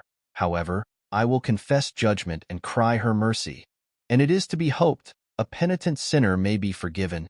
I told him that as the offense was not voluntary of his side, it was to be hoped he would not find her implacable. But, in truth, all this concern was dissembled. In his approaches of gallantry to Mrs. Tabitha, he had been misled by a mistake of at least £6,000 in the calculation of her fortune, and in this particular he was just undeceived. He, therefore, seized the first opportunity of incurring her displeasure decently, in such a manner as would certainly annihilate the correspondence, and he could not have taken a more effectual method than that of beating her dog when he presented himself at our door, to pay his respects to the offended fair. He was refused admittance, and given to understand that he should never find her at home for the future. She was not so inaccessible to Derek, who came to demand satisfaction for the insult she had offered to him, even in the verge of his own court. She knew it was convenient to be well with the master of the ceremonies, while she continued to frequent the rooms, and having heard he was a poet, began to be afraid of making her appearance in a ballad or lampoon. She therefore made excuses for what she had done, imputing it to the flutter of her spirits, and subscribed handsomely for his poems, so that he was perfectly appeased and overwhelmed her with a profusion of compliment. He even solicited a reconciliation with Chowder, which, however, the latter declined, and he declared that if he could find a precedent in the annals of the Bath, which he would carefully examine for that purpose, her favorite should be admitted to the next public breakfasting. But, I believe, she will not expose herself or him to the risque of a second disgrace. Who will supply the place of Macilligut in her affections, I cannot foresee. But nothing in the shape of man can come amiss, though she is a violent churchwoman, of the most intolerant zeal. I believe in my conscience she would have no objection at present to treat on the score of matrimony with an Anabaptist, Quaker, or Jew, and even ratify the treaty at the expense of her own conversion. But, perhaps, I think too hardly of this kinswoman, who, I must own, is very little beholden to the good opinion of yours, J. Melford Bath, May 6th. To Dr. Lewis. You ask me why I don't take the air a horseback during this fine weather. In which of the avenues of this paradise would you have me take that exercise? Shall I commit myself to the high roads of London or Bristol, to be stifled with dust, or pressed to death in the midst of post-chaises, flying machines, wagons, and coal-horses, besides the troops of fine gentlemen that take to the highway to shew their horsemanship, and the coaches of fine ladies who go thither to shew their equipages? Shall I attempt the downs, and fatigue myself to death in climbing up an eternal ascent, without any hopes of reaching the summit? No, then, I have made divers desperate leaps at those upper regions, but always fell backward into this vapor pit, exhausted and dispirited by those ineffectual efforts. And here we poor valetudinarians pant and struggle, like so many Chinese gudgeons, gasping in the bottom of a punch-dash bowl. By heaven, it is a kind of enchantment. If I do not speedily break the spell and escape, I may chance to give up the ghost in this nauseous stew of corruption. It was but 2 nights ago that I had like to have made my public exit. At a minute's warning point, one of my greatest weaknesses is that of suffering myself to be overruled by the opinion of people whose judgment I despise. I own, with shame and confusion of face, that importunity of any kind I cannot resist. This want of courage and constancy is an original flaw in my nature, which you must have often observed with compassion, if not with contempt. I am afraid some of our boasted virtues may be traced up to this defect. Without further preamble, I was persuaded to go to a ball, on purpose to see Liddy dance a minuet with a young petulant jackanapes, the only son of a wealthy undertaker from London, whose mother lodges in our neighborhood, and has contracted an acquaintance with Tabby. I sat a couple of long hours, half stifled, in the midst of a noisome crowd, and could not help wondering that so many hundreds of those that rank as rational creatures could find entertainment in seeing a succession of insipid animals describing the same dull figure for a whole evening on an area not much bigger than a tailor's shopboard. If there had been any beauty, grace, activity, magnificent dress, or variety of any kind howsoever absurd, to engage the attention and amuse the fancy, I should not have been surprised. But there was no such object. It was a tiresome repetition of the same languid, frivolous scene, performed by actors that seemed to sleep in all their motions. The continual swimming of these phantoms before my eyes gave me a swimming of the head, which was also affected by the fouled air, circulating through such a number of rotten human bellows. I therefore retreated towards the door, and stood in the passage to the next room, talking to my friend Quinn. When an end being put to the minuets, the benches were removed to make way for the country dances, and the multitude rising at once, the whole atmosphere was put in commotion. Then, all of a sudden, came rushing upon me an Egyptian gale, so impregnated with pestilential vapors that my nerves were overpowered, and I dropped senseless upon the floor. You may easily conceive what a clamor and confusion this accident must have produced in such an assembly. I soon recovered, however, and found myself in an easy chair, supported by my own people. Sister Tabby, in her great tenderness, had put me to the torture, squeezing my hand under her arm and stuffing my nose with spirit of hartshorn, till the whole inside was excoriated, I no sooner got home than I sent for Dr. Sage, who assured me I needed not be alarmed, for my swooning was entirely occasioned by an accidental impression of fetid effluvia upon nerves of uncommon sensibility. I know not how other people's nerves are constructed, but one would imagine they must be made of very coarse materials to stand the shock of such a torrid assault. It was, indeed, a compound of villainous smells, in which the most violent stinks and the most powerful perfumes contended for the master. Imagine to yourself a high exalted essence of mingled odors, arising from putrid gums, imposthumated lungs, sour flatulencies, rank armpits, sweating feet, running sores and issues, plasters, ointments and embrocations, hungry water, spirit of lavender, asafoetida drops, musk, hartshorn, and sal volatile, besides 1,000 frowsy steams, which I could not analyze. Such, O Dick, is the fragrant ether we breathe in the polite assemblies of Bath. Such is the atmosphere I have exchanged for the pure, elastic, animating air of the Welsh mountains.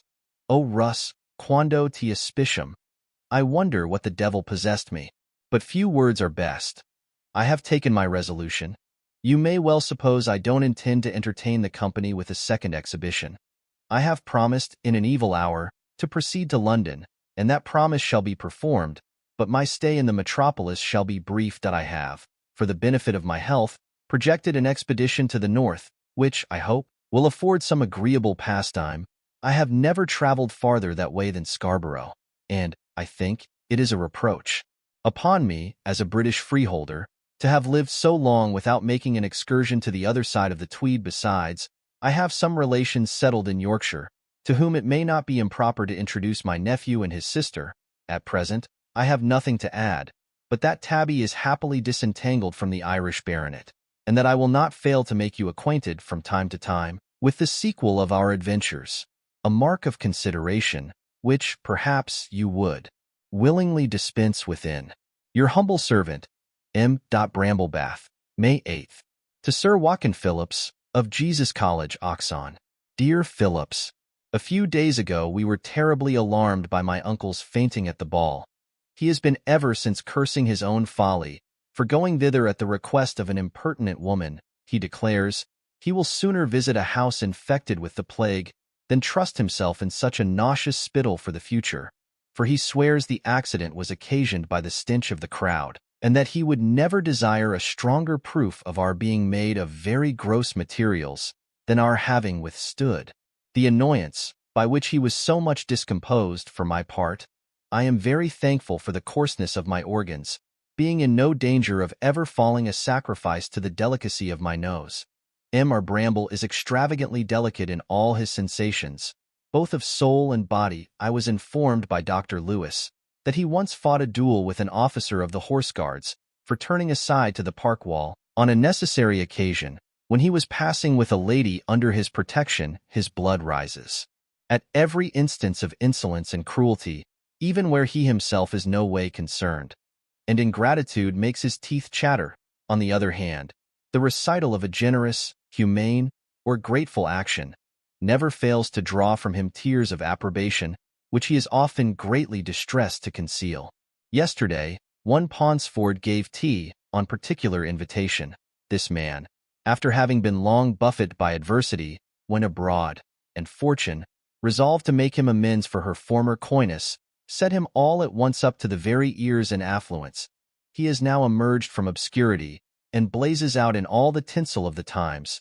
I don't find that he is charged with any practices that the law deems dishonest, or that his wealth has made him arrogant and inaccessible. On the contrary, he takes great pains to appear affable and gracious, but they say he is remarkable for shrinking from his former friendships, which were generally too plain and homespun to appear amidst his present brilliant connections, and that he seems uneasy at sight of some old benefactors, whom a man of honor would take pleasure to acknowledge. Be that as it may, he had so effectually engaged the company at Bath, that when I went with my uncle to the coffee-house in the evening, there was not a soul in the room but one person, seemingly in years, who sat by the fire, reading one of the papers to Emma Bramble, taking his station close by him. There is such a crowd and confusion of chairs in the passage to Simpson's, said he, that we could hardly get along. I wish those minions of fortune would fall upon more laudable ways of spending their money. I suppose, sir, you like this kind of entertainment as little as I do? I cannot say I have any great relish for such entertainments, answered the other, without taking his eyes off the paper. Mr. Sorrel, resumed my uncle, I beg pardon for interrupting you, but I can't resist the curiosity. I have to know if you received a card on this occasion. The man seemed surprised at this address and made some pause, as doubtful what answer he should make. I know my curiosity is impertinent, added my uncle, but I have a particular reason for asking the favor. If that be the case, replied Mr. Sorrel, I shall gratify you without hesitation, by owning that I have had no card. But give me leave, sir, to ask in my turn, what reason you think I have to expect such an invitation from the gentleman who gives tea? I have my own reasons, cried Mr. Bramble with some emotion, and am convinced, more than ever, that this Ponsford is a contemptible fellow. Sir, said the other, laying down the paper, I have not the honor to know you, but your discourse is a little mysterious, and seems to require some explanation. The person you are pleased to treat so cavalierly is a gentleman of some consequence in the community, and, for aught you know, I may also have my particular reasons for defending his character. If I was not convinced of the contrary, observed the other, I should not have gone so far.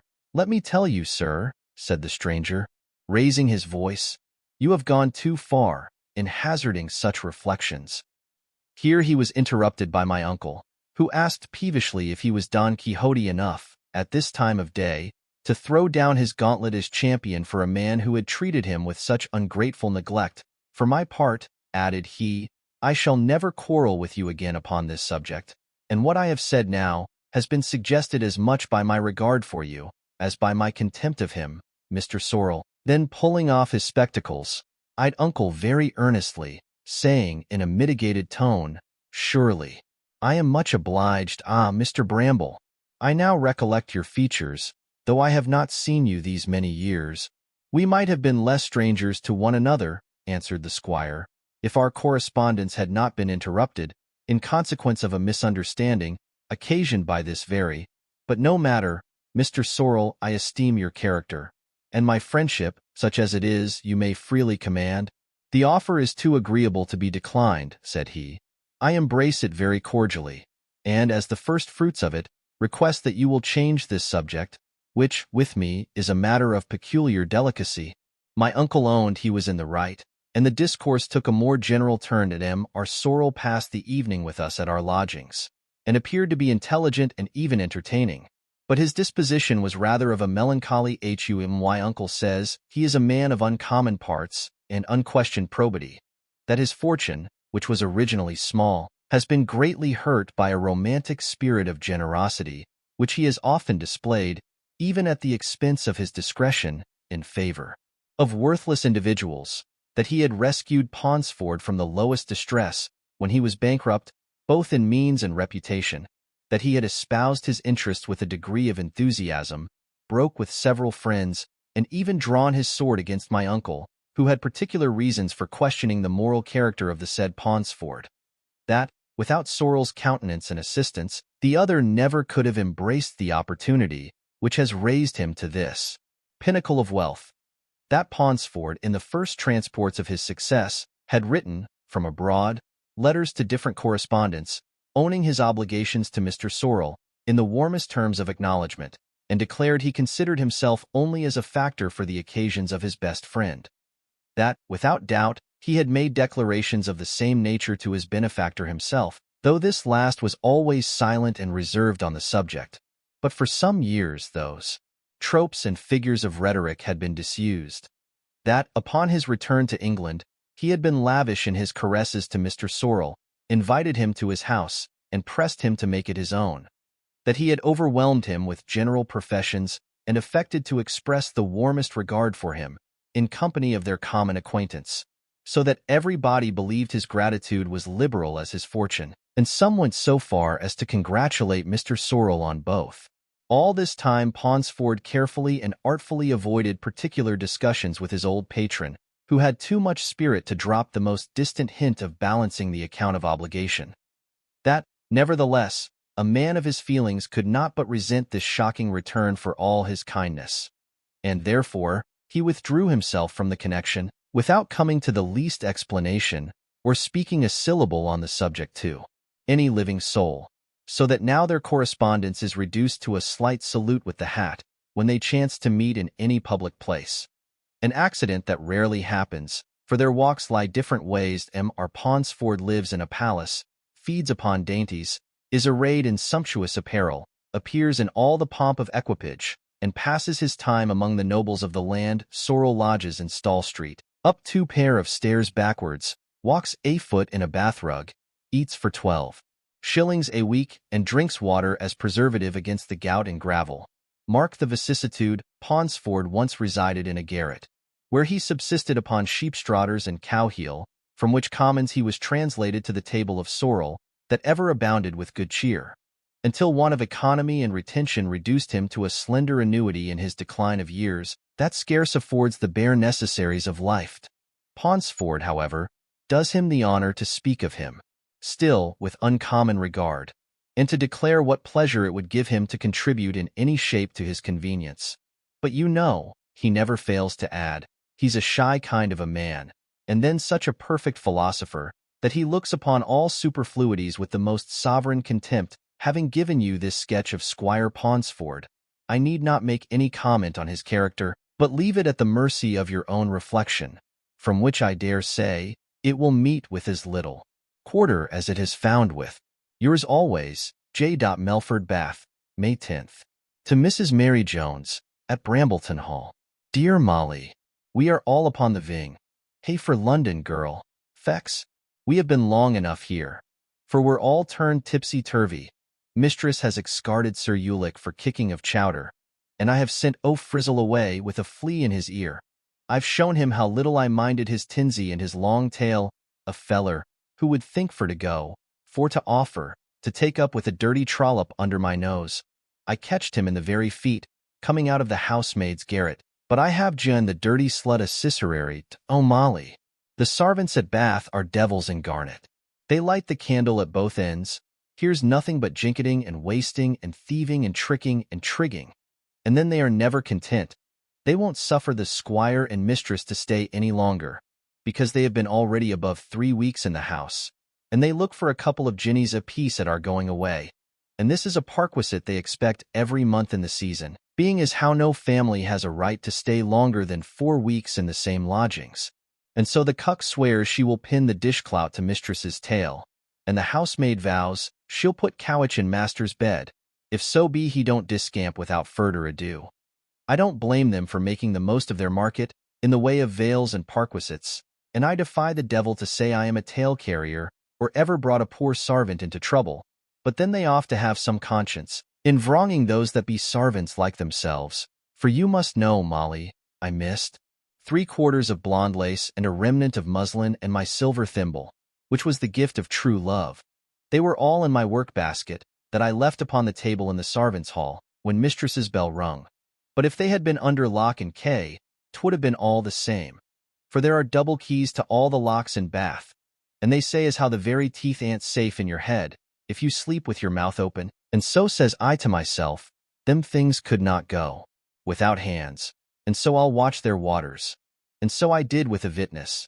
For then it was I found Bet consarned with Frizzle, and as the cuck had thrown her slush at me, because I had taken part with Chowder when he fit with the turnspit, I resolved to make a clear kitchen and throw some of her fat into the fire. I catched the chairwoman going out with her load in the morning, before she thought I was up, and brought her to mistress with her whole cargo. Mary, what do'st think she had got in the name of God? Her buckets were foaming full of our best bear, and her lap was stuffed with a cold tongue, part of a buttock of beef, half a turkey, and a swinging lump of butter, and the matter of 10 mold candles, that had scarce ever been lit. The cuck brazened it out, and said it was her right to rummage the pantry, and she was ready for to go before the mayor. That he had been her potticary many years, and would never think of hurting a poor sarvant, for giving away the scraps of the kitchen. I went another way to work with Madam Betty, because she had been saucy, and called me scandalous names, and said Frizzle couldn't abide me, and 20 other odorous falsehoods. I got a varrant from the mayor, and her box being searched by the constable, my things came out sure enough, besides a full pound of wax candles and a nightcap of mistress that I could swear to on my crupperal oath. Oh, then Madam Mopstick came upon her merry bones, and as the squire wouldn't hear of a persecution, she scaped a skewering. But the longest day she has to live, she'll remember your humble servant, W. Jenkins Bath, May 15th. If the hind should come again, before we be gone, pray send me the shift and apron, with the veet gallomanky shoes, which you'll find in my pillowber, sarvice to Saul. To Sir Watkin Phillips, Bart. Of Jesus College, Oxon.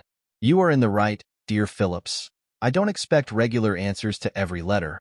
I know a college life is too circumscribed to afford materials for such quick returns of communication. For my part, I am continually shifting the scene, and surrounded with new objects, some of which are striking enough. I shall therefore conclude my journal for your amusement, and though, in all appearance, it will not treat of very important or interesting particulars, it may prove, perhaps, not altogether uninstructive and unentertaining. The music and entertainments of Bath are over for this season, and all our gay birds of passage have taken their flight to Bristolwell, Tunbridge, Brighthelmstone, Scarborough, Harrogate, and see, not a soul is seen in this place, but a few broken-winded parsons, waddling like so many crows along the North Parade. There is always a great shew of the clergy at Bath. None of your thin, puny, yellow, hectic figures, exhausted with abstinence and hearty study, laboring under the morbi eruditorum, but great overgrown dignitaries and rectors, with rubicund noses and gouty ankles, or broad, bloated faces, dragging along great swag bellies, the emblems of sloth and indigestion. Now we are upon the subject of parsons, I must tell you a ludicrous adventure, which was achieved the other day by Tom Eastgate, whom you may remember on the foundation of Queen's. He had been very assiduous to pin himself upon George Prankley, who was a gentleman commoner of Christchurch, knowing the said Prankley was heir to a considerable estate, and would have the advowson of a good living, the incumbent of which was very old and infirm. He studied his passions, and flattered them so effectually as to become his companion and counselor, and at last obtained of him a promise of the presentation, when the living should fall. Prankley, on his uncle's death, quitted Oxford, and made his first appearance in the fashionable world at London, from whence he came lately to Bath, where he has been exhibiting himself among the bucks and gamesters of the place. Eastgate followed him hither, but he should not have quitted him for a moment, at his first emerging into life. He ought to have known he was a fantastic, foolish, fickle fellow, who would forget his college attachments the moment they ceased appealing to his senses. Tom met with a cold reception from his old friend, and was, moreover, informed that he had promised the living to another man who had a vote in the county, where he proposed to offer himself a candidate at the next general election. He now remembered nothing of Eastgate, but the freedoms he had used to take with him, while Tom had quietly stood his butt, with an eye to the benefice, and those freedoms he began to repeat in commonplace sarcasms on his person and his cloth, which he uttered in the public coffee-house, for the entertainment of the company. But he was egregiously mistaken in giving his own wit credit for that tameness of Eastgate, which had been entirely owing to prudential considerations. These being now removed, he retorted his repartee with interest, and found no great difficulty in turning the laugh upon the aggressor, who, losing his temper, called him names and asked if he knew whom he talked to. After much altercation, Prankley, shaking his cane, bid him hold his tongue, otherwise he could dust his cassock for him. I have no pretensions to such a valet, said Tom, but if you should do me that office and overheat yourself, I have here a good oaken towel at your service. Prankley was equally incensed and confounded at this reply. After a moment's pause, he took him aside towards die window, and, pointing to the clump of firs on Clerkendown, asked in a whisper if he had spirit enough to meet him there, with a case of pistols, at 6 o'clock tomorrow morning. Eastgate answered in the affirmative, and, with a steady countenance, assured him he would not fail to give him the rendezvous at the hour he mentioned. So saying, he retired, and the challenger stayed some time in manifest agitation. In the morning, Eastgate, who knew his man, and had taken his resolution, went to Prankley's lodgings, and roused him by 5 o'clock. The squire, in all probability, cursed his punctuality in his heart, but he affected to talk big, and having prepared his artillery overnight, they crossed the water at the end of the South Parade, and their progress up the hill, Prankley often eyed the parson, in hopes of perceiving some reluctance in his countenance. But as no such marks appeared, he attempted to intimidate him by word of mouth. "If these flints do their office," said he, "I'll do thy business in a few minutes." "I desire you will do your best," replied the other. "For my part, I come not here to trifle. Our lives are in the hands of God, and one of us already totters on the brink of eternity." This remark seemed to make some impression upon the squire, who changed countenance, and with a faltering accent observed that it ill became a clergyman to be concerned in quarrels and bloodshed. "Your insolence to me," said Eastgate, "I should have bore with patience, had not you cast the most infamous reflections upon my order, the honor of which I think myself in duty bound to maintain, even at the expense of my heart's blood. And surely it can be no crime to put out of the world a profligate wretch, without any sense of principle, morality, or religion." "Thou mayst take away my life," cried Prankley, in great perturbation, "but don't go to murder my character. What? Hast got no conscience?" "My conscience is perfectly quiet," replied the other. "And now, sir, we are upon the spot. Take your ground as near as you please. Prime your pistol, and the Lord, of his infinite mercy, have compassion upon your miserable soul." This ejaculation he pronounced in a loud, solemn tone, with his hat off and his eyes lifted up. Then drawing a large horse pistol, he presented, and put himself in a posture of action. Prankley took his distance, and endeavored to prime, but his hand shook with such violence that he found this operation impracticable.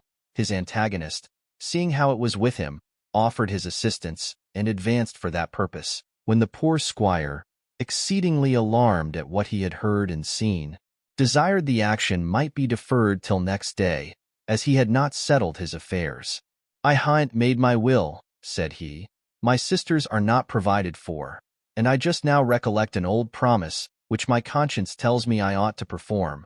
I'll first convince thee that I'm not a wretch without principle, and then thou shalt have an opportunity to take my life, which thou seemst to thirst after so eagerly." Eastgate understood the hint, and told him that one day should break no squares, adding, "God forbid that I should be the means of hindering you from acting the part of an honest man and a dutiful brother." By virtue of this cessation, they returned peaceably together. Prankley forthwith made out the presentation of the living, and delivered it to Eastgate, telling him at the same time he had now settled his affairs, and was ready to attend him to the fir grove. But Tom declared he could not think of lifting his hand against the life of so great a benefactor. He did more. When they next met at the coffee-house, he asked pardon of Mr. Prankley, if in his passion he had said anything to give him offense, and the squire was so gracious as to forgive him with a cordial shake of the hand, declaring that he did not like to be at variance with an old college companion. Next day, however, he left Bath abruptly, and then Eastgate told me all these particulars, not a little pleased with the effects of his own sagacity, by which he has secured a living worth 160L per annum. Of my uncle, I have nothing at present to say, but that we set out tomorrow for London en famille, he and the ladies, with the maid and Chowder in a coach, I and the manservant a horseback. The particulars of our journey you shall have in my next, provided no accident happens to prevent. Yours ever, J. Melford, Bath, May 17th. To Dr. Lewis.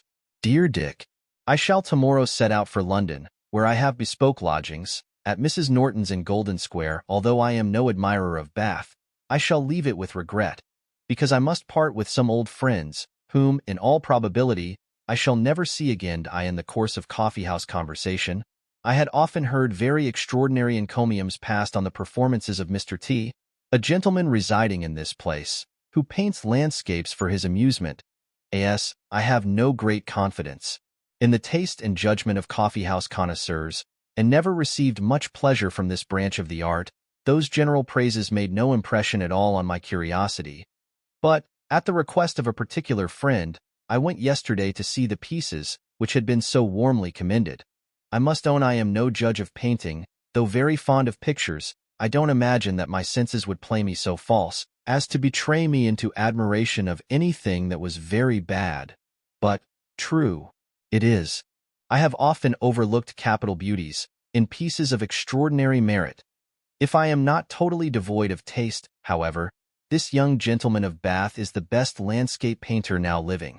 I was struck with his performances in such a manner as I had never been by painting before. His trees not only have a richness of foliage and warmth of coloring, which delights the view, but also a certain magnificence in the disposition and spirit in the expression, which I cannot describe. His management of the chiaroscuro, or light and shadow, especially gleams of sunshine, is altogether wonderful, both in the contrivance and execution. And he is so happy in his perspective and marking his distances at sea by a progressive series of ships, vessels, capes, and promontories that I could not help thinking I had a distant view of 30 leagues upon the background of the picture.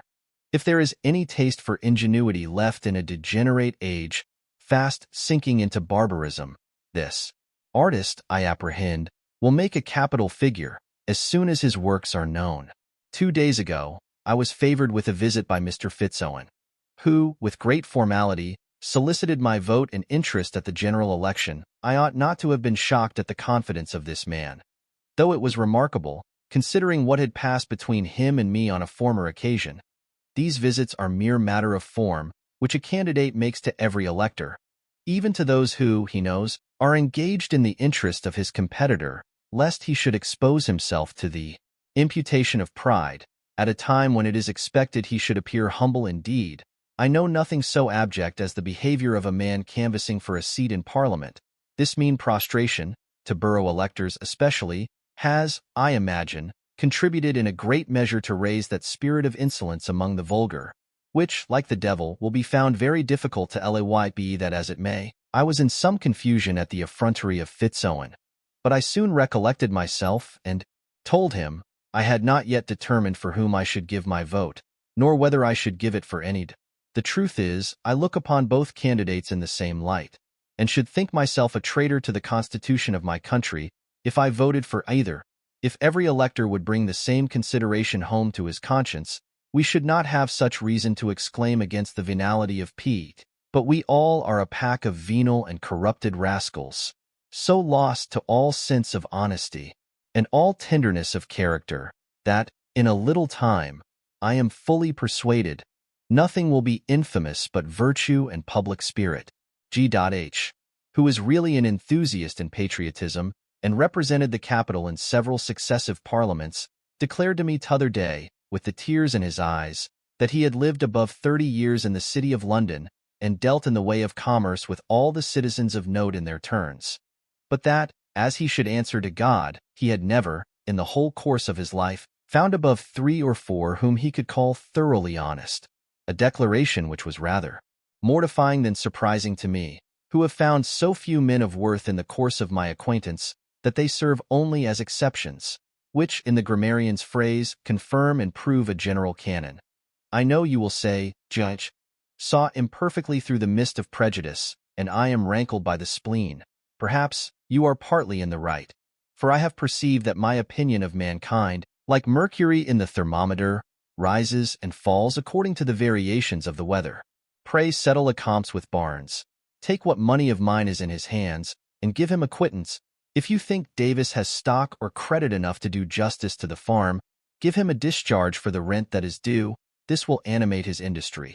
For I know that nothing is so discouraging to a farmer as the thoughts of being in arrears with his landlord.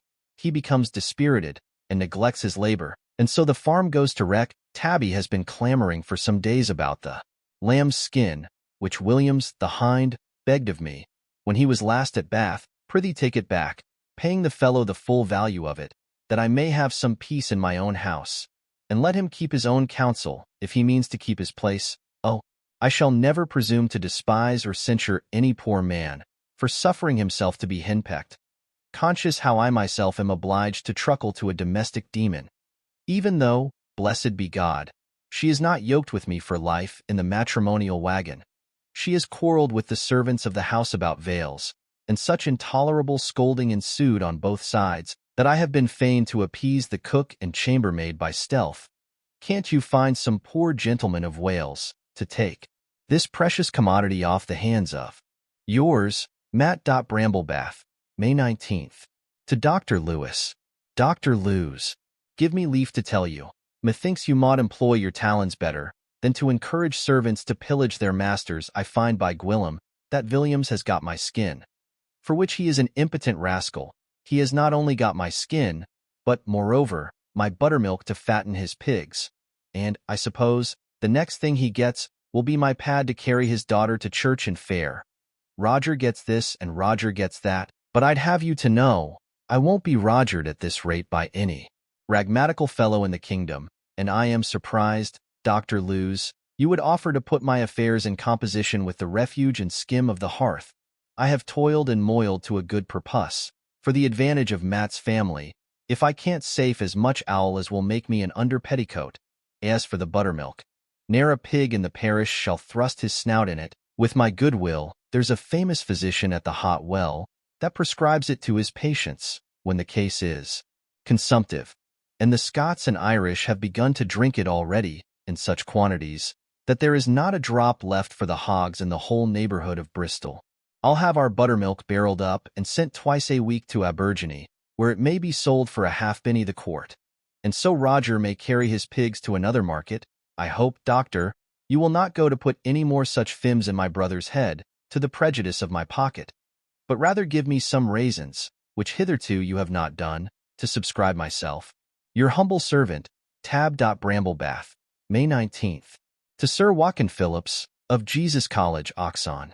Dear Phillips, without waiting for your answer to my last, I proceed to give you an account of our journey to London, which has not been wholly barren of adventure. Tuesday last the squire took his place in a hired coach and four, accompanied by his sister and mine, and Mrs. Tabby's maid, Winifred Jenkins, whose province it was to support Chowder on a cushion in her lap.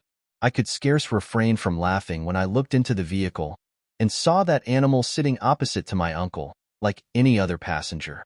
The squire, ashamed of his situation, blushed to the eyes, and, calling to the postilions to drive on, pulled the glass up in my face that I, and his servant, John Thomas, attended them on horseback.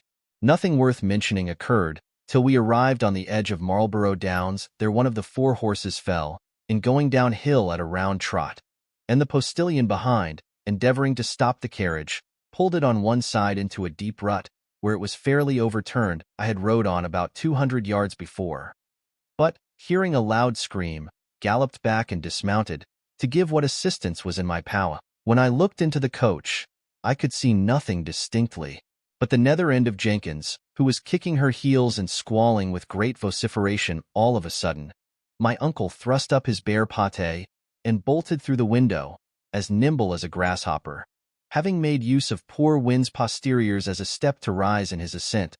The man, who had likewise quitted his horse, dragged this forlorn damsel, more dead than alive, through the same opening. Then Mr. Bramble, pulling the door off its hinges with a jerk, laid hold on Liddy's arm, and brought her to the light. Very much fright, but little hurt, it fell to my share to deliver our Aunt Tabitha, who had lost her cap in the struggle, and being rather more than half frantic with rage and terror, was no bad representation of one of the sister furies that guard the gates of hell. She expressed no sort of concern for her brother, who ran about in the cold, without his periwig, and worked with the most astonishing agility in helping to disentangle the horses from the carriage. But she cried, in a tone of distraction, "Chowder! Chowder! My dear Chowder! My poor Chowder is certainly killed." This was not the case. Chowder, after having torn my uncle's leg in the confusion of the fall, had retreated under the scat, and from thence the footman drew him by the neck.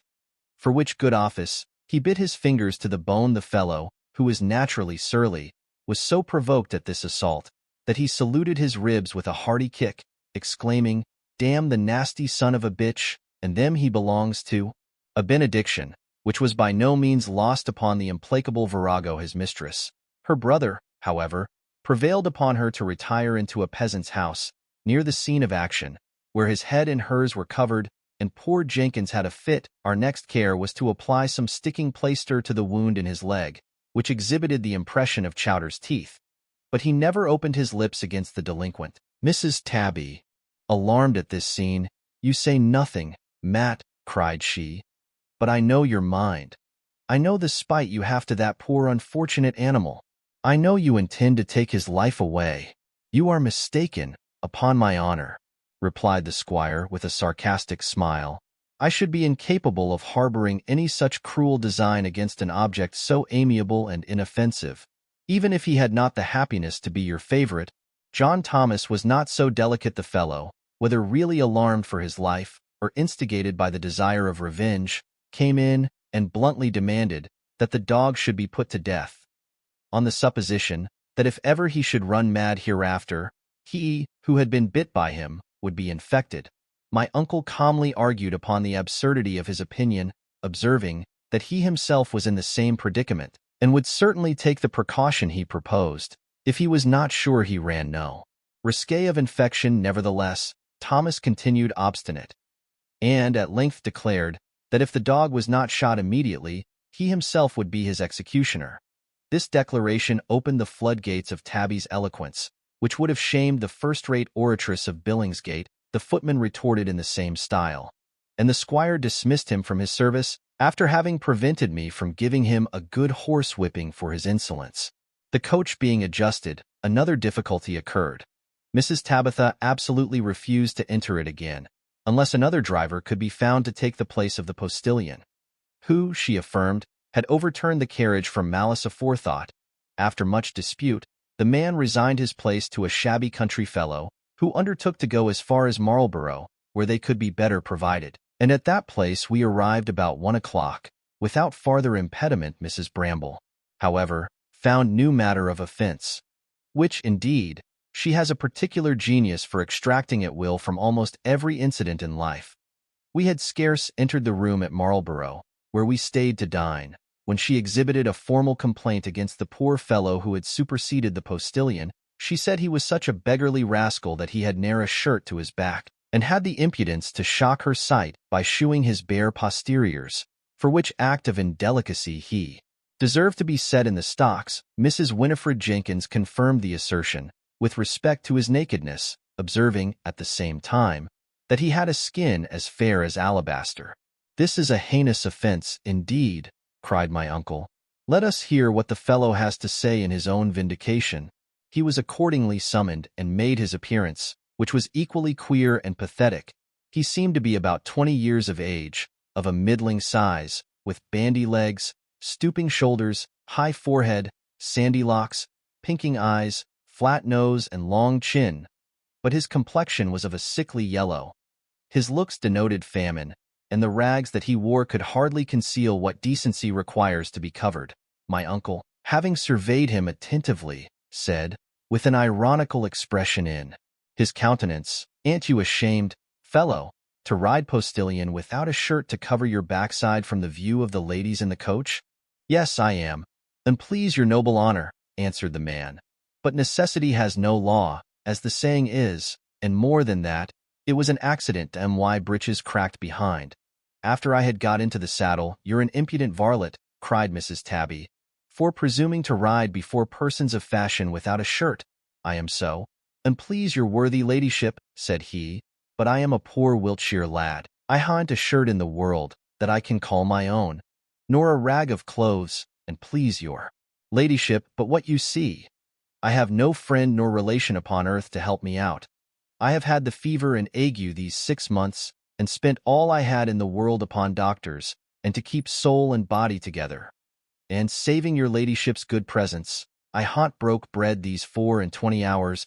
Mrs. Bramble, turning from him, said she had never seen such a filthy tatterdemalion, and bid him begone, observing that he would fill the room full of vermin.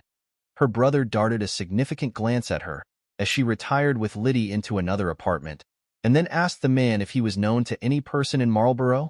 When he answered that the landlord of the inn had known him from his infancy, mine host was immediately called, and being interrogated on the subject, declared that the young fellow's name was Humphry Clinker, that he had been a love-begotten babe, brought up in the workhouse, and put out apprentice by the parish to a country blacksmith, who died before the boy's time was out, that he had for some time worked under his ostler, as a helper and extra postilion, till he was taken ill of the ague, which disabled him from getting his bread. That, Having sold or pawned everything he had in the world for his cure and subsistence, he became so miserable and shabby that he disgraced the stable and was dismissed, but that he never heard anything to the prejudice of his character in other respects, so that the fellow being sick and destitute, said my uncle, you turned him out to die in the streets. I pay the poor's rate, replied the other, and I have no right to maintain idle vagrants, either in sickness or health. Besides, such a miserable object would have brought a discredit upon my house. You perceive, said the squire, turning to me, our landlord is a Christian of bowels. Who shall presume to censure the morals of the age, when the very publicans exhibit such examples of humanity? Hark ye, Clinker, you are a most notorious offender. You stand convicted of sickness, hunger, wretchedness, and want. But, as it does not belong to me to punish criminals, I will only take upon me the task of giving you a word of advice. Get a shirt with all convenient dispatch, that your nakedness may not henceforward give offense to traveling gentlewomen, especially maidens in years. So saying, he put a guinea into the hand of the poor fellow, who stood staring at him in silence, with his mouth wide open, till the landlord pushed him out of the room. In the afternoon, as our aunt stepped into the coach, she observed, with some marks of satisfaction, that the postilion, who rode next to her, was not a shabby wretch like the ragamuffin who had them into Marlborough. Indeed, the difference was very conspicuous. This was a smart fellow, with a narrow-brimmed hat, with gold cording, a cut bob, a decent blue jacket, leather breeches, and a clean linen shirt, puffed above the waistband. When we arrived at the castle on Spin Hill where we lay, this new postilion was remarkably assiduous in bringing in the loose parcels, and, at length, displayed the individual countenance of Humphry Clinker, who had metamorphosed himself in this manner, by relieving from pawn part of his own clothes, with the money he had received from Mr. Bramble. Howsoever pleased the rest of the company were with such a favorable change in the appearance of this poor creature, it soured on the stomach of Mrs. Tabby, who had not yet digested the affront of his naked skin. She tossed her nose in disdain, saying, she supposed her brother had taken him into favor, because he had insulted her with his obscenity, that a fool and his money were soon parted, but that if Matt intended to take the fellow with him to London, she would not go a foot further. That way, my uncle said nothing with his tongue, though his looks were sufficiently expressive, and next morning Clinker did not appear, so that we proceeded without further altercation to Salt Hill, where we proposed to dine. There, the first person that came to the side of the coach and began to adjust the footboard was no other than Humphry Clinker. When I handed out Mrs. Bramble, she eyed him with a furious look and passed into the house. My uncle was embarrassed and asked him, peevishly, what had brought him hither. The fellow said, his honor had been so good to him, that he had not the heart to part with him, that he would follow him to the world's end, and serve him all the days of his life, without fee or reward. Mr. Bramble did not know whether to chide or laugh at this declaration. He foresaw much contradiction on the side of Tabby, and on the other hand, he could not but be pleased with the gratitude of Clinker, as well as with the simplicity of his character. Suppose I was inclined to take you into my service, said he, what are your qualifications? What are you good for?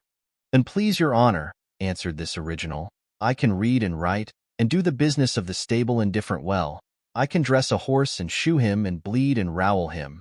And as for the practice of so gelding, I won't turn my back on e'er a he in the county of Wilts. Then I can make hogs' puddings and hobnails, mend kettles and tin saucepans.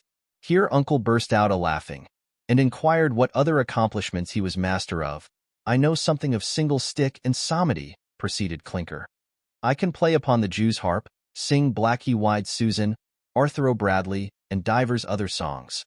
I can dance a Welsh jig and Nancy Dawson, wrestle a fall with any lad of my inches when I'm in heart, and, under correction, I can find a hare when your honor wants a bit of game. Forgad, thou art a complete fellow, cried my uncle, still laughing. I have a good mind to take thee into my family. Prithee, go and try if thou canst make peace with my sister. Thou hast given her much offence by shewing her thy naked tail. Clinker accordingly followed us into the room, cap in hand, where, addressing himself to Mrs. Tabitha, may it please your ladyship's worship, cried he, to pardon and forgive my offences, and, with God's assistance, I shall take care that my tale shall never rise up in judgment against me, to offend your ladyship again. Dio, pray, good, sweet, beautiful lady, take compassion on a poor sinner. God bless your noble countenance. I am sure you are too handsome and generous to bear malice. I will serve you on my bended knees, by night and by day, by land and by water, and all for the love and pleasure of serving such an excellent lady. This compliment and humiliation had some effect upon Tabby, but she made no reply, and Clinker, taking silence for consent, gave his attendance at dinner. The fellow's natural awkwardness and the flutter of his spirits were productive of repeated blunders in the course of his attendance. At length, he spilt part of a custard upon her right shoulder, and, starting back, trod upon Chowder, who set up a dismal howl. Poor Humphry was so disconcerted at this double mistake that he dropped the china dish, which broke into 1,000 pieces. Then, falling down upon his knees, remained in that posture gaping, with a most ludicrous aspect of distress. Mrs. Bramble flew to the dog, and, snatching him in her arms, presented him to her brother, saying, "This is all a concerted scheme against this unfortunate animal, whose only crime is its regard for me. Here it is, kill it at once, and then you'll be satisfied." Clinker, hearing these words and taking them in the literal acceptation, got up in some hurry, and seizing a knife from the sideboard, cried, "Not here. And please your ladyship, it will daub the room. Give him to me, and I'll carry him to the ditch by the roadside." To this proposal he received no other answer than a hearty box on the ear, that made him stagger to the other side of the room. "What?" said she to her brother. "Am I to be affronted by every mangy hound that you pick up on the highway? I insist upon your sending this rascal lion about his business immediately. For God's sake, sister, compose yourself," said my uncle, "and consider that the poor fellow is innocent of any intention to give you offense." "Innocent as the babe unborn," cried Humphry. "I see it plainly," exclaimed this implacable maiden. "He acts by your direction, and you are resolved to support him in his impudence. This is a bad return for all the services I have done you, for nursing you in your sickness, managing your family, and keeping you from ruining yourself by your own imprudence. But now you shall part with that rascal or me, upon the spot, without farther loss of time, and the world shall see whether you have more regard for your own flesh and blood, or for a beggarly foundling taken from the dunghill." Mr. Bramble's eyes began to glisten, and his teeth to chatter. "If stated fairly," said he, raising his voice, "the question is, whether I have spirit to shake off an intolerable yoke by one effort of resolution, or meanness enough to do an act of cruelty and injustice, to gratify the rancor of a capricious woman. Hark ye, Mrs. Tabitha Bramble, I will now propose an alternative in my turn. Either discard your four-footed favorite, or give me leave to bid you eternally adieu, for I am determined that he and I shall live no longer under the same roof. And to dinner with what appetite you may." Thunderstruck at this declaration, she sat down in a corner, and, after a pause of some minutes, "Sure I don't understand you, Matt," said she. "And yet I spoke in plain English," answered the squire with a peremptory look. "Sir," resumed this virago, effectually humbled, "it is your prerogative to command, and my duty to obey. I can't dispose of the dog in this place, but if you'll allow him to go in the coach to London, I give you my word he shall never trouble you again." Her brother, entirely disarmed by this mild reply, declared she could ask him nothing in reason that he would refuse, adding, "I hope, sister, you have never found me deficient in natural affection." Mrs. Tabitha immediately rose, and, throwing her arms about his neck, kissed him on the cheek. He returned her embrace with great emotion. Liddy sobbed, Win Jenkins cackled, Chowder capered, and Clinker skipped about, rubbing his hands for joy of this reconciliation. Concord being thus restored, we finished our meal with comfort, and in the evening arrived at London, without having met with any other adventure. My aunt seems to be much mended by the hint she received from her brother. She has been graciously pleased to remove her displeasure from Clinker, who is now retained as a footman, and in a day or two will make his appearance in a new suit of livery. But as he is little acquainted with London, we have taken an occasional valet, whom I intend hereafter to hire as my own servant. We lodge in Golden Square, at the house of one Mrs. Notion, a decent sort of a woman, who takes great pains to make us all easy, and why Uncle proposes to make a circuit of all the remarkable scenes of this metropolis for the entertainment of his pupils.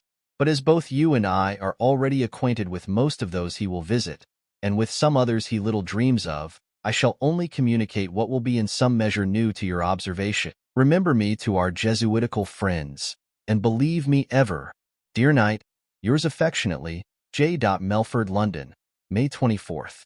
To Dr. Lewis. Dear Doctor, London is literally new to me. New in its streets, houses, and even in its situation. As the Irishman said, London is now gone out of town. What I left open fields, producing hay and corn, I now find covered with streets and squares and palaces and churches. I am credibly informed that in the space of 7 years, 11,000 new houses have been built in one quarter of Westminster, exclusive of what is daily added to other parts of this unwieldy metropolis. Pimlico and Knightsbridge are now almost joined to Chelsea and Kensington, and if this infatuation continues for half a century, I suppose the whole county of Middlesex will be covered with brick. It must be allowed, indeed, for the credit of the present age, that London and Westminster are much better paved and lighted than they were formerly. The new streets are spacious, regular, and airy, and the houses generally convenient. The bridge at Blackfriars is a noble monument of taste and public spirit.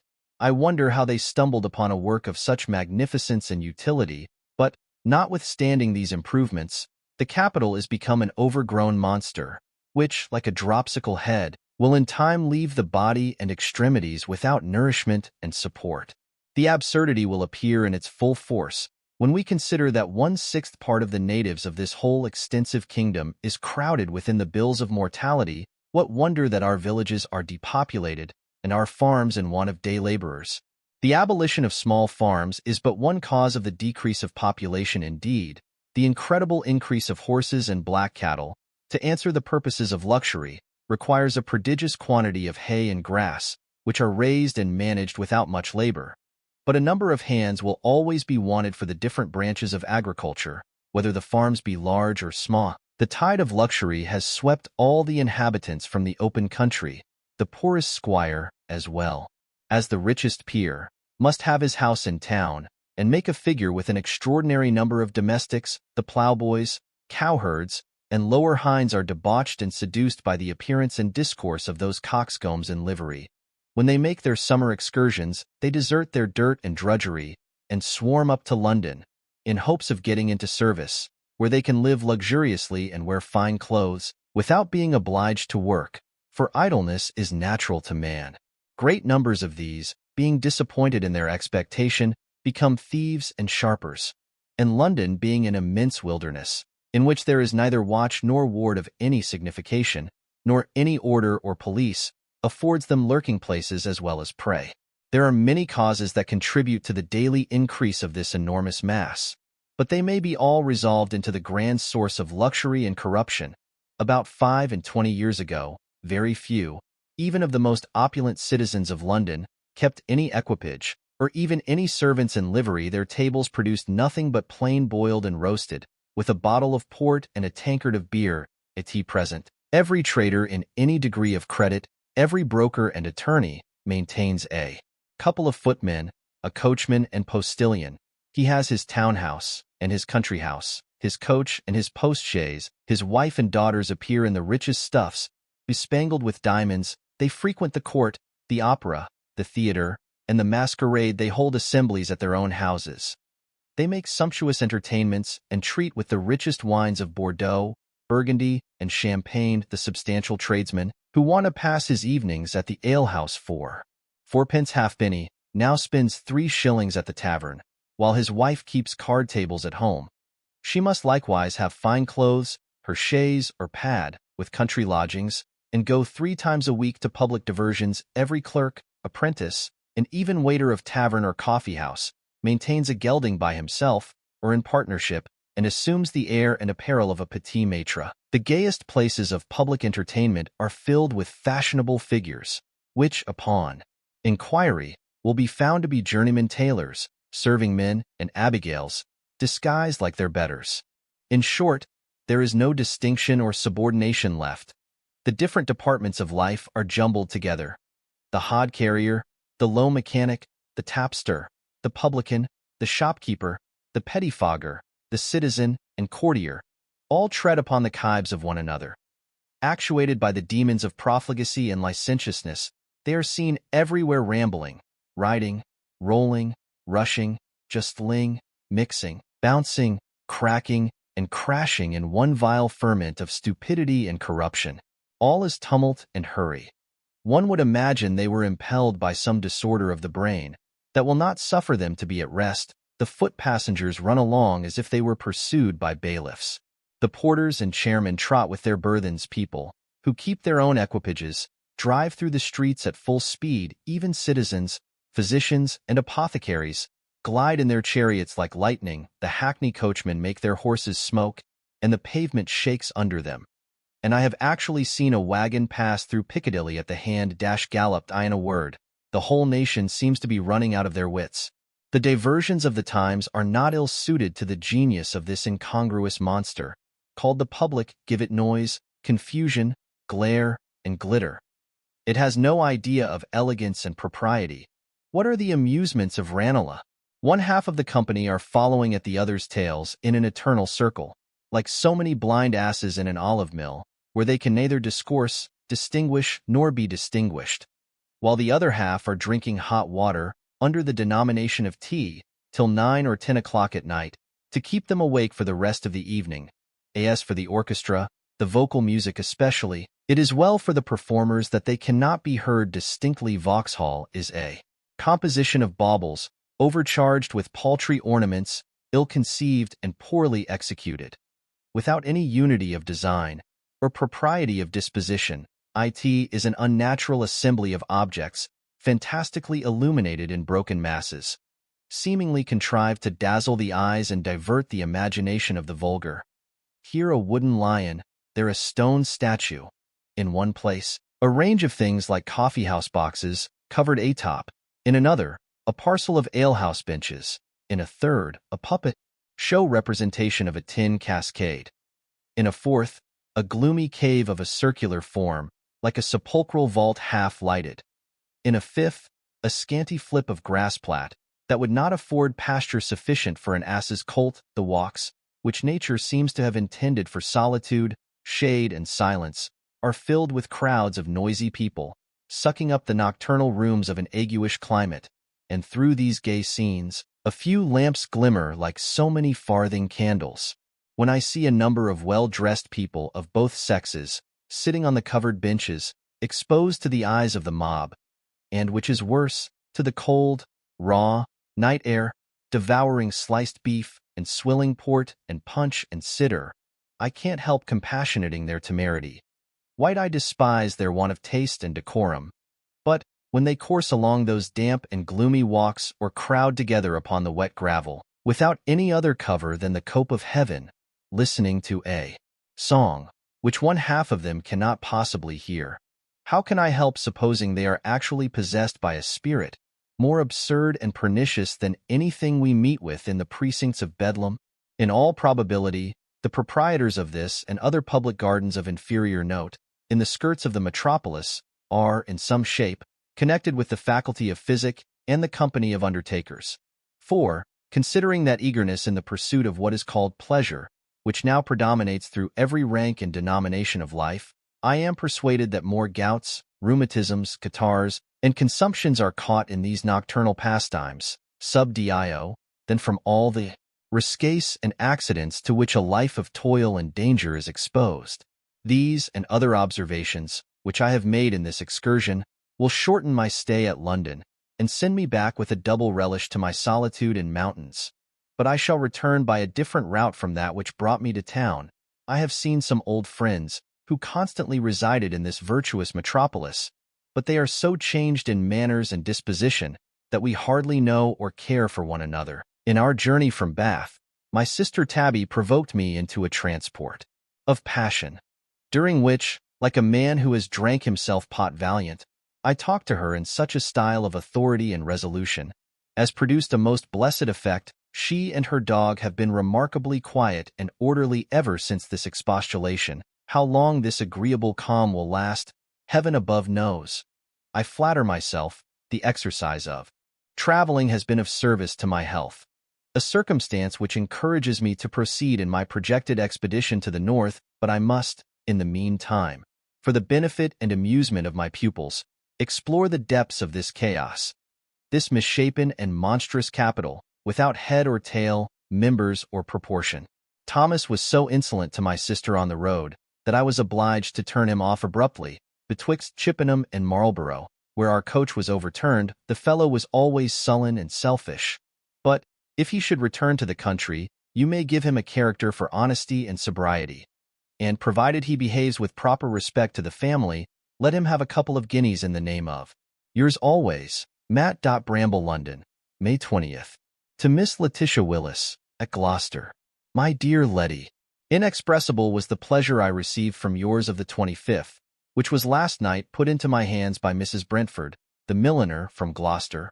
I rejoice to hear that my worthy governess is in good health, and still more, that she no longer retains any displeasure towards her poor Liddy. I am sorry you have lost the society of the agreeable Miss Vaughan, but I hope you won't have cause much longer to regret the departure of your school companions, as I make no doubt but your parents will, in a little time, bring you into the world, where you are so well qualified to make a distinguished figure. When that is the case, I flatter myself you and I shall meet again and be happy together, and even improve the friendship which we contracted in our tender years.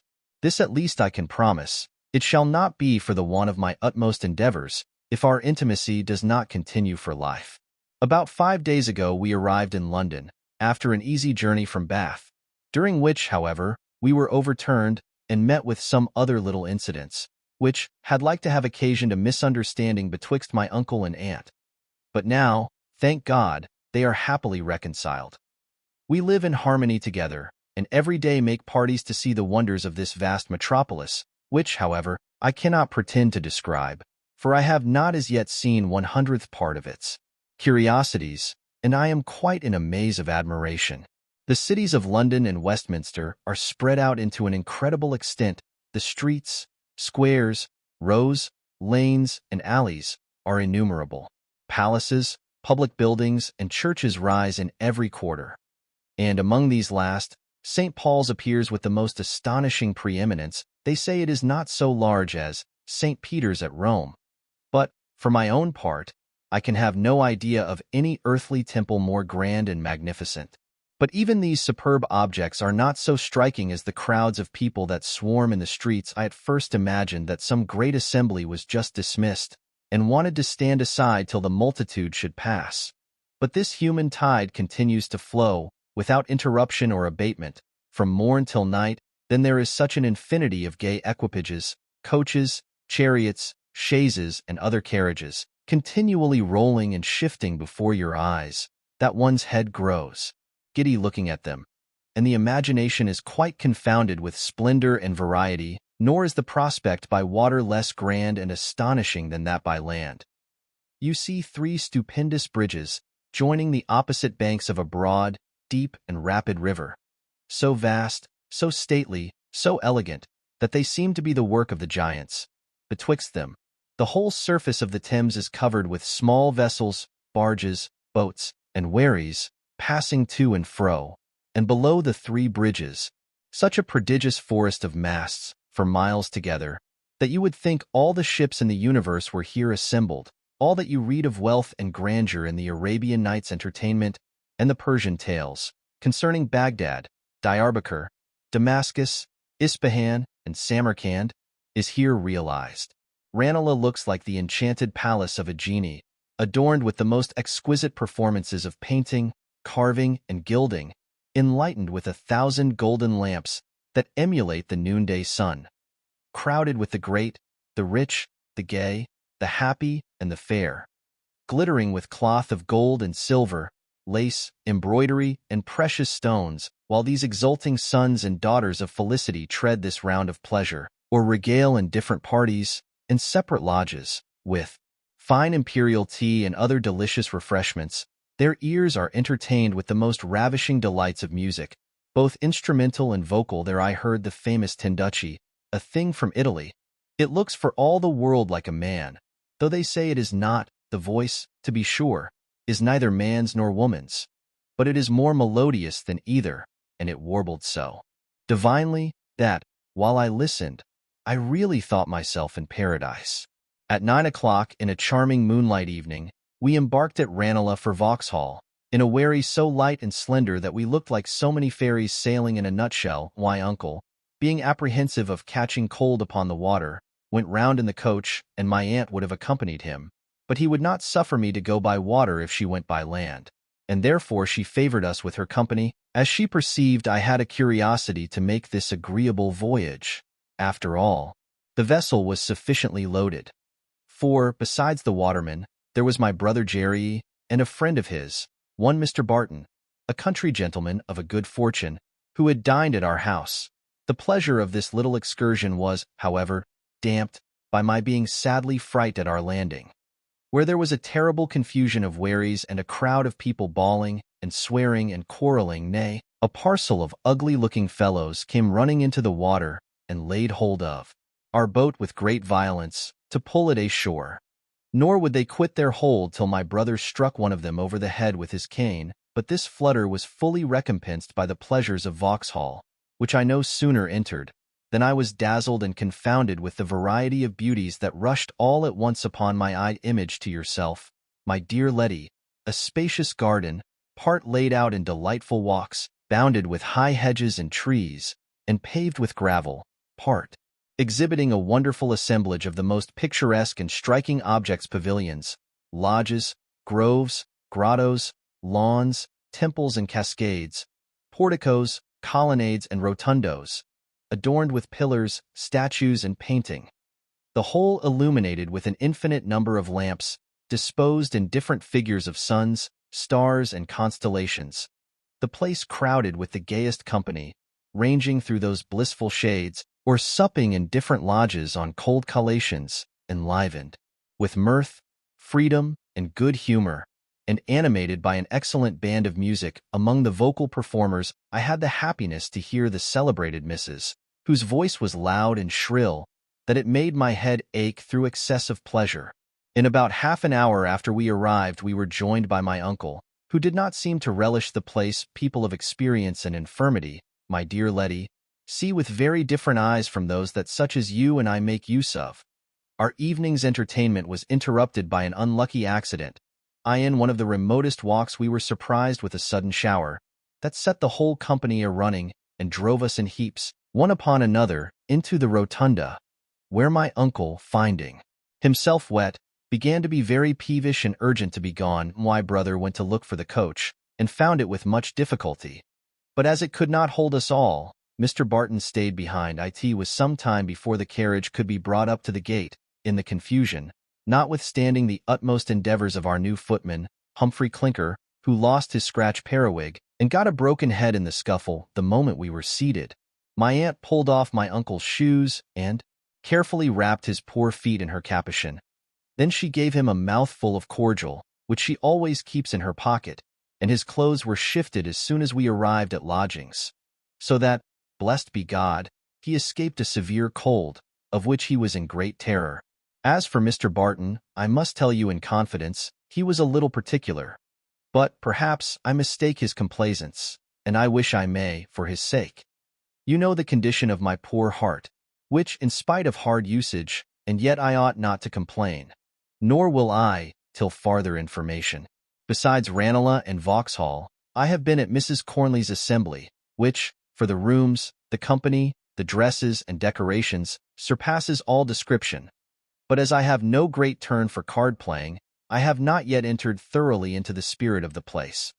Indeed, I am still such a country hoyden, that I could hardly find patience to be put in a condition to appear, yet, as I was not above 6 hours under the hands of the hairdresser, who stuffed my head with as much black wool as would have made a quilted petticoat, and, after all, it was the smallest head in the assembly, except my aunt's.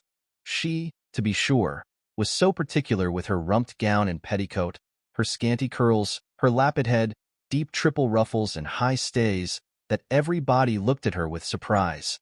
Some whispered and some tittered, and Lady Griskin, by whom we were introduced, flatly told her she was 20 good years behind the fashion.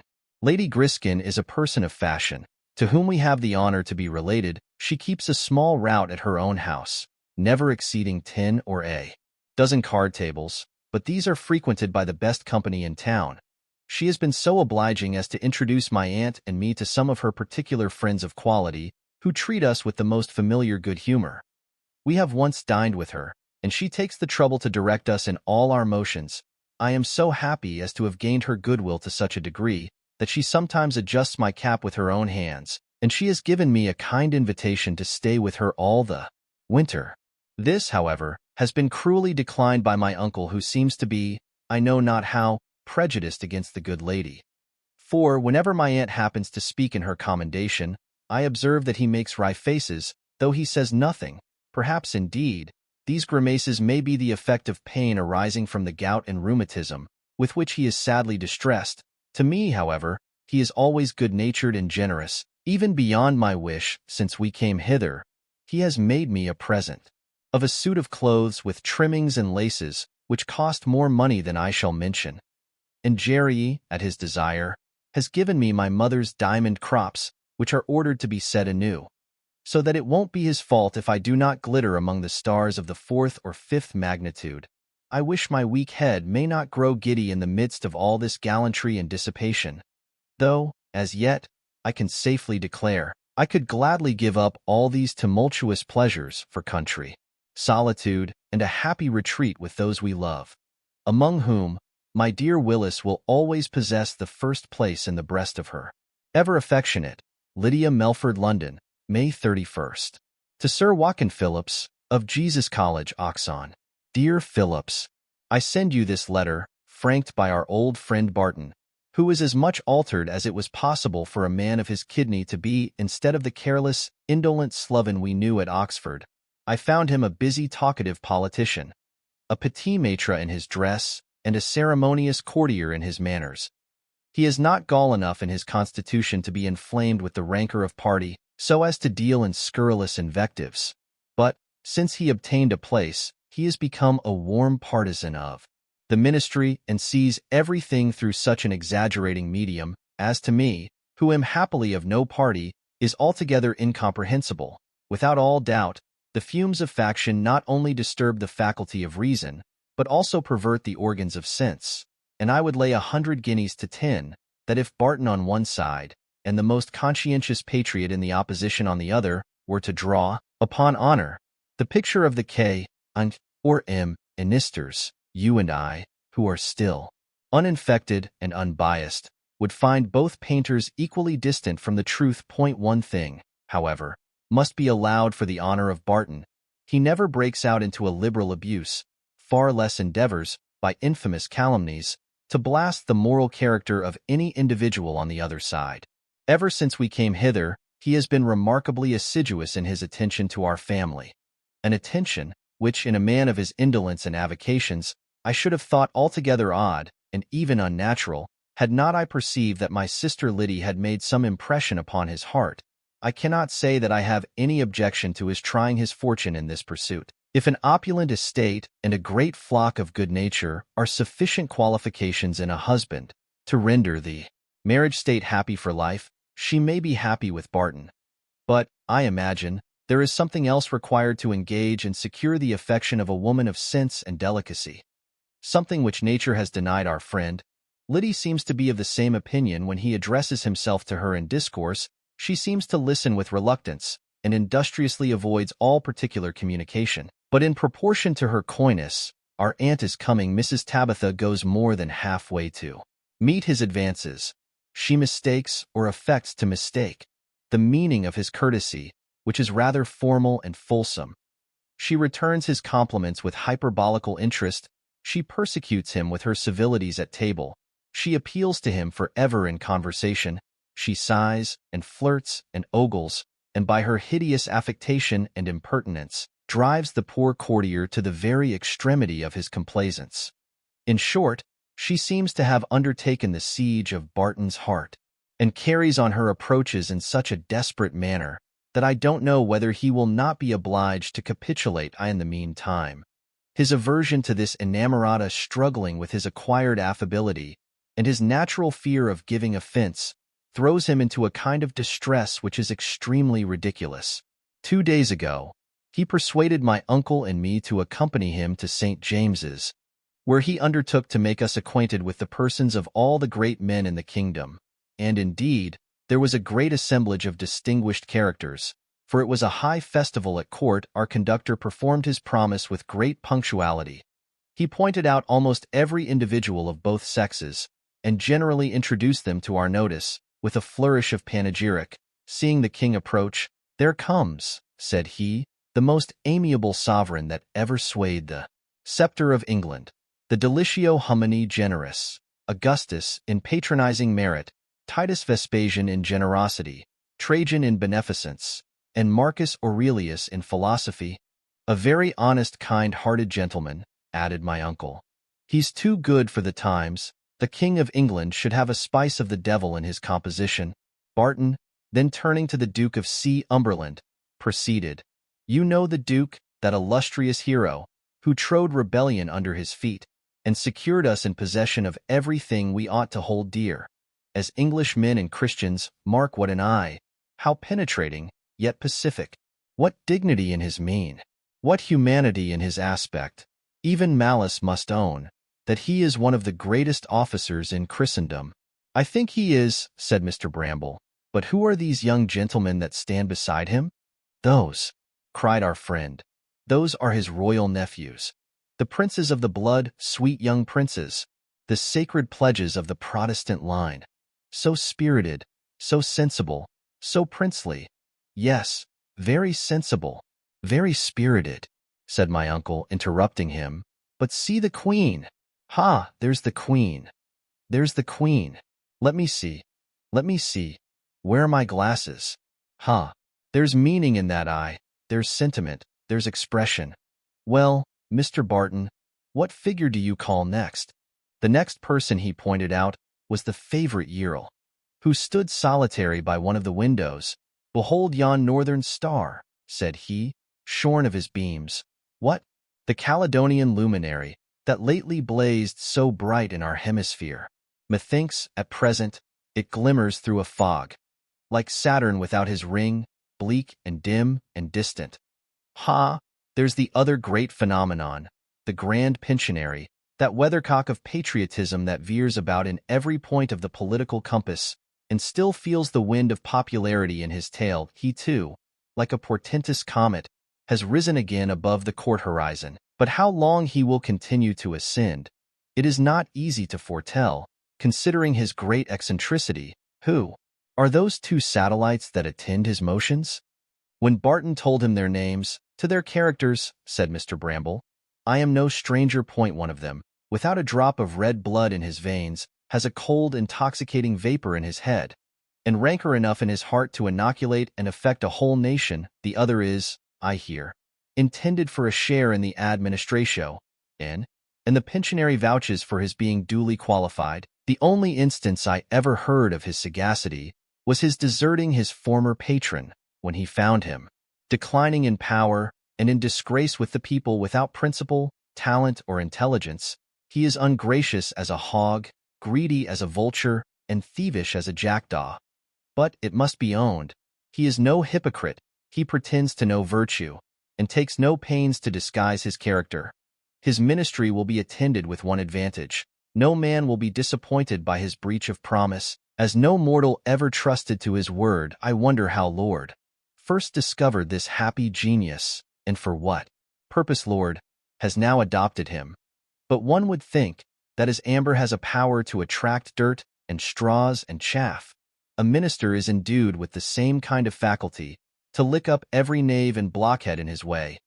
His eulogium was interrupted by the arrival of the old Duke of N, who, squeezing into the circle with a busy face of importance, thrust his head into every countenance, as if he had been in search of somebody to whom he wanted to impart something of great consequence. My uncle, who had been formerly known to him, bowed as he passed, and the Duke, seeing himself saluted so respectfully by a well-dressed person, was not slow in returning the courtesy. He even came up, and, taking him cordially by the hand, "My dear friend, Mr. A," said he, "I am rejoiced to see you. How long have you been come from abroad? How did you leave our good friends the Dutch? The King of Prussia don't think of another war, ah? He's a great king, a great conqueror, a very great conqueror. Your Alexanders and Hannibals were nothing at all to him, sir. Corporals, drummers, dross, mere trash, damn trash, eh? His Grace being by this time out of breath, my uncle took the opportunity to tell him he had not been out of England, that his name was Bramble, and that he had the honor to sit in the last Parliament, but one of the late king, as representative. For the borough of Dimkimrag also, cried the Duke. I remember you perfectly well, my dear Mr. Bramble. You was always a good and loyal subject, a stanch friend to administration. I made your brother an Irish bishop. Pardon me, my lord, said the squire. I once had a brother, but he was a captain in the army. Ha, said his Grace. He was so. He was indeed. But who was the bishop then? Bishop Blackberry. Sure it was Bishop Blackberry, perhaps some relation of yours. Very likely, my lord, replied my uncle. The blackberry is the fruit of the bramble, but, I believe, the bishop is not a berry of our bush. No more he is. No more he is. Ha, ha, ha, exclaimed the Duke. There you gave me a scratch, good Mr. Bramble. Ha, ha, ha. Well, I shall be glad to see you at Lincoln's Inn Fields. You know the way. Times are altered, though I have lost the power. I retain the inclination. Your very humble servant, good Mr. Blackberry. So saying, he shoved to another corner of the room. What a fine old gentleman, cried Mr. Barton. What spirits! What a memory! He never forgets an old friend. He does me too much honor, observed our squire, to rank me among the number. Whilst I sat in Parliament, I never voted with the ministry but 3 times, when my conscience told me they were in the right. However, if he still keeps levee, I will carry my nephew thither, that he may see and learn to avoid the scene. For, I think, an English gentleman never appears to such disadvantage as at the levee of a minister. Of his Grace I shall say nothing at present, but that for 30 years. He was the constant and common but of ridicule and execration. He was generally laughed at as an ape in politics, whose office and influence served only to render his folly the more notorious. And the opposition cursed him as the indefatigable drudge of a first mover, who was justly styled and stigmatized as the father of corruption. But this ridiculous ape, this venal drudge, no sooner lost the places he was so ill qualified to fill, and unfurled the banners of faction, than he was metamorphosed into a pattern of public virtue. The very people who reviled him before now extolled him to the skies as a wise, experienced statesman, chief pillar of the Protestant succession, and cornerstone of English liberty. I should be glad to know how Mr. Barton reconciles these contradictions, without obliging us to resign all title to the privilege of common sense. My dear sir, answered Barton, I don't pretend to justify the extravagations of the multitude, who, I suppose, were as wild in their former censure as in the present praise. But I shall be very glad to attend you on Thursday next to his Grace's levee, where, I'm afraid, we shall not be crowded with company. For, you know, there's a wide difference between his present office of President of the Council and his former post of First Lord Commissioner of the Treasury. This communicative friend having announced all the remarkable characters of both sexes that appeared at court, we resolved to adjourn, and retired at the foot of the staircase. There was a crowd of lackeys and chairmen, and in the midst of them stood Humphry Clinker, exalted upon a stool, with his hat in one hand and a paper in the other, in the act of holding forth to the people. Before we could inquire into the meaning of this exhibition, he perceived his master, thrust the paper into his pocket, descended from his elevation, bolted through the crowd, and brought up the carriage to the gate. My uncle said nothing till we were seated, when, after having looked at me earnestly for some time, he burst out a-laughing, and asked if I knew upon what subject Clinker was holding forth to the mob. If, said he, the fellow is turned mountebank, I must turn him out of my service, otherwise he'll make merry andrews of us all. I observed that, in all probability, he had studied medicine under his master, who was a farrier. At dinner, the squire asked him if he had ever practiced physic. Yes, and please your honor, said he, among brute beasts, but I never meddle with rational creatures. I know not whether you rank in that class the audience you was haranguing in the court at St. James's, but I should be glad to know what kind of powders you was distributing, and whether you had a good sale, sir, cried Clinker. I hope I shall never be base enough to sell for gold and silver what freely comes of God's grace. I distributed nothing, unlike your honor, but a word of advice to my fellows in servitude and sin. Advice? Concerning what? Concerning profane swearing, and please your honor, so horrid and shocking, that it made my hair stand on end.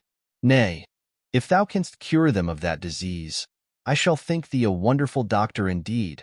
Why not cure them, my good master? The hearts of those poor people are not so stubborn as your honor seems to think. Make them first sensible that you have nothing in view but their good, then they will listen with patience, and easily be convinced of the sin and folly of a practice that affords neither profit nor pleasure. At this remark, our uncle changed color and looked round the company, conscious that his own withers were not altogether unwrung. But, Clinker, said he, if you should have eloquence enough to persuade the vulgar to resign those tropes and figures of rhetoric, there will be little or nothing left to distinguish their conversation from that of their betters. But then your honor knows their conversation will be void of offense, and at the day of judgment there will be no distinction of persons. Humphry going downstairs to fetch up a bottle of wine, my uncle congratulated his sister upon having such a reformer in the family. When Mrs. Tabitha declared he was a sober, civilized fellow, very respectful and very industrious, and, she believed, a good Christian into the bargain, one would think, Clinker must really have some very extraordinary talent to ingratiate himself in this manner with a virago of her character, so fortified against him with prejudice and resentment. But the truth is, since the adventure of Salt Hill, Mrs. Tabby seems to be entirely changed. She has left off scolding the servants, an exercise which was grown habitual, and even seemed necessary to her constitution, and is become so indifferent to Chowder as to part with him in a present to Lady Griskin, who proposes to bring the breed of him into fashion. Her ladyship is the widow of Sir Timothy Griskin, a distant relation of our family. She enjoys a jointure of £500 a year, and makes shift to spend 3 times that sum. Her character before marriage was a little equivocal, but at present she lives in the Bon Ton, keeps card tables, gives private suppers to select friends, and is visited by persons of the first fashion. She has been remarkably civil to us all, and cultivates my uncle with the most particular regard. But the more she strokes him, the more his bristles seem to rise. To her compliments he makes very laconic and dry returns. T'other day she sent us a pottle of fine strawberries, which he did not receive without signs of disgust, muttering from the Aeneid, Timeo Danaos Edidona Ferentes. She has twice called for Liddy of a forenoon, to take an airing in the coach, but Mrs. Tabby was always so alert, I suppose by his direction, that she never could have the niece without her aunt's company. I have endeavored to sound square toes on this subject, but he carefully avoids all explanation. I have now, dear Phillips, filled a whole sheet, and if you have read it to an end, I dare say, you are as tired as your humble servant, J. Melford, London, June 2nd. To Dr. Lewis. Yes, Doctor, I have seen the British Museum, which is a noble collection, and even stupendous, if we consider it was made by a private man, a physician, who was obliged to make his own fortune at the same time.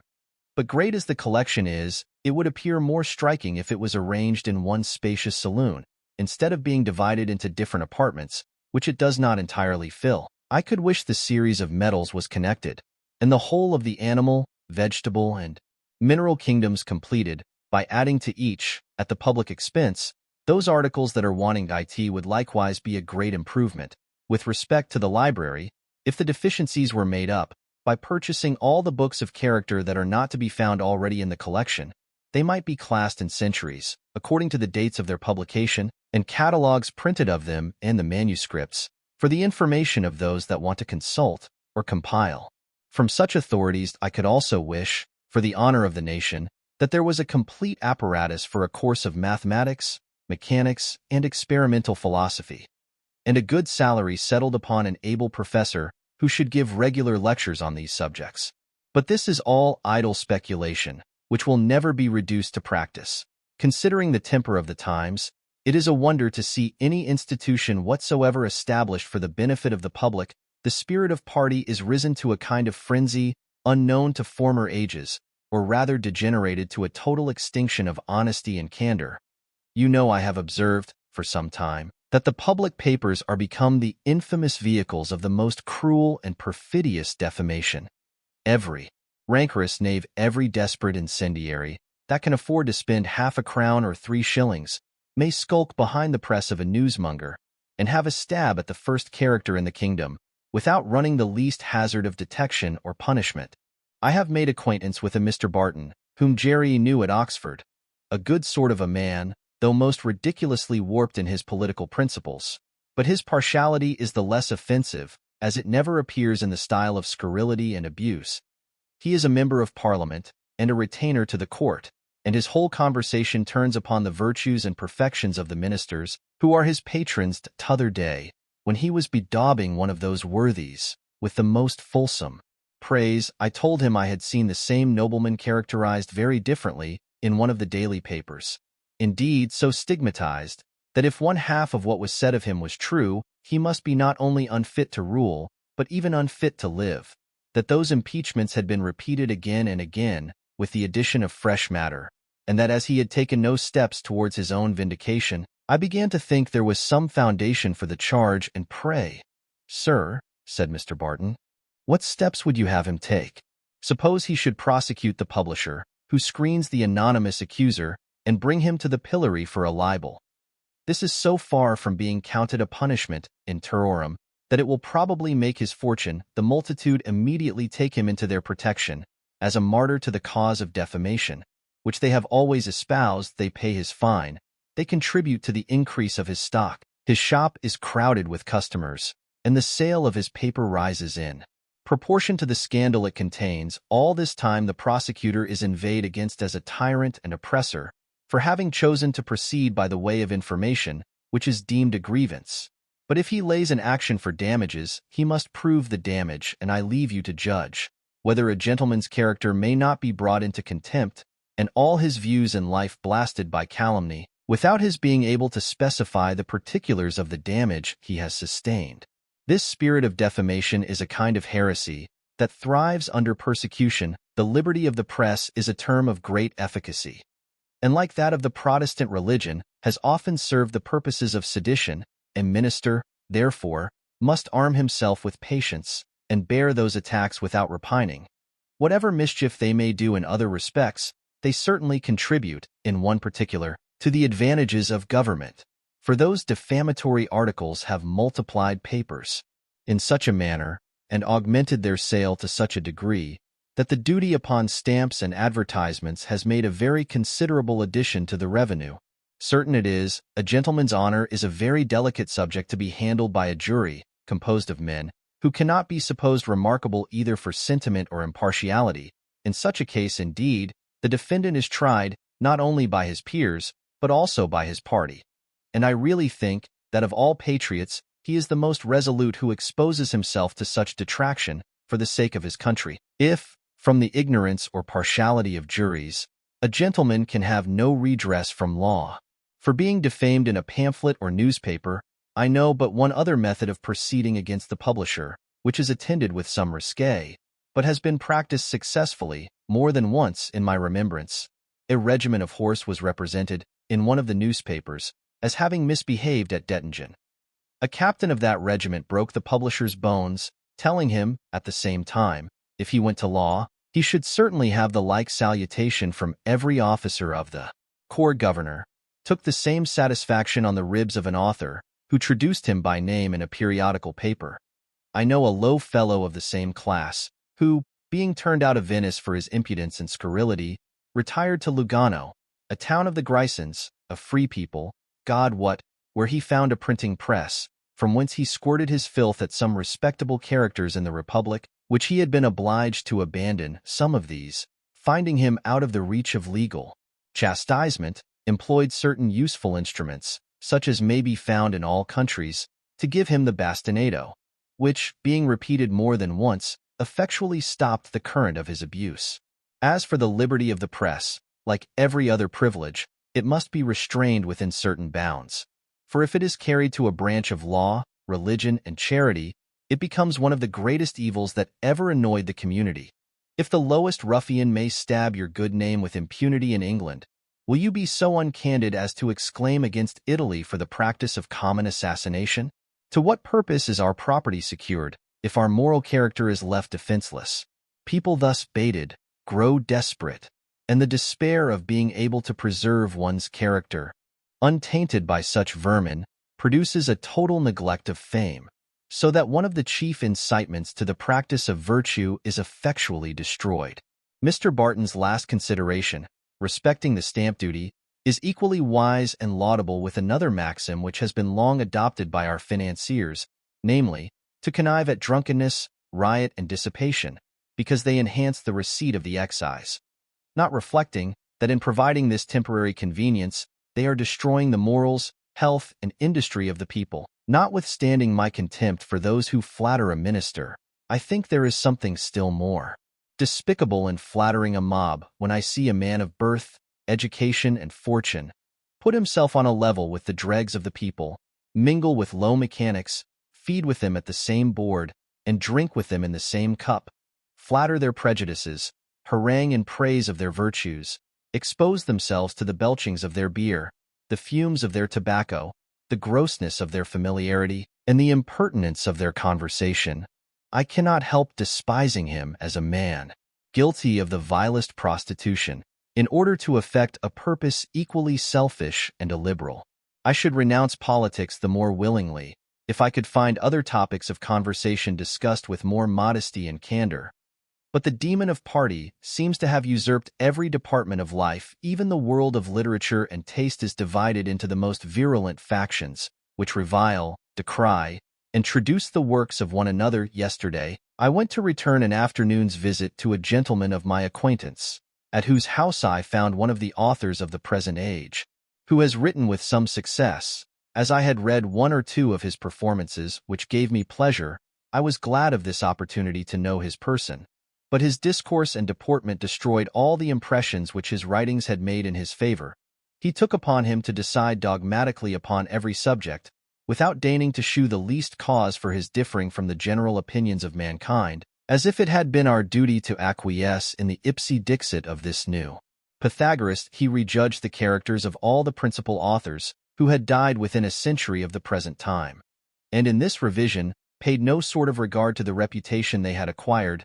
Milton was harsh and prosaic, Dryden languid and verbose, Butler and Swift without humor, Congreve without wit, and Pope destitute of any sort of poetical merit. As for his contemporaries, he could not bear to hear one of them mentioned with any degree of applause.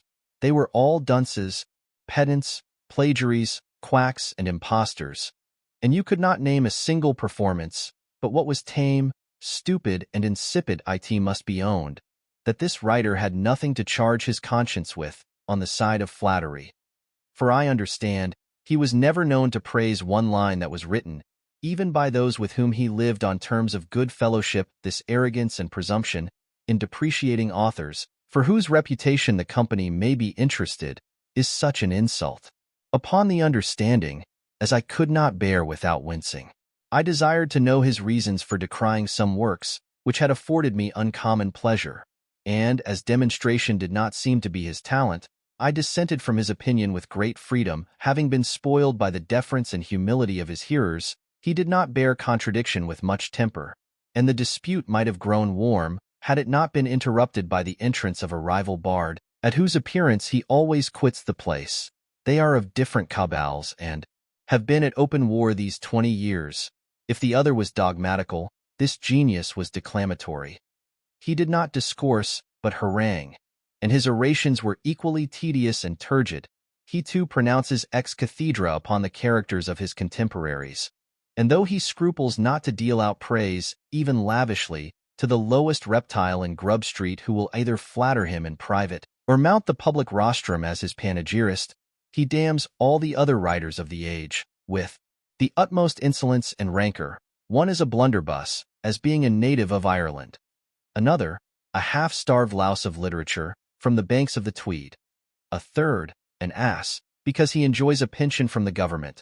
A fourth, the very angel of dullness, because he succeeded in a species of writing in which this Aristarchus had failed. A fifth, who presumed to make strictures upon one of his performances he holds as a bug in criticism, whose stench is more offensive than his sting. In short, except himself and his myrmidons, there is not a man of genius or learning in the three kingdoms. As for the success of those who have written without the pale of this confederacy, he imputes it entirely to want of taste in the public, not considering that to the approbation of that very tasteless public he himself owes all the consequence he has in life. Those originals are not fit for conversation. If they would maintain the advantage they have gained by their writing, they should never appear but upon paper. For my part, I am shocked to find a man have sublime ideas in his head, and nothing but liberal sentiments in his heart. The human soul will be generally found most effective in the article of candor. I am inclined to think no mind was ever wholly exempt from envy, which, perhaps, may have been implanted as an instinct essential to our nature. I am afraid we sometimes palliate this vice under the spacious name of emulation. I have known a person remarkably generous, humane, moderate, and apparently self-denying, who could not hear even a friend commended without betraying marks of uneasiness, as if that commendation had implied an odious comparison to his prejudice, and every wreath of praise added to the other's character was a garland plucked from his own temples. This is a malignant species of jealousy, of which I stand acquitted in my own conscience. Whether it is a vice or an infirmity, I leave you to inquire. There is another point which I would much rather see determined: whether the world was always as contemptible as it appears to me at present. If the morals of mankind have not contracted an extraordinary degree of depravity within these 30 years, then must I be infected with the common vice of old men, difficilis, querulus, laudator temporis acti. Or, which is more probable, the impetuous pursuits and avocations of youth have formerly hindered me from observing those rotten parts of human nature, which now appear so offensively to my observation. We have been at court and 'change and everywhere we find food for spleen and subject for ridicule. My new servant, Humphry Clinker, turns out a great original, and Tabby is a changed creature. She is parted with Chowder, and does nothing but smile, like Malvolio in the play. I'll be hanged if she is not acting a part which is not natural to her disposition, for some purpose which I have not yet discovered. With respect to the characters of mankind, my curiosity is quite satisfied. I have done with the science of men, and must now endeavor to amuse myself with the novelty of things. I am, at present, by a violent effort of the mind, forced from my natural bias. But this power ceasing to act, I shall return to my solitude with redoubled velocity. Everything I see, and hear, and feel, in this great reservoir of folly, knavery, and sophistication, contributes to enhance the value of a country. Life, in the sentiments of yours always, Matt. Bramble, London, June 2nd. To Mrs. Mary Jones, at Brambleton Hall. Dear Mary Jones, Lady Griskin's butler, Mr. Crumb, having got Squire Barton to frank me a kiver, I would not neglect to let you know how it is with me and the rest of the family. I could not write by John Thomas, for because he went away in a huff at a minute's warning, he and Chowder could not agree, and so they fit upon the road, and Chowder bit his thumb, and he swore he would do him a mischief, and he spoke saucy to mistress, whereby the squire turned him off in gudgeon. And by God's providence we picked up another footman, called Humphry Clinker, a good soul as ever broke bread, which shews that a scalded cat may prove a good mouser, and a hound be staunch. Thoff he has got narrow hair on his buttocks, but the proudest nose may be broke to the grindstone by sickness and misfortunes. Zero Molly. What shall I say of London? All the towns that ever I beheld in my born days are no more than Welsh barrows and crumlechs to this wonderful city. Even Bath itself is but a village in the name of God. One would think there's no end of the streets, but the land's end, then there's such a power of people, going hurry-scurry, such a racket of coxes, such a noise and hallaball, so many strange sights to be seen. Oh gracious!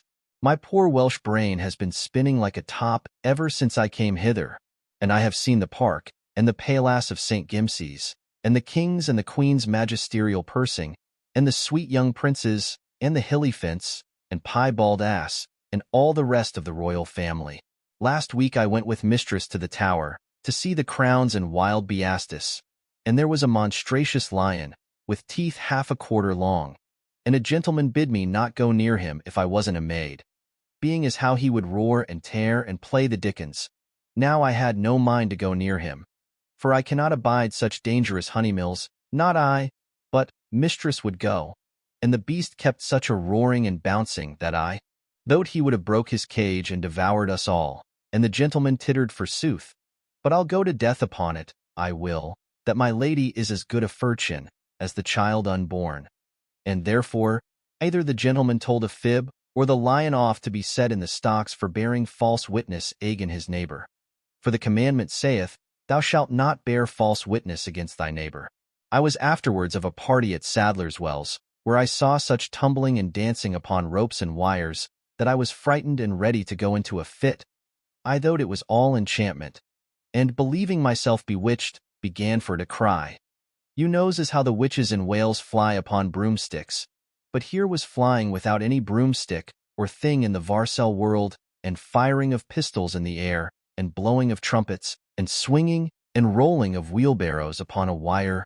God bless us, no thicker than a sewing thread. That, to be sure, they must deal with the devil. A fine gentleman, with a pig's tail and a golden sword by his side, come to comfort me, and offered for to treat me with a pint of wind. But I would not stay, and so, in going through the dark passage, he began to shew his cloven foot, and went for to be rude. My fellow servant, Humphry Clinker, bid him be civil, and he gave the young man a douse in the chops. But, I fackins, Mr. Clinker wa'n't long in his debt. With a good oaken sapling he dusted his doublet, for all his golden cheese toaster, and fipping me under his arm, carried me Hume. I knows not how, being I was in such a flustration, but, thank God, I'm now vaned from all such vanities. For what are all those rarities and vagaries to the glory that shall be revealed hereafter? O Molly, let not your poor heart be puffed up with vanity. I had almost forgot to tell you that I have had my hair cut and pippered and singed and bolstered and buckled in the newest fashion by a French freezer. Parley vow Francie, v. Madmansell. I now carries my head higher than arrow private gentlewoman of Valles last night. Coming Hume from the meeting, I was taken by lamplight for an eminent poulterer's daughter, a great beauty, but as I was saying, this is all vanity and vexation of spirit. The pleasures of London are no better than sower, whey, and stale cider, when compared to the joys of the New Jerusalem.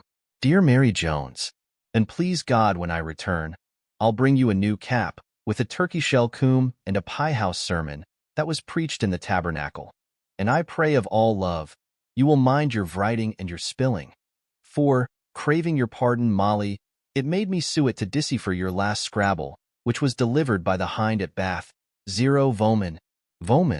If thou hadst but the least consumption of what pleasure we scullers have, when we can conster the crabbedst buck off hand, and spell the ethnich vords without lucking at the primerd. As for Mr. Clinker, he is qualified to be a clerk to a parish, but I'll say no more.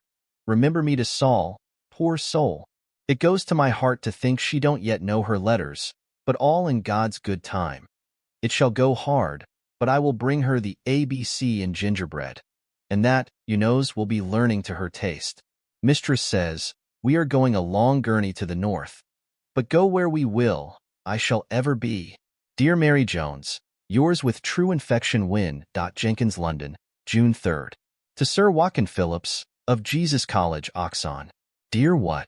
I mentioned in my last, my uncle's design of going to the Duke of N.S. Levy, which design has been executed accordingly. His grace has been so long accustomed to this kind of homage, that though the place he now fills does not imply the 10th part of the influence which he exerted in his former office, he has given his friends to understand that they cannot oblige him in anything more than in contributing to support the shadow of that power which he no longer retains in substance, and therefore he has still public days, on which they appear at his levee. My uncle and I went thither with Mr. Barton, who, being one of the Duke's adherents, undertook to be our introducer, The room was pretty well filled with people in a great variety of dress, but there was no more than one gown and cassock, though I was told his grace had, while he was minister, preferred almost every individual that now filled the bench of bishops in the House of Lords. But in all probability, the gratitude of the clergy is like their charity, which shuns the light. Mr. Barton was immediately accosted by a person well stricken in years, tall and raw-boned, with a hook nose and an arch leer that indicated, at least, as much cunning as sagacity. Our conductor saluted him by the name of Captain C, and afterwards informed us he was a man of shrewd parts, whom the government occasionally employed in secret services, but I have had the history of him more at large. From another quarter, he had been, many years ago, concerned in fraudulent practices as a merchant in France, and being convicted of some of them, was sent to the galleys, from whence he was delivered by the interest of the late Duke of Ormond, to whom he had recommended himself in letter, as his namesake and relation. He was in the sequel employed by our ministry as a spy, and in the War of 1740 traversed all Spain, as well as France, in the disguise of a Capuchin, at the extreme hazard of his life, inasmuch as the court of Madrid had actually got scent of him, and given orders to apprehend him at St. Sebastian's, from whence he had fortunately retired but a few hours before the order arrived. This and other hairbreadth escapes he pleaded so effectually as a merit with the English ministry, that they allowed him a comfortable pension, which he now enjoys in his old age. He has still access to all the ministers, and is said to be consulted by them on many subjects, as a man of uncommon understanding and great experience.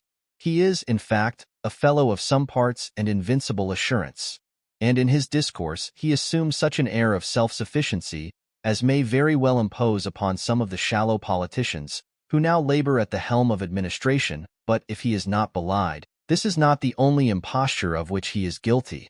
They say he is at bottom not only a Roman Catholic, but really a priest.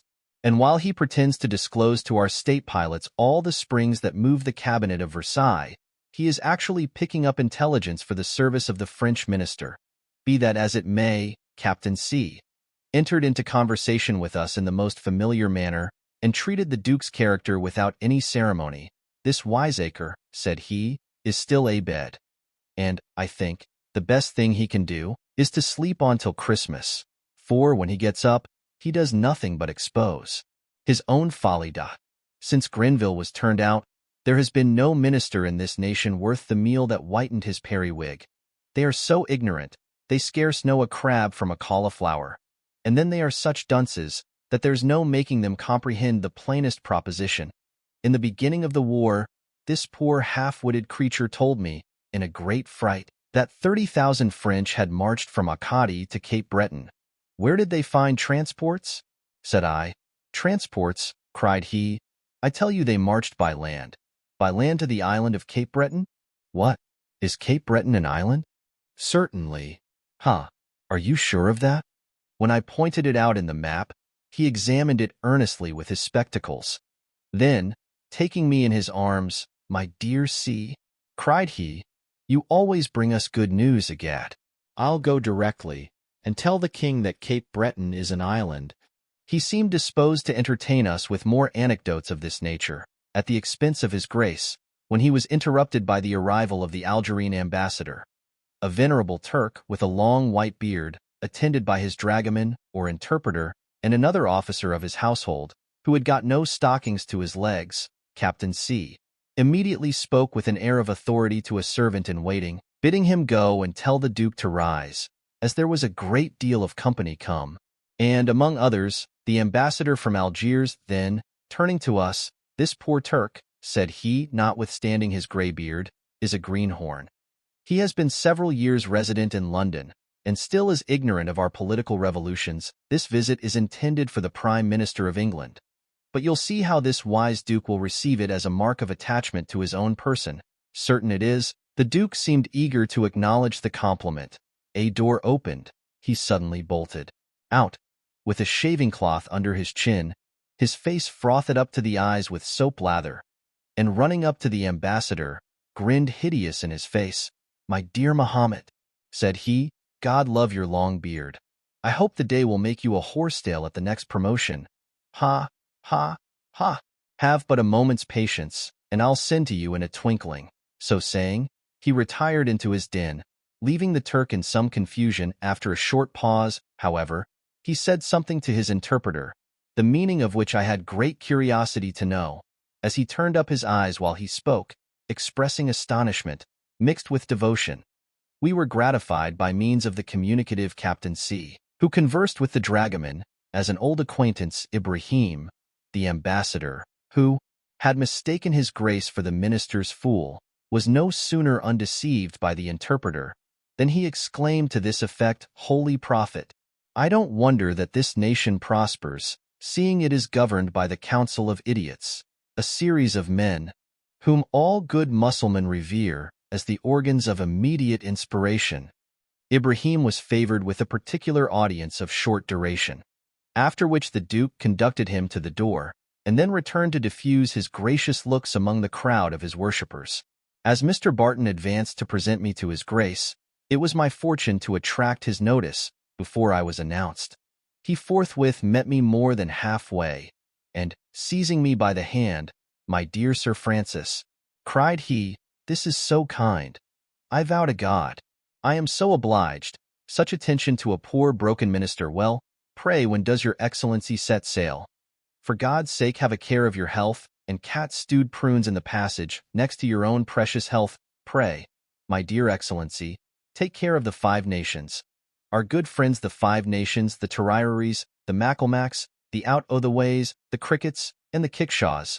Let 'em have plenty of blankets, and stinkubus and wampum, and your Excellency won't fail to scour the kettle, and boil the chain, and bury the tree, and plant the hatchet. Ha, ha, ha." When he had uttered this rhapsody, with his usual precipitation, Mr. Barton gave him to understand that I was neither Sir Francis nor St. Francis, but simply Mr. Melford, nephew to Mr. Bramble, who, stepping forward, made his bow at the same time. "Odd so. No more it is, Sir Francis," said this wise statesman. "Mr. Melford, I'm glad to see you. I sent you an engineer to fortify your dock. Mr. Bramble, your servant, Mr. Bramble. How d'ye, good Mr. Bramble? Your nephew is a pretty young fellow, faith and troth, a very pretty fellow. His father is my old friend. How does he hold it? Still troubled with that damned disorder?" "Huh? No, my lord," replied my uncle. "All his troubles are over. He has been dead these 15 years. Dead? How? Yes, faith. Now I remember. He is dead sure enough. Well, and how does the young gentleman stand for Haverfordwest? Or, oh, what do you, my dear Mr. Milfordhaven? I'll do you all the service in my power. I hope I have some credit left."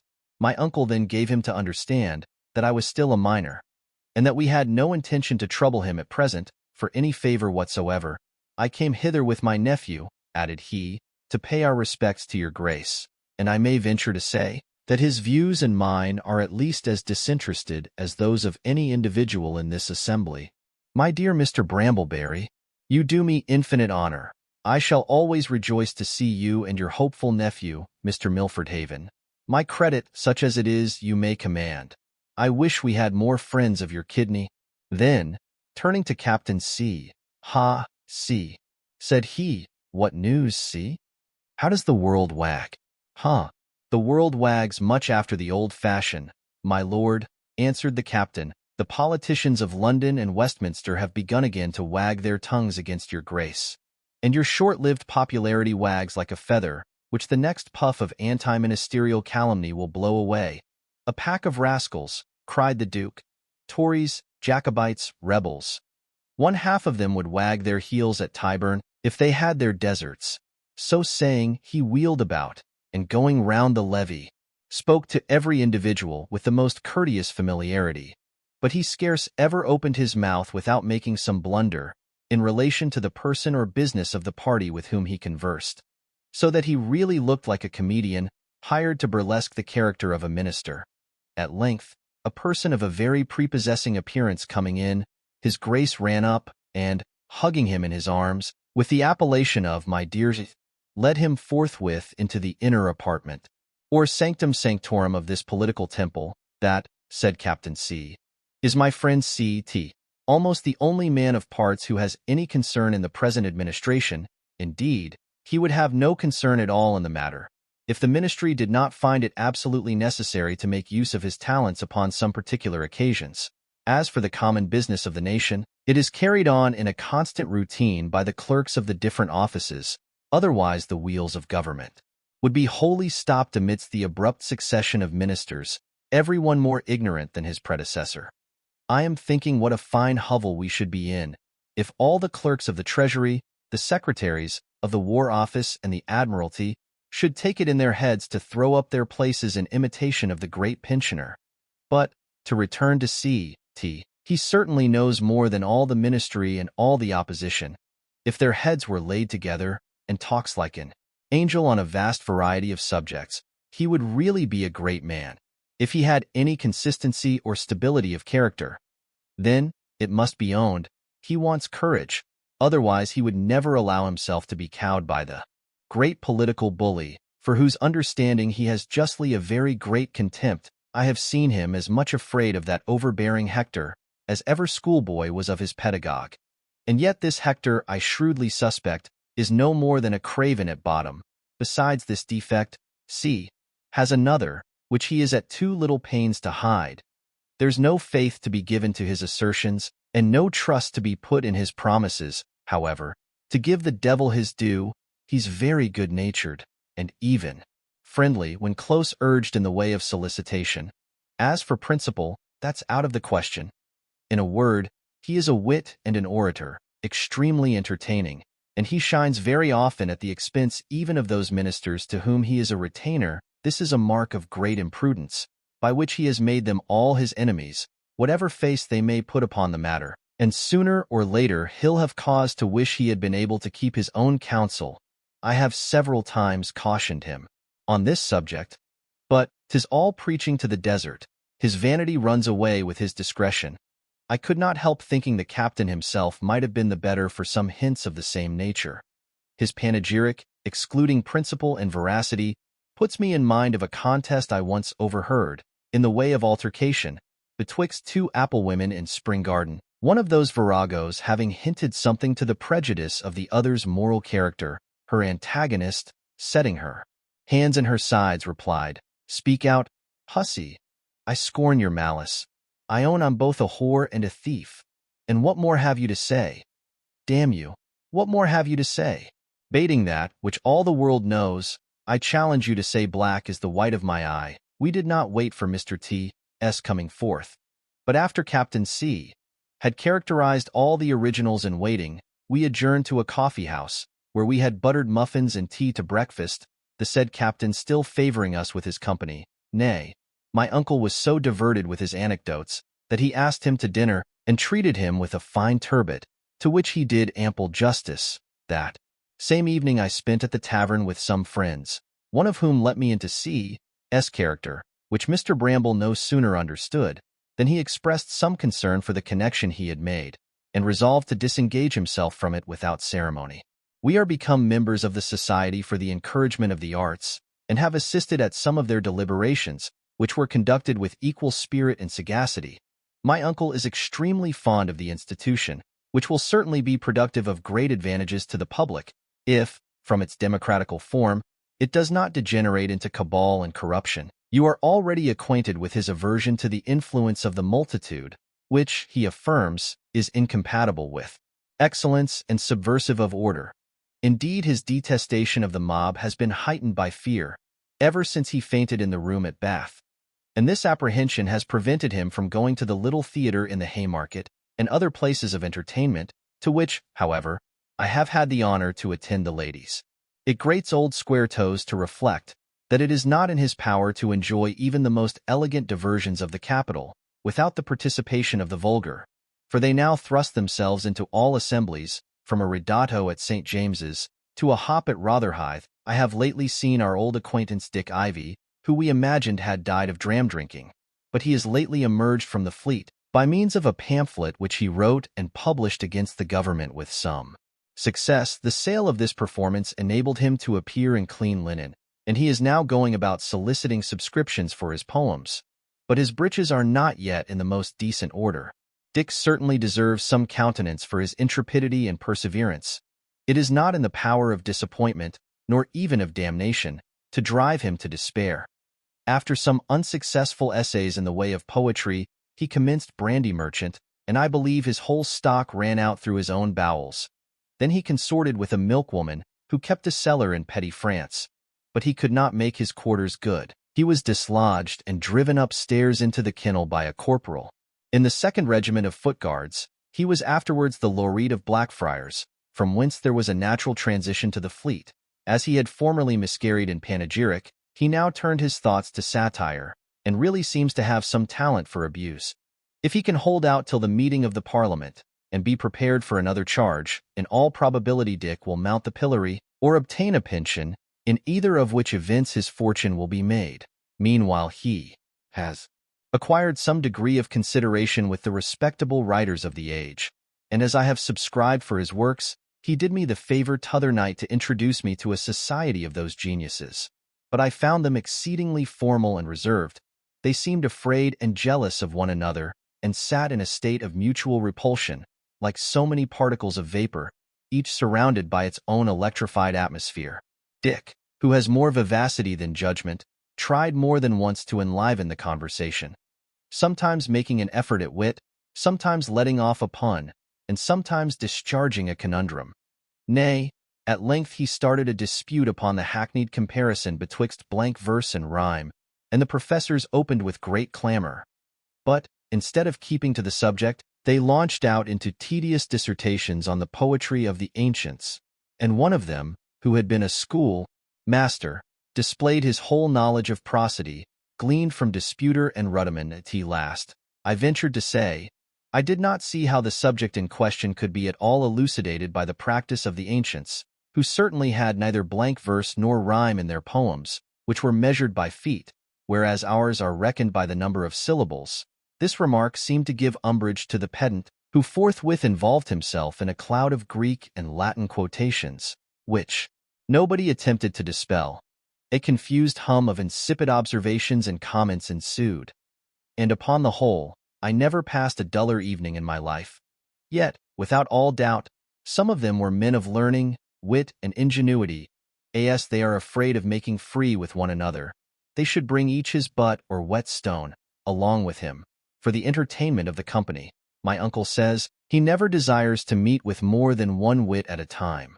One wit, like a knuckle of ham in soup, gives a zest and flavor to the dish, but more than one serves only to spoil the pottage. And now I'm afraid I have given you an unconscionable mess without any flavor at all, for which, I suppose, you will bestow your benedictions upon your friend and servant J. Melford, London, June 5th. To Dr. Lewis. Dear Lewis, your fable of the monkey and the pig is what the Italians call ben trovata, but I shall not repeat it to my apothecary, who is a proud Scotchman, very thin-skinned and, for aught I know, may have his degree in his pocket. A right Scotchman has always 2 strings to his bow, and is in utrumque paratus. Certain it is, I have not scaped a scouring, but, I believe, by means of that scouring I have scaped something worse, perhaps a tedious fit of the gout or rheumatism, for my appetite began to flag, and I had certain croakings in the bowels, which boded me no good. Nay, I am not yet quite free of these remembrances, which warn me to be gone from this centre of infection. What temptation can a man of my turn and temperament have, to live in a place where every corner teems with fresh objects of detestation and disgust? What kind of taste and organs must those people have, who really prefer the adulterate enjoyments of the town to the genuine pleasures of a country retreat? Most people, I know, are originally seduced by vanity, ambition, and childish curiosity, which cannot be gratified but in the busy haunts of men. But, in the course of this gratification, their very organs of sense are perverted, and they become habitually lost to every relish of what is genuine and excellent in its own nature. Shall I state the difference between my town grievances and my country comforts? At Brambleton Hall, I have elbow room within doors, and breathe a clear, elastic, salutary air. I enjoy refreshing sleep, which is never disturbed by horrid noise, nor interrupted, but in a morning, by the sweet twitter of the martlet at my window. I drink the virgin lymph, pure and crystalline as it gushes from the rock, or the sparkling beverage, home-brewed from malt of my own making, or I indulge with cider, which my own orchard affords, or with claret of the best growth imported, for my own use, by a correspondent on whose integrity I can depend. My bread is sweet and nourishing, made from my own wheat, ground in my own mill, and baked in my own oven. My table is, in a great measure, furnished from my own ground. My 5-year-old mutton, fed on the fragrant herbage of the mountains, that might vie with venison in juice and flavor. My delicious veal, fattened with nothing but the mother's milk, that fills the dish with gravy. My poultry from the barn door, that never knew confinement, but when they were at roost. My rabbits panting from the warren. My game fresh from the moors. My trout and salmon struggling from the stream. Oysters from their native banks, and herrings with other sea fish, I can eat in 4 hours after they are taken. My salads, roots, and pot herbs, my own garden yields in plenty and perfection. The produce of the natural soil, prepared by moderate cultivation, the same soil affords all the different fruits which England may call her own, so that my dessert is every day fresh gathered from the tree. My dairy flows with nectareous tildes of milk and cream, from whence we derive abundance of excellent butter, curds, and cheese, and the refuse fattens my pigs, that are destined for hams and bacon. I go to bed betimes, and rise with the sun. I make shift to pass the hours without weariness or regret, and am not destitute of amusements within doors, when the weather will not permit me to go abroad. I read and chat, and play at billiards, cards, or backgammon. Without doors, I superintend my farm, and execute plans of improvements, the effects of which I enjoy with unspeakable delight. Nor do I take less pleasure in seeing my tenants thrive under my auspices, and the poor live comfortably by the employment which I provide. You know I have 1 or 2 sensible friends, to whom I can open all my heart, a blessing which, perhaps, I might have sought in vain among the crowded scenes of life. There are a few others of more humble parts, whom I esteem for their integrity, and their conversation I find inoffensive, though not very entertaining. Finally, I live in the midst of honest men and trusty dependents, who, I flatter myself, have a disinterested attachment to my person. You, yourself, my dear doctor, can vouch for the truth of these assertions. Now, mark the contrast at London. I am pent up in frowsy lodgings, where there is not room enough to swing a cat, and I breathe the steams of endless putrefaction. And these would, undoubtedly, produce a pestilence, if they were not qualified by the gross acid of sea coal, which is itself a pernicious nuisance to lungs of any delicacy of texture. But even this boasted corrector cannot prevent those languid, sallow looks that distinguish the inhabitants of London from those ruddy swains that lead a country life. I go to bed after midnight, jaded and restless from the dissipations of the day. I start every hour from my sleep at the horrid noise of the watchman bawling the hour through every street and thundering at every door. A set of useless fellows, who serve no other purpose but that of disturbing the repose of the inhabitants. And by 5 o'clock I start out of bed, in consequence of the still more dreadful alarm made by the country carts and noisy rustics, bellowing green peas under my window. If I would drink water, I must quaff the mawkish contents of an open aqueduct, exposed to all manner of defilement, or swallow that which comes from the river Thames, impregnated with all the filth of London and Westminster. Human excrement is the least offensive part of the concrete, which is composed of all the drugs, minerals, and poisons used in mechanics and manufacture, enriched with the putrefying carcasses of beasts and men, and mixed with the scourings of all the washtubs, kennels, and common sewers, within the bills of mortality. This is the agreeable potation, extolled by the Londoners as the finest water in the universe. As to the intoxicating potion, sold for wine, it is a vile, unpalatable, and pernicious sophistication, balderdashed with cider, corn spirit, and the juice of sloes. In an action at law, laid against a carman for having staved a cask of port, it appeared from the evidence of the cooper that there were not above 5 gallons of real wine in the whole pipe, which held above 100, and even that had been brewed and adulterated by the merchant at Oporto. The bread I cad in London is a deleterious paste, mixed up with chalk, alum, and bone ashes. Insipid to the taste and destructive to the constitution, the good people are not ignorant of this adulteration, but they prefer it to wholesome bread because it is whiter than the meal of corn. Thus they sacrifice their taste and their health and the lives of their tender infants to a most absurd gratification of a misjudging eye.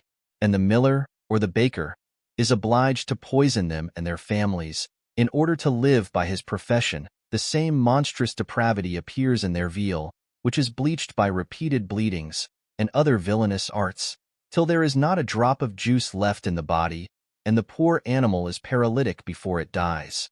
So void of all taste, nourishment, and savor, that a man might dine as comfortably on a white fricassee of kidskin gloves, or chip hats from Leghorn, as they have discharged the natural color from their bread, their butcher's meat and poultry, their cutlets, ragouts, fricassees, and sauces of all kinds. So they insist upon having the complexion of their potterbs mended, even at the hazard of their lives, perhaps. You will hardly believe they can be so mad as to boil their greens with brass halfpence, in order to improve their color.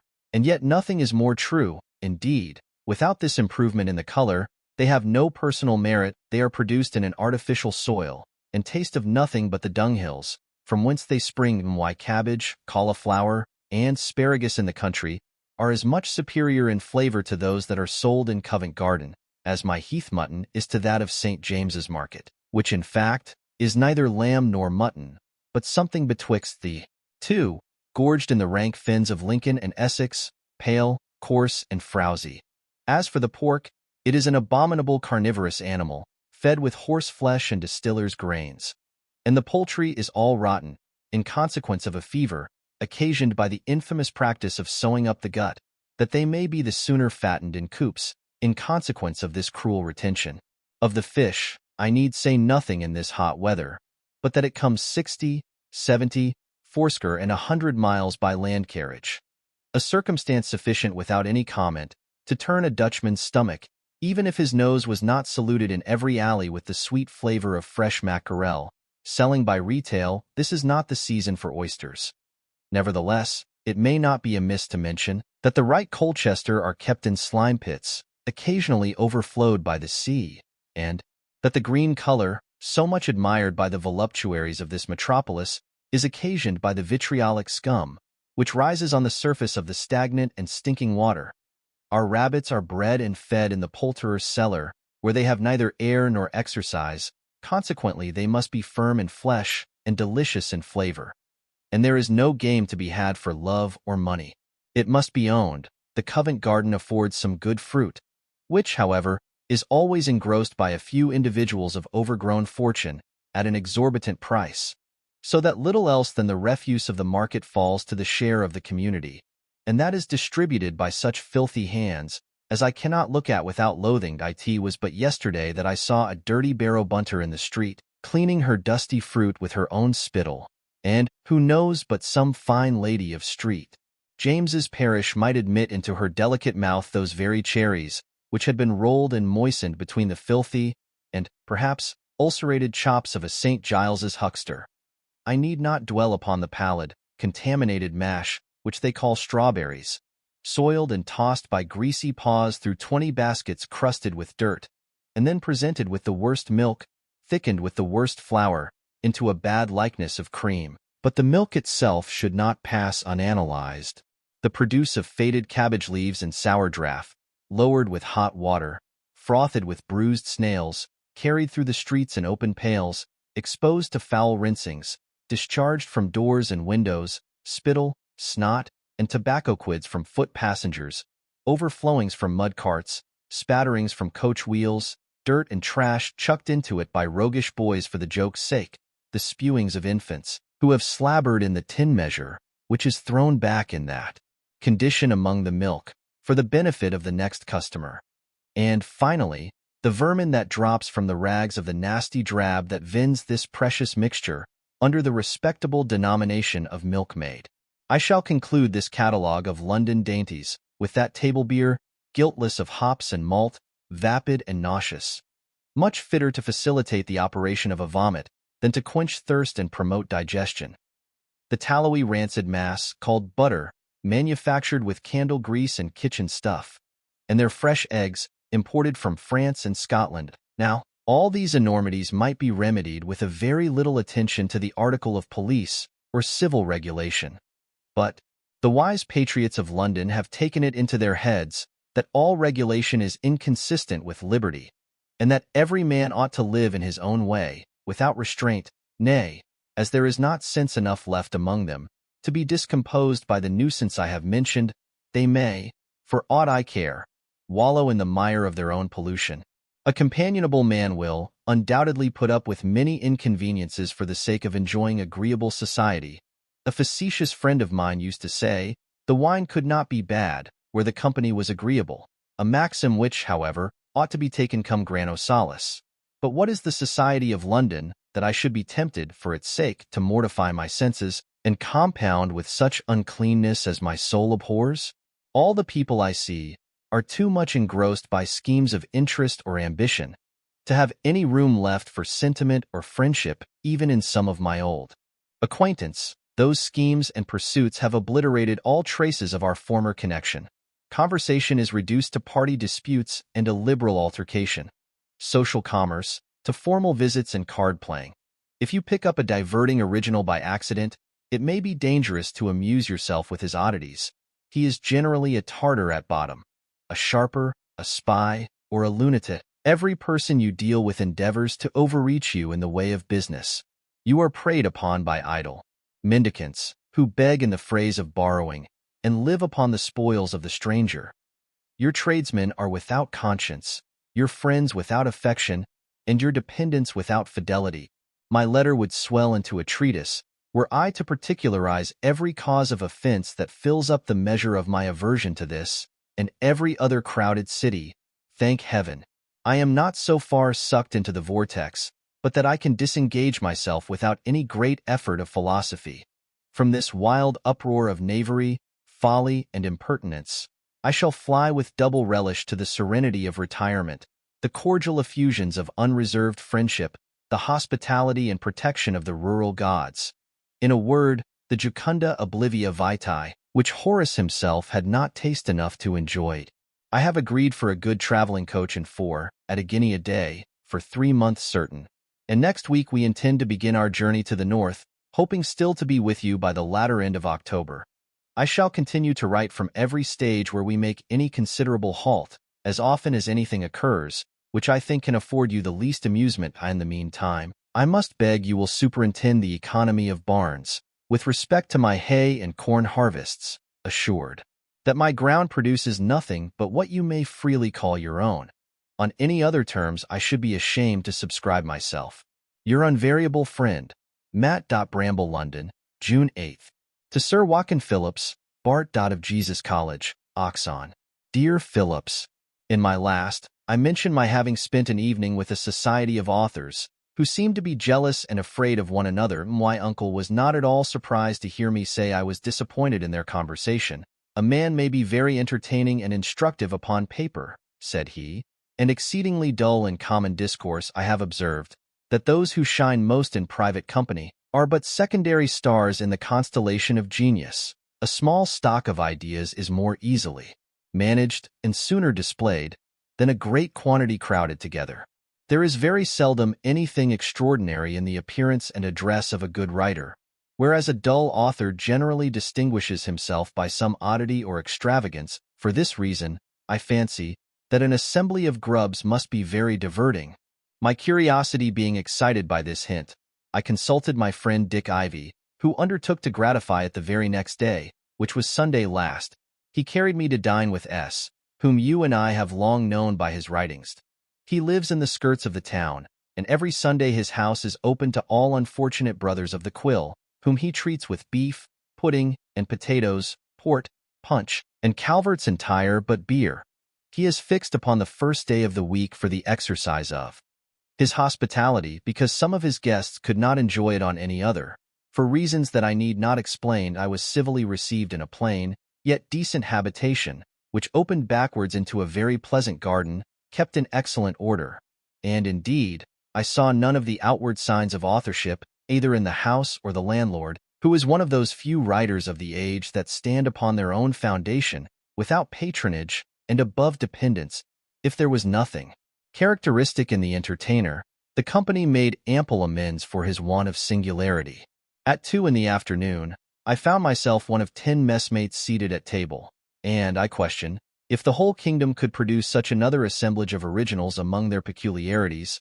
I do not mention those of dress, which may be purely accidental. What struck me were oddities originally produced by affectation, and afterwards confirmed by habit. One of them wore spectacles at dinner, and another his hat flapped, though, as Ivy told me, the first was noted for having a seaman's eye when a bailiff was in the wind, and the other was never known to labor under any weakness or defect of vision, except about 5 years ago, when he was complimented with a couple of black eyes by a player, with whom he had quarreled in his drink. A third wore a lace stocking, and made use of crutches, because, once in his life, he had been laid up with a broken leg, though no man could leap over a stick with more agility. A fourth had contracted such an antipathy to the country that he insisted upon sitting with his back towards the window that looked into the garden, and when a dish of cauliflower was set upon the table, he snuffed up volatile salts to keep him from fainting. Yet this delicate person was the son of a Katager, born under a hedge, and had many years run wild among asses on a common. A fifth affected distraction when spoke to. He always answered from the purpose. Sometimes he suddenly started up, and rapped out a dreadful oath. Sometimes he burst out a-laughing. Then he folded his arms and sighed, and then he hissed like 50 serpents. At first I really thought he was mad, and, as he sat near me, began to be under some apprehensions for my own safety, when our landlord, perceiving me alarmed, assured me aloud that I had nothing to fear. The gentleman, said he, is trying to act a part for which he is by no means qualified. If he had all the inclination in the world, it is not in his power to be mad. His spirits are too flat to be kindled into frenzy. 'Tis no bad puff, however, observed a person in a tarnished laced coat, affected in madness. Will pass for W at W with 9/9 out of T20, and affected stuttering for humor, replied our landlord, though, God knows, there is an affinity betwixt them. It seems, this wag, after having made some abortive attempts in plain speaking, had recourse to this defect, by means of which he frequently extorted the laugh of the company, without the least expense of genius, and that imperfection, which he had at first counterfeited, was now become so habitual that he could not lay it aside. A certain winking genius, who wore yellow gloves at dinner, had, on his first introduction, taken such offense at S, because he looked and talked, and ate and drank like any other man, that he spoke contemptuously of his understanding ever after, and never would repeat his visit, until he had exhibited the following proof of his caprice. What Wyvil, the poet, having made some unsuccessful advances towards an intimacy with S, at last gave him to understand, by a third person, that he had written a poem in his praise and a satire against his person, that if he would admit him to his house, the first should be immediately sent to press, but that if he persisted in declining his friendship, he would publish his satire without delays. Replied, that he looked upon Wyvil's panegyric as in effect a species of infamy, and would resent it accordingly with a good cudgel, but if he published the satire, he might deserve his compassion, and had nothing to fear from his revenge. Wyvil, having considered the alternative,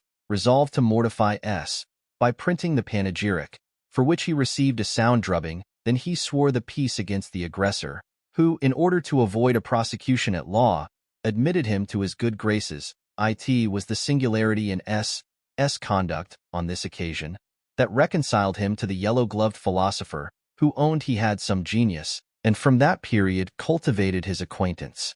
Curious to know upon what subjects the several talents of my fellow guests were employed, I applied to my communicative friend Dick Ivy, who gave me to understand that most of them were, or had been, understrappers or journeymen to more creditable authors, for whom they translated, collated, and compiled in the business of bookmaking, and that all of them had, at different times, labored in the service of our landlord, though they had now set up for themselves in various departments of literature. Not only their talents, but also their nations and dialects were so various that our conversation resembled the confusion of tongues at Babel.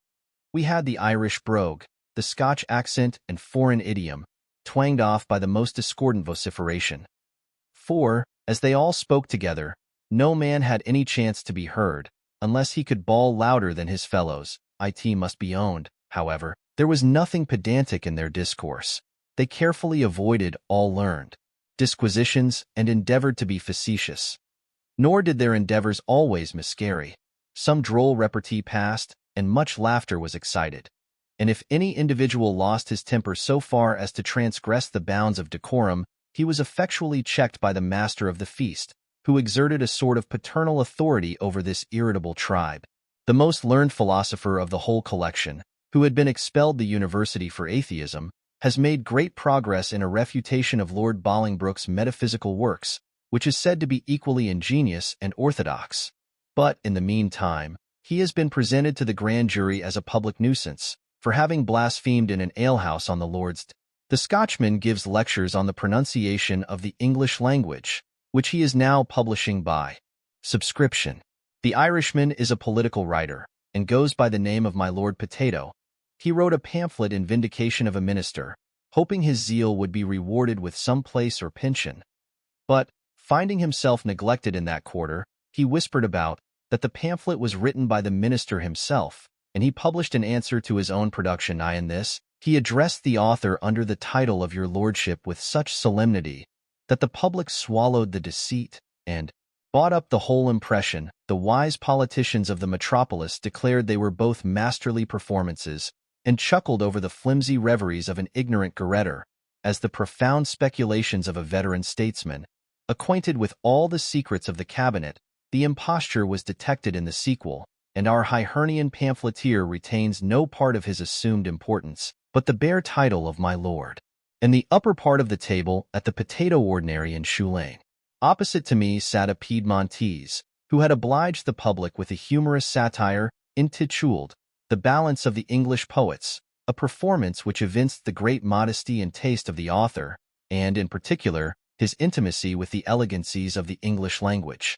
The sage, who labored under the agrophobia, or horror of green fields, had just finished a treatise on practical agriculture, though, in fact, he had never seen corn growing in his life, and was so ignorant of grain that our entertainer, in the face of the whole company, made him own that a plate of hominy was the best rice pudding he had ever eat. The stutterer had almost finished his travels through Europe and part of Asia, without ever budging beyond the liberties of the King's Bench, except in term time, with a tipstaff for his companion. And as for little Tim Cropdale, the most facetious member of the whole society, he had happily wound up the catastrophe of a virgin tragedy, from the exhibition of which he promised himself a large fund of profit and reputation. Tim had made shift to live many years by writing novels, at the rate of £5 a volume. But that branch of business is now engrossed by female authors, who publish merely for the propagation of virtue, with so much ease and spirit and delicacy and knowledge of the human heart, and all in the serene tranquility of high life, that the reader is not only enchanted by their genius, but reformed by their morality. After dinner, we adjourned into the garden, where, I observed, Mr. S. gave a short separate audience to every individual in a small remote filbert walk, from whence most of them dropped off one after another, without further ceremony.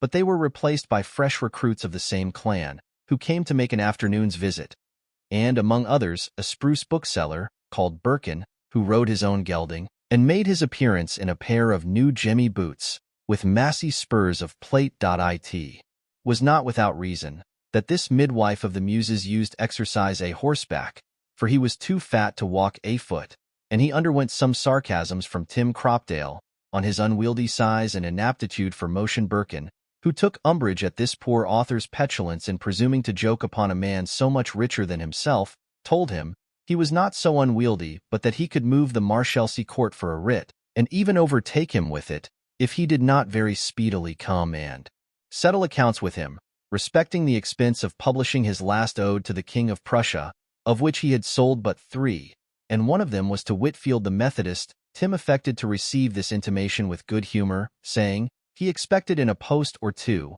from Potsdam, a poem of thanks from his Prussian Majesty, who knew very well how to pay poets in their own coin. But in the meantime he proposed that Mr. Birkin and he should run 3 times round the garden for a bowl of punch, to be drank at Ashley's in the evening, and he would run boots against stockings. The bookseller, who valued himself upon his mettle, was persuaded to accept the challenge, and he forthwith resigned his boots to Cropdale, who, when he had put them on, was no bad representation of Captain Pistol in the play. Everything being adjusted, they started together with great impetuosity, and in the second round, Birkin had clearly the advantage. Larding the lean earth as he puffed along, Cropdale had no mind to contest the victory further, but in a twinkling disappeared through the back door of the garden, which opened into a private lane that had communication with the high road. The spectators immediately began to hollow, "Stole away," and Birkin set off in pursuit of him with great eagerness. But he had not advanced 20 yards in the lane, when a thorn running into his foot sent him hopping back into the garden, roaring with pain and swearing with vexation. When he was delivered from this annoyance by the Scotchman, who had been bred to surgery, he looked about him wildly, exclaiming, "Sure, the fellow won't be such a rogue as to run clear away with my boots." Our landlord, having reconnoitered the shoes he had left, which, indeed, hardly deserved that name, "Pray," said he, "Mr. Birkin, want your boots made of calfskin?" "Calfskin or cowskin," replied the other. "I'll find a slip of sheepskin that will do his business. I lost 20 pounds by his farce which you persuaded me to buy. I am out of pocket 5 pounds by his damned ode. And now this pair of boots, brand new, cost me 30 shillings as per receipt. But this affair of the boots is felony, transportation. I'll have the dog indicted at the Old Bailey. I will, Mr. S. I will be revenged, even though I should lose my debt in consequence of his conviction." Mr. S. said nothing at present, but accommodated him with a pair of shoes, then ordered his servant to rub him down and comfort him with a glass of rum punch, which seemed, in a great measure, to cool the rage of his indignation. "After all," said our landlord, "this is no more than a humbug in the way of wit, though it deserves a more respectable epithet when considered as an effort of invention. Tim, being, I suppose, out of credit with the cordwainer, fell upon this ingenious expedient to supply the want of shoes, knowing that Mr. Birkin, who loves humor, would himself relish the joke. Upon a little recollection, Cropdale literally lives by his wit, which he has exercised upon all his friends in their turns. He once borrowed my pony for 5 or 6 days to go to Salisbury, and sold him in Smithfield at his return. This was a joke of such a serious nature, that, in the first transports of my passion, I had some thoughts of prosecuting him for horse-stealing, and even when my resentment had in some measure subsided, as he industriously avoided me, I vowed I would take satisfaction on his ribs with the first opportunity. One day, seeing him at some distance in the street, coming towards me, I began to prepare my cane for action, and walked in the shadow of a porter, that he might not perceive me soon enough to make his escape. But, in the very instant I had lifted up the instrument of correction, I found Tim Cropdale metamorphosed into a miserable blind wretch, feeling his way with a long stick from post to post, and rolling about 2 bald unlighted orbs instead of eyes. I was exceedingly shocked at having so narrowly escaped the concern and disgrace that would have attended such a misapplication of vengeance.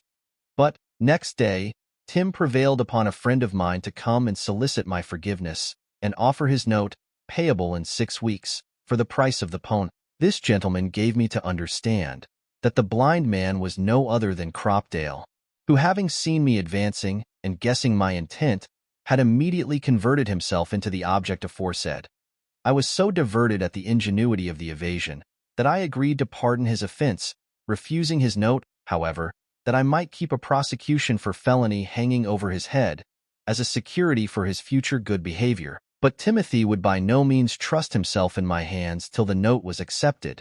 Then he made his appearance at my door as a blind beggar, and imposed in such a manner upon my man, who had been his old acquaintance and pot companion, that the fellow threw the door in his face, and even threatened to give him the bastinado. Hearing a noise in the hall, I went thither, and immediately recollecting the figure I had passed in the street, accosted him by his own name, to the unspeakable astonishment of the footman.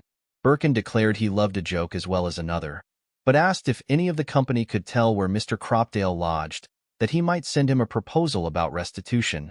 Before the boots should be made away with, I would willingly give him a pair of new shoes, said he, and half a guinea into the bargain for the boots, which fitted me like a glove, and I shan't be able to get the fellows of the till the good weather for riding is over. The stuttering wit declared that the only secret which Cropdale ever kept, was the place of his lodgings. But he believed that, during the heats of summer, he commonly took his repose upon a bulk, or indulged himself in fresco, with one of the kennel nymphs, under the portico of St. Martin's Church. Pox on him, cried the bookseller. He might as well have taken my whip and spurs in that case. He might have been tempted to steal another horse, and then he would have rid to the devil of course.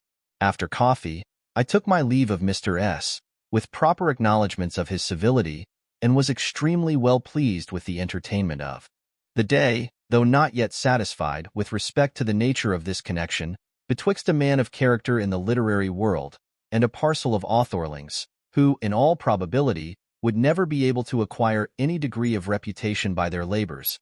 On this head I interrogated my conductor, Dick Ivy, who answered me to this effect: one would imagine S. had some view to his own interest in giving countenance and assistance to those people whom he knows to be bad men as well as bad writers. But, if he has any such view, he will find himself disappointed. For if he is so vain as to imagine he can make them subservient to his schemes of profit or ambition, they are cunning enough to make him their property in the meantime. There is not one of the company you have seen today, myself excepted, who does not owe him particular obligations. One of them he bailed out of a sponging house, and afterwards paid the debt. Another he translated into his family and clothed, when he was turned out half-naked from jail in consequence of an act for the relief of insolvent debtors.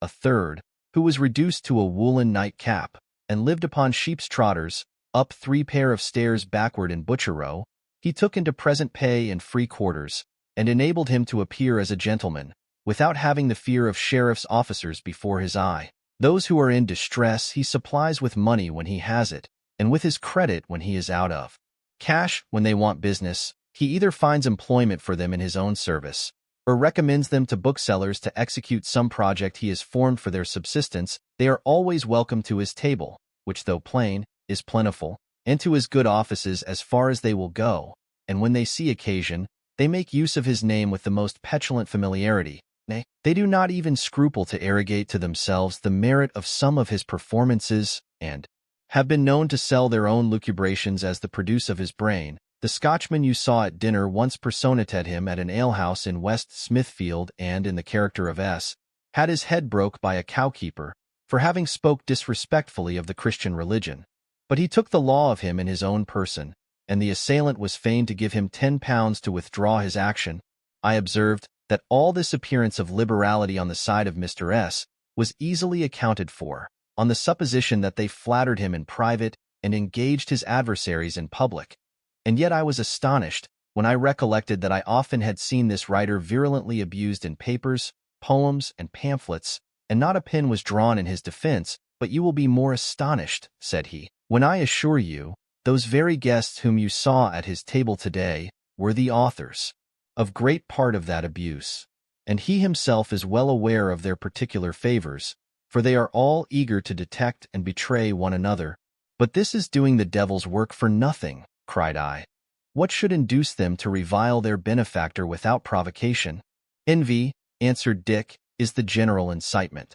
But they are galled by an additional scourge of provocations. Directs a literary journal, in which their productions are necessarily brought to trial, and though many of them have been treated with such lenity and favor as they little deserved, yet the slightest censure, such as, perhaps, could not be avoided with any pretensions to candor and impartiality, has rankled in the hearts of those authors to such a degree that they have taken immediate vengeance on the critic in anonymous libels, letters, and lampoons. Indeed, all the writers of the age, good, bad, and indifferent, from the moment he assumed this office, became his enemies, either professed or in petto, except those of his friends who knew they had nothing to fear from his strictures. And he must be a wiser man than me who can tell what advantage or satisfaction he derives from having brought such a nest of hornets about his ears. I owned that was a point which might deserve consideration, but still I expressed a desire to know his real motives for continuing his friendship to a set of rascals equally ungrateful and insignificant. He said he did not pretend to assign any reasonable motive, that, if the truth must be told, the man was, in point of conduct, a most incorrigible fool, that, though he pretended to have a knack at hitting off characters, he blundered strangely in the distribution of his favors, which were generally bestowed on the most undeserving of those who had recourse to his assistance. That indeed, this preference was not so much owing to want of discernment as to want of resolution, for he had not fortitude enough to resist the importunity even of the most worthless, and as he did not know the value of money, there was very little merit in parting with it so easily, that his pride was gratified in seeing himself courted by such a number of literary dependents, that probably he delighted in hearing them expose and traduce one another. And finally, from their information, he became acquainted with all the transactions of Grub Street, which he had some thoughts of compiling for the entertainment of the public. I could not help suspecting, from Dick's discourse, that he had some particular grudge against S., upon whose conduct he had put the worst construction it would bear, and, by dint of cross-examination, I found he was not at all satisfied with the character which had been given in the review of his last performance, though it had been treated civilly in consequence of the author's application to the critic. By all accounts, S. is not without weakness and caprice, but he is certainly good-humored and civilized. Nor do I find that there is anything overbearing, cruel, or implacable in his disposition. I have dwelt so long upon authors that you will perhaps suspect I intend to enroll myself among the fraternity. But if I were actually qualified for the profession, it is at best but a desperate resource against starving, as it affords no provision for old age and infirmity. Salmon, at the age of 4, is now in a garret, compiling matter, at a guinea a sheet, for a modern historian, who, in point of age, might be his grandchild, and Psalmanazar, after having drudged half a century in the literary mill, in all the simplicity and abstinence of an Asiatic, subsists upon the charity of a few booksellers, just sufficient to keep him from the parish. I think Guy, who was himself a bookseller, ought to have appropriated one wing or ward of his hospital to the use of decayed authors, though, indeed, there is neither hospital, college, nor workhouse within the bills of mortality large enough to contain the poor of this society, composed, as it is, from the refuse of every other profession. I know not whether you will find any amusement in this account of an odd race of mortals, whose constitution had, I own, greatly interested the curiosity of yours, J. Melford, London, June 10th. To Miss Letitia Willis, at Gloucester. My dear Letty, there is something on my spirits, which I should not venture to communicate by the post, but having the opportunity of Mrs. Brentwood's return, I seize it eagerly, to disburthen my poor heart, which is oppressed with fear and vexation. O Letty, what a miserable situation it is, to be without a friend to whom one can apply for counsel and consolation in distress. I hinted in my last, that one Mr. Barton had been very particular in his civilities. I can no longer mistake his meaning. He has formally professed himself my admirer, and, after 1,000 assiduities, perceiving I made but a cold return to his addresses, he had recourse to the mediation of Lady Griskin, who has acted the part of a very warm advocate in his behalf. But, my dear Willis, her ladyship overacts her part. She not only expatiates on the ample fortune, the great connections, and the unblemished character of Mr. Barton, but she takes the trouble to catechize me, and 2 days ago peremptorily told me that a girl of my age could not possibly resist so many considerations, if her heart was not pre-engaged. This insinuation threw me into such a flutter that she could not but observe my disorder, and, presuming upon the discovery, insisted upon my making her the confidant of my passion. But, although I had not such command of myself as to conceal the emotion of my heart, I am not such a child as to disclose its secret to a person who would certainly use them to its prejudice. I told her it was no wonder if I was out of countenance at her introducing a subject of conversation so unsuitable to my years and inexperience, that I believed Mr. Barton was a very worthy gentleman, and I was much obliged to him for his good opinion.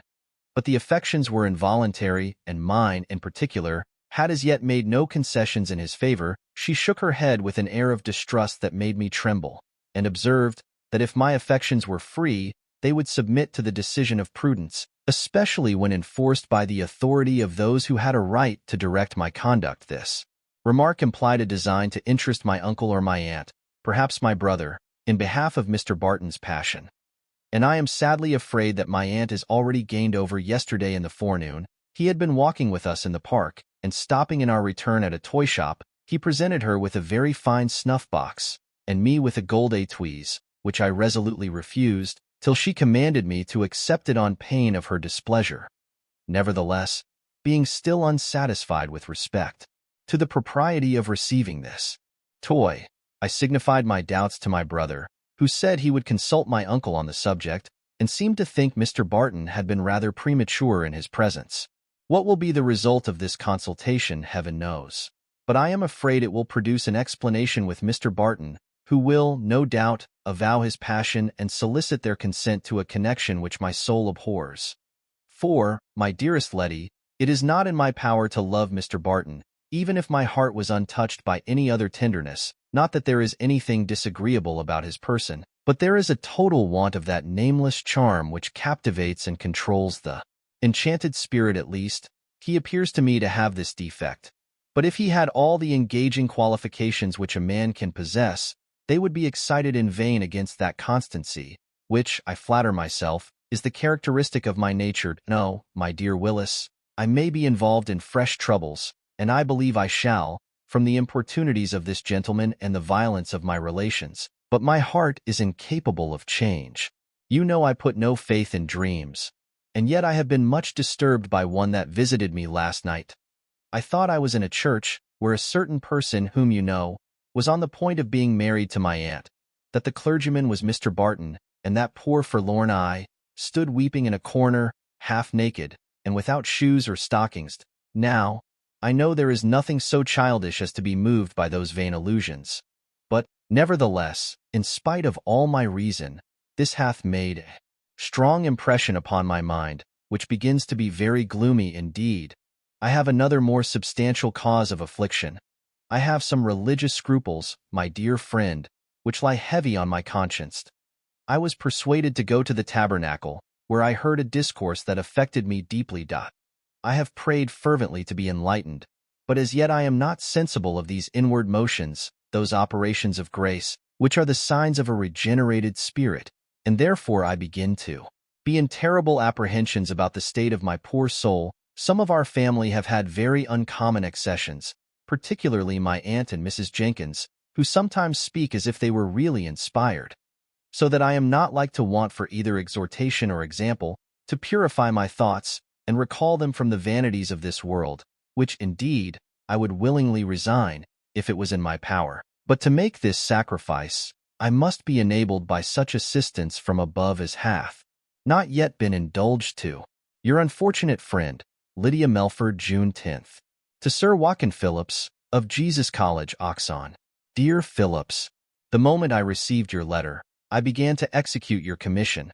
With the assistance of mine host at the Bull and Gate, I discovered the place to which your fugitive valet had retreated, and taxed him with his dishonesty. The fellow was in manifest confusion at sight of me, but he denied the charge with great confidence, till I told him that if he would give up the watch, which was a family piece, he might keep the money and the clothes, and go to the devil his own way, at his leisure. But if he rejected this proposal, I would deliver him forthwith to the constable, whom I had provided for that purpose, and he would carry him before the justice without further delay. After some hesitation, he desired to speak with me in the next room, where he produced the watch, with all its appendages, and I have delivered it to our landlord, to be sent you by the first safe conveyance. So much for business. I shall grow vain, upon your saying you find entertainment in my letters, barren, as they certainly are, of incident and importance, because your amusement must arise, not from the matter, but from the manner, which you know is all my own, animated, therefore, by the approbation of a person, whose nice taste and consummate judgment I can no longer doubt. I will cheerfully proceed with our memoirs. As it is determined we shall set out next week for Yorkshire, I went today in the forenoon, with my uncle, to see a carriage, belonging to a coachmaker in our neighborhood. Turning down a narrow lane, behind Longacre, we perceived a crowd of people standing at a door, which, it seems, opened into a kind of a Methodist meeting, and were informed that a footman was then holding forth to the congregation within. Curious to see this phenomenon, we squeezed into the place with much difficulty. And who should this preacher be but the identical Humphry Clinker? He had finished his sermon and given out a psalm, the first stave of which he sung with peculiar graces, But if we were astonished to see Clinker in the pulpit, we were altogether confounded at finding all the females of our family among the audience. There was Lady Griskin, Mrs. Tabitha Bramble, Mrs. Winifred Jenkins, my sister Liddy, and Mr. Barton, and all of them joined in the psalmody, with strong marks of devotion. I could hardly keep my gravity on this ludicrous occasion, but old Square-Toes was differently affected. The first thing that struck him was the presumption of his lackey, whom he commanded to come down, with such an air of authority as Humphry did not think proper to disregard. He descended immediately, and all the people were in commotion. Barton looked exceedingly sheepish. Lady Griskin flirted her fan. Mrs. Tabby groaned in spirit. Liddy changed countenance, and Mrs. Jenkins sobbed as if her heart was breaking. My uncle, with a sneer, asked pardon of the ladies for having interrupted their devotion, saying he had particular business with the preacher, whom he ordered to call a hackney coach. This being immediately brought up to the end of the lane, he handed Liddy into it, and my aunt and I, following him, we drove home, without taking any further notice of the rest of the company, who still remained in silent astonishment. Mr. Bramble, perceiving Liddy in great trepidation, assumed a milder aspect, bidding her be under no concern, for he was not at all displeased at anything she had done. "I have no objection," said he, "to your being religiously inclined, but I don't think my servant is a proper ghostly director for a devotee of your sex and character. If, in fact, as I rather believe, your aunt is not the sole conductress of this machine." Mrs. Tabitha made no answer, but threw up the whites of her eyes, as if in the act of ejaculation. Poor Liddy said she had no right to the title of a devotee, that she thought there was no harm in hearing a pious discourse, even if it came from a footman, especially as her aunt was present, but that if she had erred from ignorance, she hoped he would excuse it, as she could not bear the thoughts of living under his displeasure. The old gentleman, pressing her hand with a tender smile, said she was a good girl, and that he did not believe her capable of doing anything that could give him the least umbrage or disgust. When we arrived at our lodgings, he commanded Mr. Clinker to attend him upstairs, and spoke to him in these words: "Since you are called upon by the Spirit to preach and to teach, it is high time to lay aside the livery of an earthly master. And for my part, I am unworthy to have an apostle in my service. I hope," said Humphry, "I have not failed in my duty to your honor. I should be a vile wretch if I did, considering the misery from which your charity and compassion relieved me. But, having an inward admonition of the Spirit, an admonition of the devil," cried the squire in a passion. "What admonition, you blockhead? What right has such a fellow as you to set up for a reformer?" "Begging your honor's pardon," replied Clinker, "may not the new light of God's grace shine upon the poor and the ignorant in their humility, as well as upon the wealthy and the philosopher in all his pride of human learning?"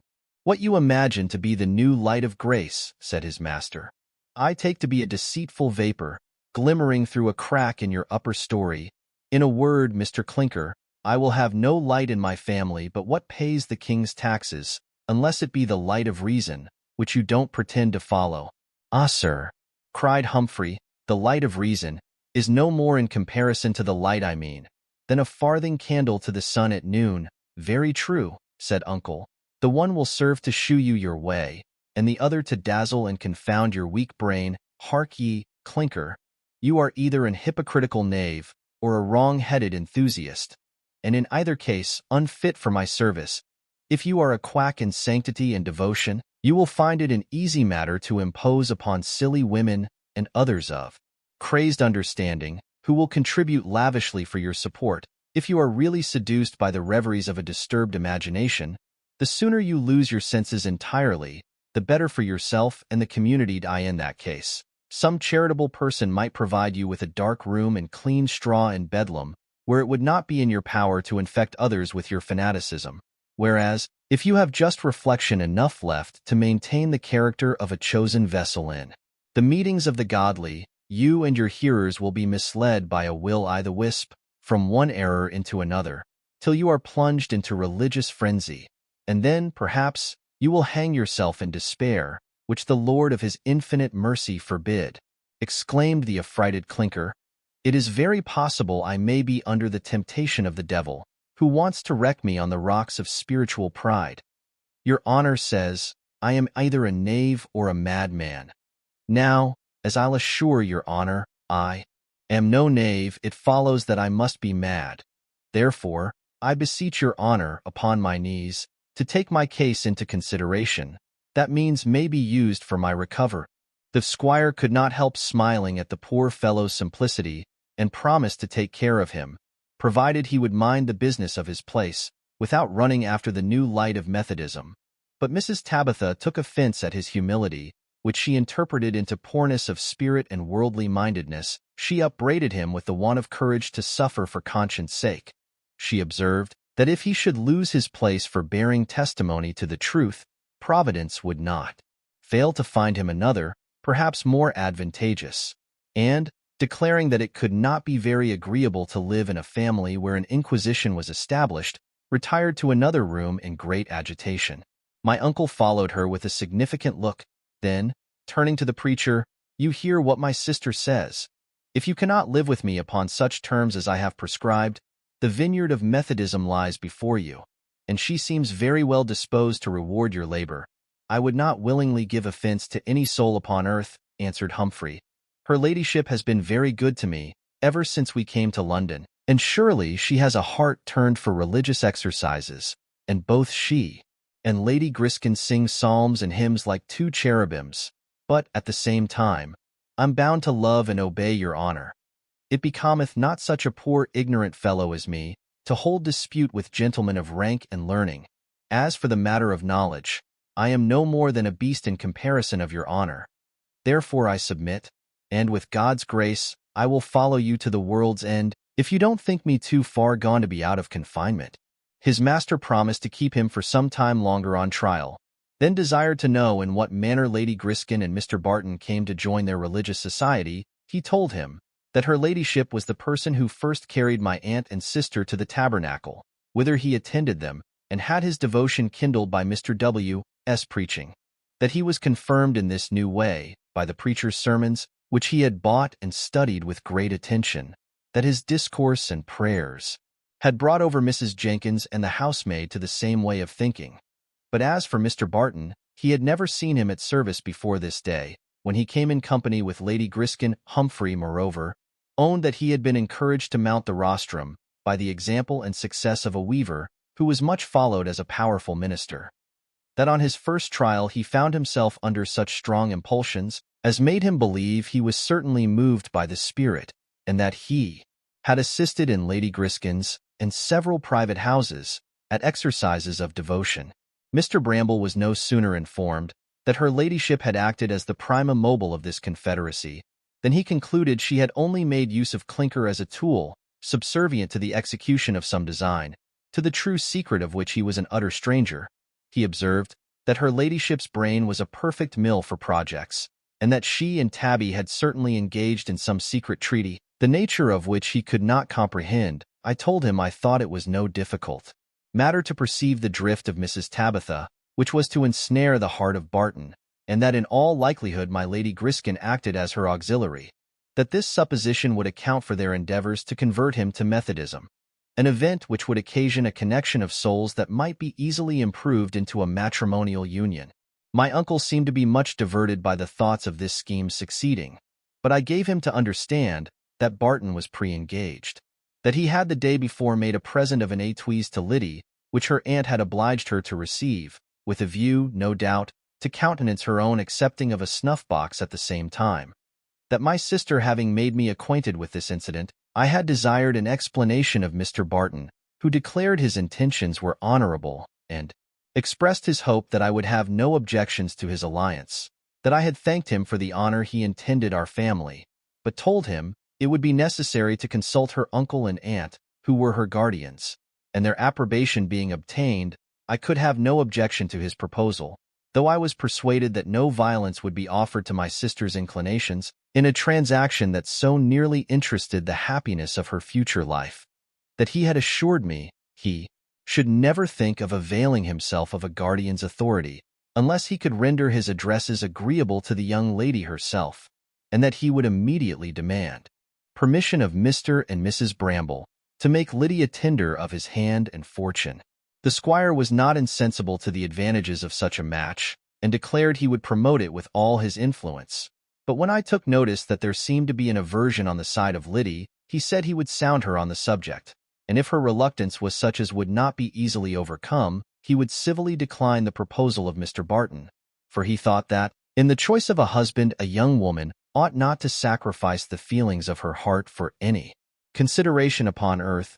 Liddy is not so desperate, said he, as to worship fortune at such an expense. I take it for granted this whole affair will end in smoke, though there seems to be a storm brewing in the quarter of Mrs. Tabby, who sat with all the sullen dignity of silence at dinner, seemingly pregnant with complaint and expostulation. She had certainly marked Barton for her own prey. She cannot possibly favor his suit to Liddy, and therefore I expect something extraordinary will attend his declaring himself my sister's admirer. This declaration will certainly be made in form, as soon as the lover can pick up resolution enough to stand the brunt of Mrs. Tabby's disappointment, for he is, without doubt, aware of her designs upon his person. The particulars of the denouement you shall know in due season. Meanwhile I am always yours, J. Melford, London, June 10th. To Dr. Lewis. Dear Lewis, the deceitful calm was of short duration. I am plunged again in a sea of vexation, and the complaints in my stomach and bowels are returned, so that I suppose I shall be disabled from prosecuting the excursion I had planned. What the devil had I to do? To come a plague hunting with a leash of females in my train? Yesterday my precious sister, who, by the by, has been for some time a professed Methodist, came into my apartment, attended by Mr. Barton, and desired an audience with a very stately air. Brother, said she, this gentleman has something to propose, which I flatter myself will be the more acceptable, as it will rid you of a troublesome companion. Then Mr. Barton proceeded to this effect. I am, indeed, extremely ambitious of being allied to your family, Mr. Bramble, and I hope you will see no cause to interpose your authority. As for authority, said Tabby, interrupting him with some warmth, I know of none that he has a right to use on this occasion. If I pay him the compliment of making him acquainted with the step I intend to take, it is all he can expect in reason. This is as much as I believe he would do by me, if he intended to change his own situation in life. In a word, brother, I am so sensible of Mr. Barton's extraordinary merit, that I have been prevailed upon to alter my resolution of living a single life, and to put my happiness in his hands, by vesting him with a legal title to my person and fortune. Such as they are, the business at present is to have the writings drawn, and I shall be obliged to you, if you will recommend a lawyer to me for that purpose. You may guess what an effect this overture had upon me, who, from the information of my nephew, expected that Barton was to make a formal declaration of his passion for Liddy. I could not help gazing in silent astonishment alternately at Tabby and her supposed admirer, who last hung his head in the most awkward confusion for a few minutes, and then retired on pretense of being suddenly seized with a vertigo. Mrs. Tabitha affected much concern, and would have had him make use of a bed in the house, but he insisted upon going home, that he might have recourse of some drops, which he kept for such emergencies, and his inamorata acquiesced. In the meantime I was exceedingly puzzled at this adventure, though I suspected the truth, and did not know in what manner to demean myself towards Mrs. Tabitha, when Jerry came in and told me he had just seen Mr. Barton alight from his chariot at Lady Griskin's door. This incident seemed to threaten a visit from her ladyship, with which we were honored accordingly in less than half an hour. I find, said she, there has been a match of cross purposes among you good folks, and I'm come to set you to rights. So saying, she presented me with the following billet. Dear Sir, I no sooner recollected myself from the extreme confusion I was thrown into by that unlucky mistake of your sister, than I thought it my duty to assure you that my devoirs to Mrs. Bramble never exceeded the bounds of ordinary civility, and that my heart is unalterably fixed upon Miss Liddy Melford, as I had the honor to declare to her brother when he questioned me upon that subject. Lady Griskin has been so good as to charge herself, not only with the delivery of this note, but also with the task of undeceiving Mrs. Bramble, for whom I have the most profound respect and veneration, though my affection being otherwise engaged is no longer in the power of, Sir, your very humble servant, Ralph Barton. Having cast my eyes over this billet, I told her ladyship that I would no longer retard the friendly office she had undertaken, and I and Jerry forthwith retired into another room.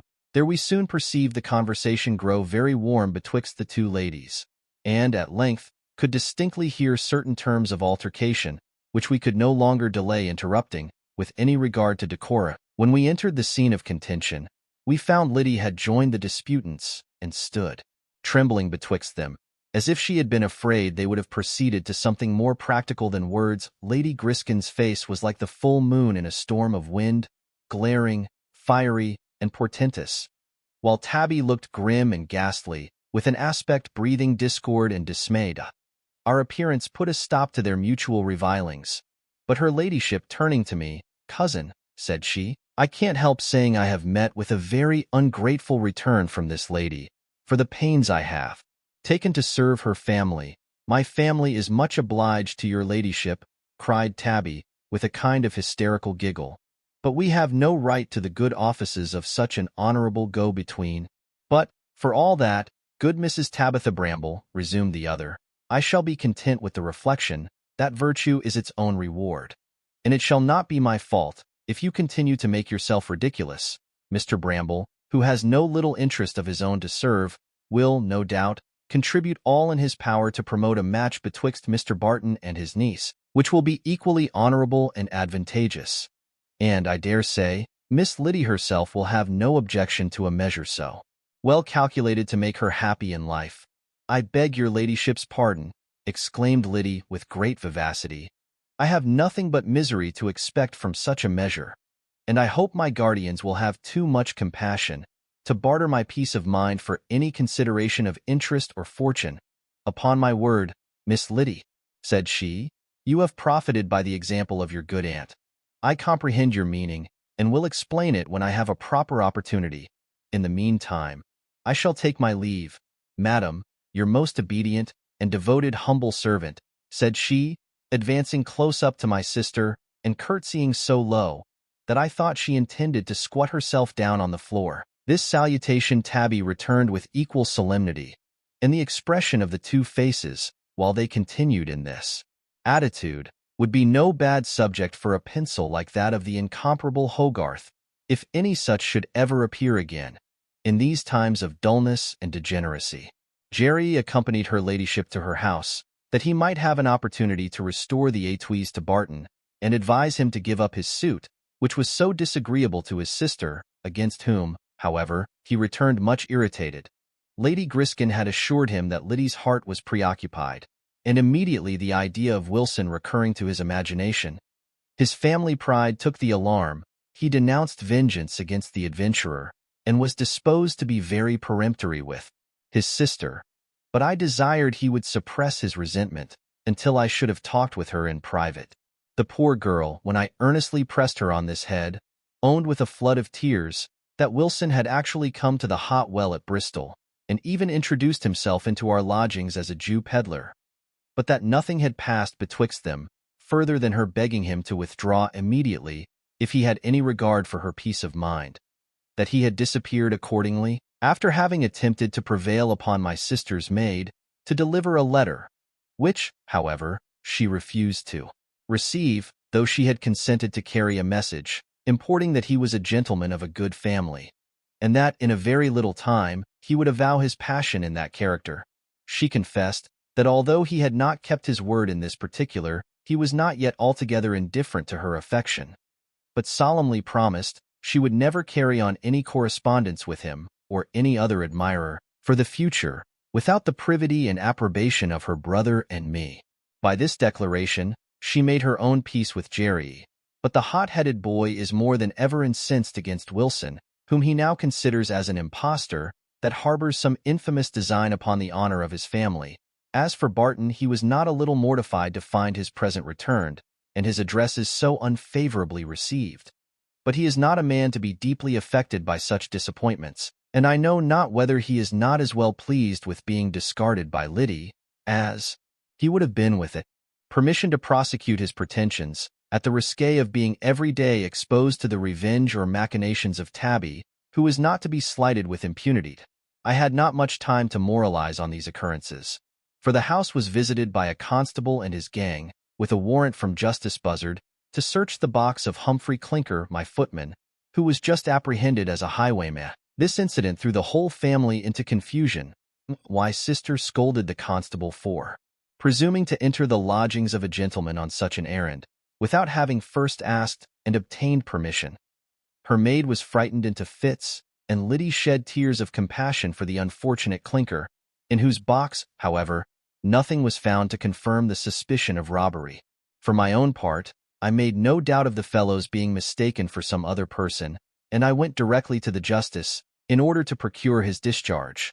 But there I found the matter much more serious than I expected. Poor Clinker stood trembling at the bar, surrounded by thief-takers, and at a little distance, a thick, squat fellow, a postilion, his accuser, who had seized him on the street, and swore positively to his person, that the said Clinker had, on the 15th day of March last, on Blackheath, robbed a gentleman in a post-chaise, which he, the postilion, drove. This deposition was sufficient to justify his commitment, and he was sent accordingly to Clerkenwell prison, whither Jerry accompanied him in the coach, in order to recommend him properly to the keeper, that he may want for no convenience which the place affords. The spectators, who assembled to see this highwayman, were sagacious enough to discern something very villainous in his aspect, which, begging their pardon, is the very picture of simplicity, and the justice himself put a very unfavorable construction upon some of his answers, which, he said, savored of the ambiguity and equivocation of an old offender. But, in my opinion, it would have been more just and humane to impute them to the confusion into which we may suppose a poor country lad to be thrown on such an occasion. I am still persuaded he is innocent, and in this persuasion, I can do no less than use my utmost endeavors that he may not be oppressed. I shall, tomorrow, send my nephew to wait on the gentleman who was robbed and beg. He will have the humanity to go and see the prisoner, that, in case he should find him quite different from the person of the highwayman, he may bear testimony in his behalf. Howsoever it may fare with Clinker, this cursed affair will be to me productive of intolerable chagrin. I have already caught a dreadful cold, by rushing into the open air from the justice's parlor, where I had been stewing in the crowd. And though I should not be laid up with the gout, as I believe I shall, I must stay at London for some weeks, till this poor devil comes to his trial at Rochester. So that, in all probability, my northern expedition is blown up. If you can find anything in your philosophical budget to console me in the midst of these distresses and apprehensions, pray let it be communicated to your unfortunate friend, Matt. Bramble, London, June 12th. To Sir Watkin Phillips, of Jesus College, Oxon. Dear What? The farce is finished, and another piece of a graver cast brought upon the stage. Our aunt made a desperate attack upon Barton, who had no other way of saving himself, but by leaving her in possession of the field, and avowing his pretensions to Liddy, by whom he has been rejected in his turn. Lady Griskin acted as his advocate and agent on this occasion, with such zeal as embroiled her with Mrs. Tabitha, and a high scene of altercation passed betwixt these two religionists, which might have come to action, had not my uncle interposed. They are however reconciled, in consequence of an event which hath involved us all in trouble and disquiet. You must know, the poor preacher, Humphry Clinker, is now exercising his ministry among the felons in Clerkenwell prison.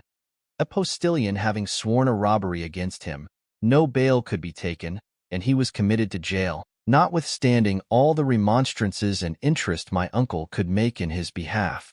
All things considered, the poor fellow cannot possibly be guilty, and yet, I believe, he runs some risk of being hanged upon his examination. He answered with such hesitation and reserve as persuaded most of the people, who crowded the place, that he was really a knave, and the justice's remarks confirmed their opinion. Exclusive of my uncle and myself, there was only one person who seemed inclined to favor the culprit. He was a young man, well dressed, and from the manner in which he cross-examined the evidence, we took it for granted that he was a student in one of the Inns of Court. He freely checked the justice for some uncharitable inferences he made to the prejudice of the prisoner, and even ventured to dispute with his worship on certain points of law. My uncle, provoked at the unconnected and dubious answers of Clinker, who seemed in danger of falling a sacrifice to his own simplicity, exclaimed, "In the name of God, if you are innocent, say so."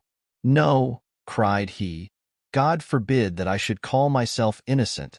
while my conscience is burthened with sin." "What then? You did commit this robbery?" resumed his master. "No, sure," said he. "Blessed be the Lord, I'm free of that guilt."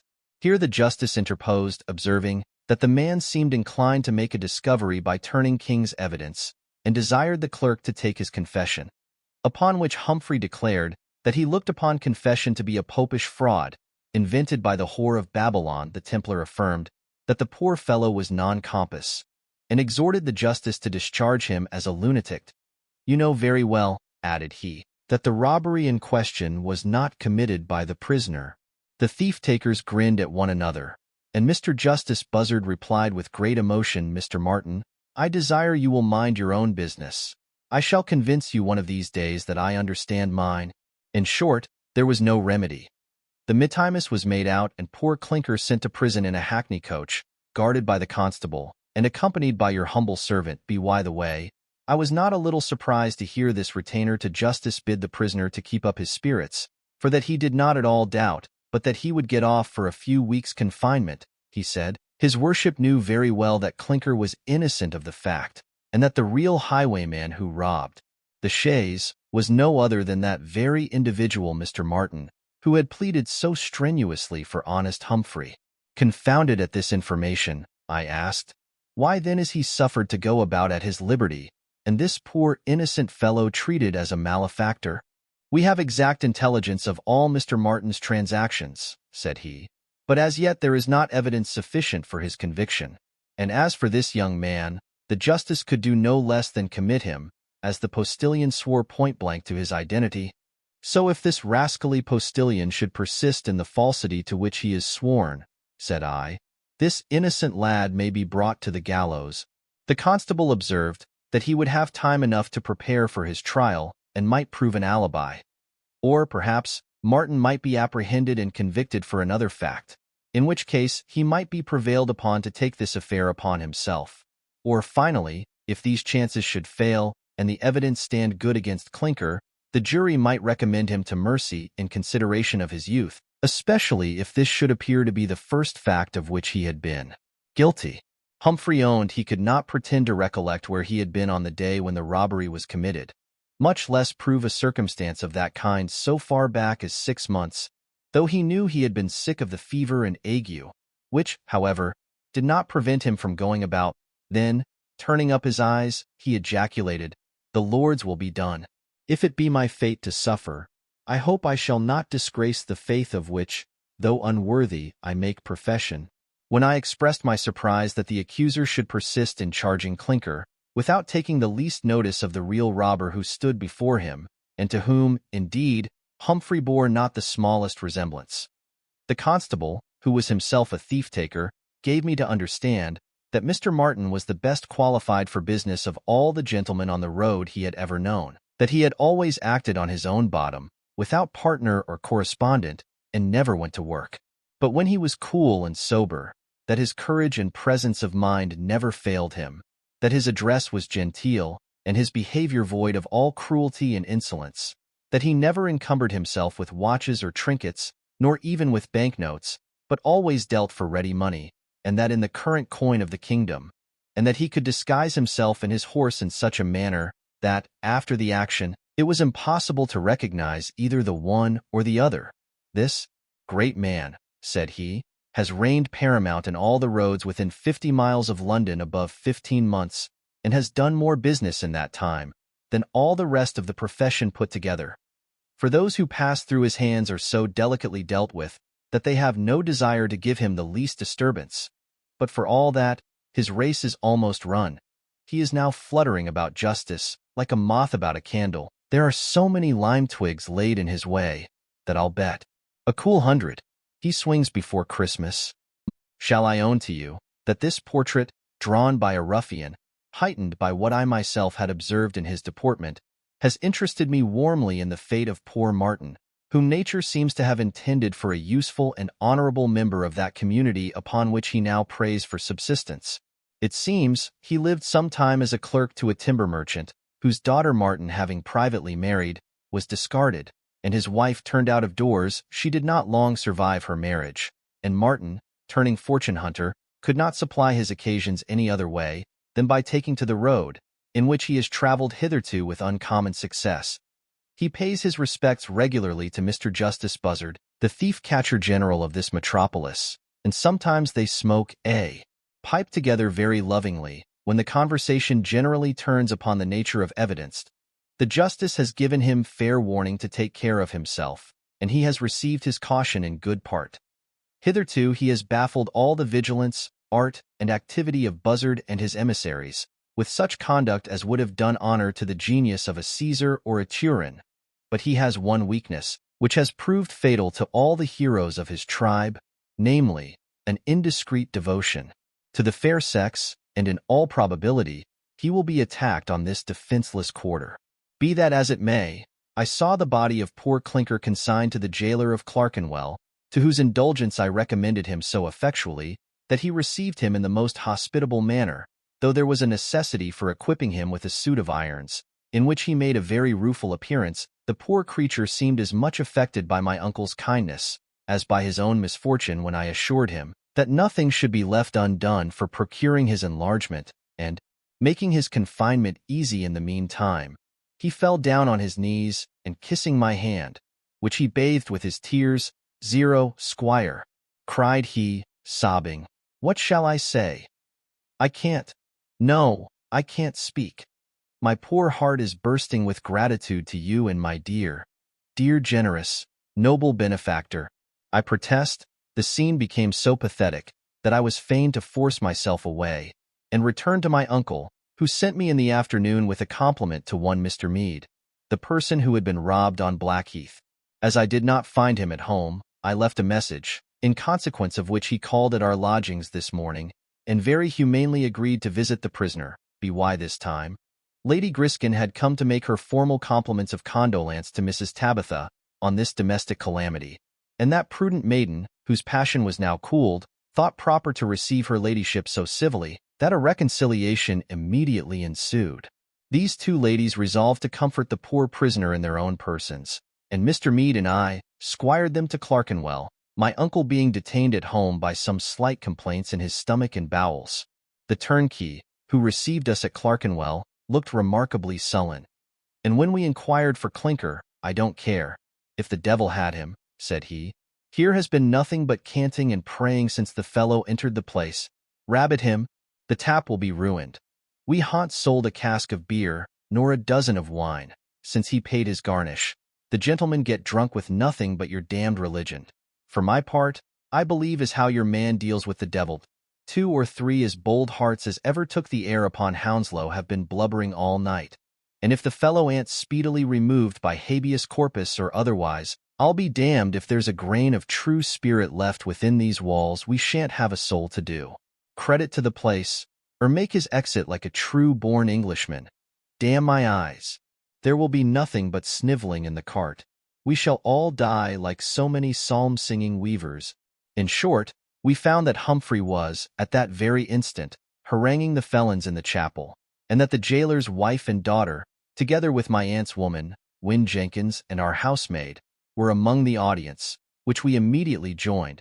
I never saw anything so strongly picturesque as this congregation of felons clanking their chains, in the midst of whom stood Orator Clinker, expatiating in a transport of fervor on the torments of hell, denounced in Scripture against evildoers, comprehending murderers, robbers, thieves, and whoremongers. The variety of attention exhibited in the faces of those ragamuffins formed a group that would not have disgraced the pencil of a Raphael. In one, it denoted admiration; in another, doubt; in a third, disdain; in a fourth, contempt; in a fifth, terror; in a sixth, derision; and in a seventh, indignation. As for Mrs. Winifred Jenkins, she was in tears, overwhelmed with sorrow. But, whether for her own sins or the misfortune of Clinker, I cannot pretend to say, the other females seemed to listen with a mixture of wonder and devotion. The jailer's wife declared he was a saint in trouble, saying, she wished from her heart there was such another good soul, like him, in every jail in England. Mr. Meade, having earnestly surveyed the preacher, declared his appearance was so different from that of the person who robbed him on Blackheath, that he could freely make oath he was not the man. But Humphry himself was by this time pretty well rid of all apprehensions of being hanged, for he had been the night before solemnly tried and acquitted by his fellow prisoners, some of whom he had already converted to Methodism. He now made proper acknowledgments for the honor of our visit, and was permitted to kiss the hands of the ladies, who assured him he might depend upon their friendship and protection. Lady Griskin, in her great zeal, exhorted his fellow prisoners to profit by the precious opportunity of having such a saint in bonds among them, and turn over a new leaf for the benefit of their poor souls. And, that her admonition might have the greater effect, she reinforced it with her bounty. While she and Mrs. Tabby returned in the coach with the two maidservants, I waited on Mr. Meade to the house of Justice Buzzard, who, having heard his declaration, said his oath could be of no use at present, but that he would be a material evidence for the prisoner at his trial, so that there seems to be no remedy but patience for poor Clinker, and, indeed, the same virtue or medicine will be necessary for us all, the squire in particular, who had set his heart upon his excursion to the northward. While we were visiting honest Humphry in Clerkenwell prison, my uncle received a much more extraordinary visit at his own lodgings. Mr. Martin, of whom I have made such honorable mention, desired permission to pay him his respects, and was admitted accordingly. He told him that having observed him, at Mr. Buzzard's, a good deal disturbed by what had happened to his servant, he had come to assure him he had nothing to apprehend for Clinker's life. For, if it was possible that any jury could find him guilty upon such evidence, he, Martin himself, would produce in court a person whose deposition would bring him off clear as the sun at noon. Sure, the fellow would not be so romantic as to take the robbery upon himself, he said. The postilion was an infamous fellow, who had been a dabbler in the same profession, and saved his life at the Old Bailey by impeaching his companions, that being now reduced to great poverty, he had made this desperate push to swear away the life of an innocent man in hopes of having the reward upon his conviction, but that he would find himself miserably disappointed, for the justice and his myrmidons were determined to admit of no interloper in this branch of business, and that he did not at all doubt but that they would find matter enough to shop the evidence himself before the next jail delivery. He affirmed that all these circumstances were well known to the justice, and that his severity to Clinker was no other than a hint to his master to make him a present in private, as an acknowledgment of his candor and humanity. This hint, however, was so unpalatable to Mr. Bramble that he declared, with great warmth, he would rather confine himself for life to London, which he detested, than be at liberty to leave it tomorrow, in consequence of encouraging corruption in a magistrate. Hearing, however, how favorable Mr. Meade's report had been for the prisoner, he is resolved to take the advice of counsel in what manner to proceed for his immediate enlargement. I make no doubt, but that in a day or two this troublesome business may be discussed, and in this hope we are preparing for our journey. If our endeavors do not miscarry, we shall have taken the field before you hear again from yours, J. Melford, London, June 11th. To Dr. Lewis. Thank heaven, dear Lewis, the clouds are dispersed, and I have now the clearest prospect of my summer campaign, which, I hope, I shall be able to begin tomorrow. I took the advice of counsel with respect to the case of Clinker, in whose favor a lucky incident has intervened. The fellow who accused him has had his own battery turned upon himself.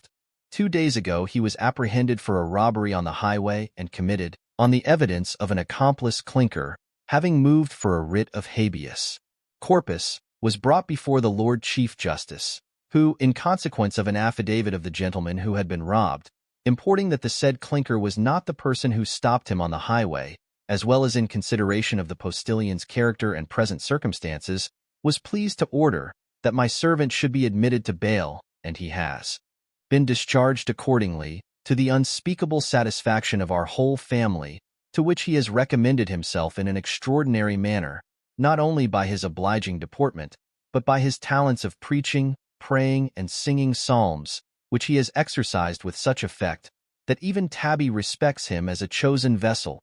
If there was anything like affectation or hypocrisy in this excess of religion, I would not keep him in my service, but, so far as I can observe, the fellow's character is downright simplicity, warmed with a kind of enthusiasm, which renders him very susceptible of gratitude and attachment to his benefactors.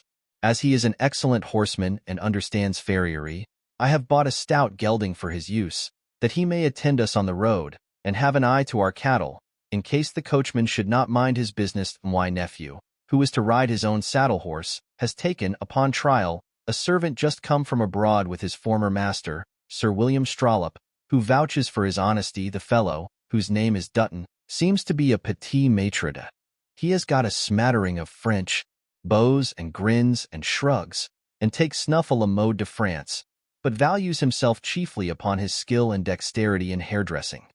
If I am not much deceived by appearance, he is, in all respects, the very contrast of Humphry Clinker. My sister has made up matters with Lady Griskin, though, I must own, I should not have been sorry to see that connection entirely destroyed. But Tabby is not of a disposition to forgive Barton, who, I understand, is gone to his seat in Berkshire for the summer season.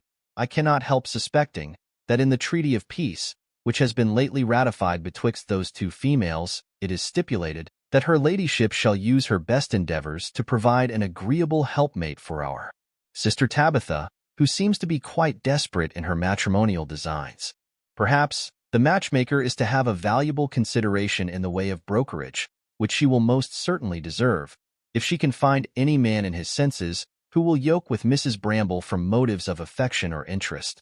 I find my spirits and my health affect each other reciprocally, that is to say, everything that discomposes my mind produces a correspondent disorder in my body, and my bodily complaints are remarkably mitigated by those considerations that dissipate the clouds of mental chagrin. The imprisonment of Clinker brought on those symptoms which I mentioned in my last, and now they are vanished at his discharge. It must be owned, indeed, I took some of the tincture of ginseng prepared, according to your prescription, and found it exceedingly grateful to the stomach, but the pain and sickness continued to return, after short intervals, till the anxiety of my mind was entirely removed, and then I found myself perfectly at case. We have had fair weather these 10 days, to the astonishment of the Londoners, who think it portentous. If you enjoy the same indulgence in Wales, I hope Barnes has got my hay made, and safe cocked by this time.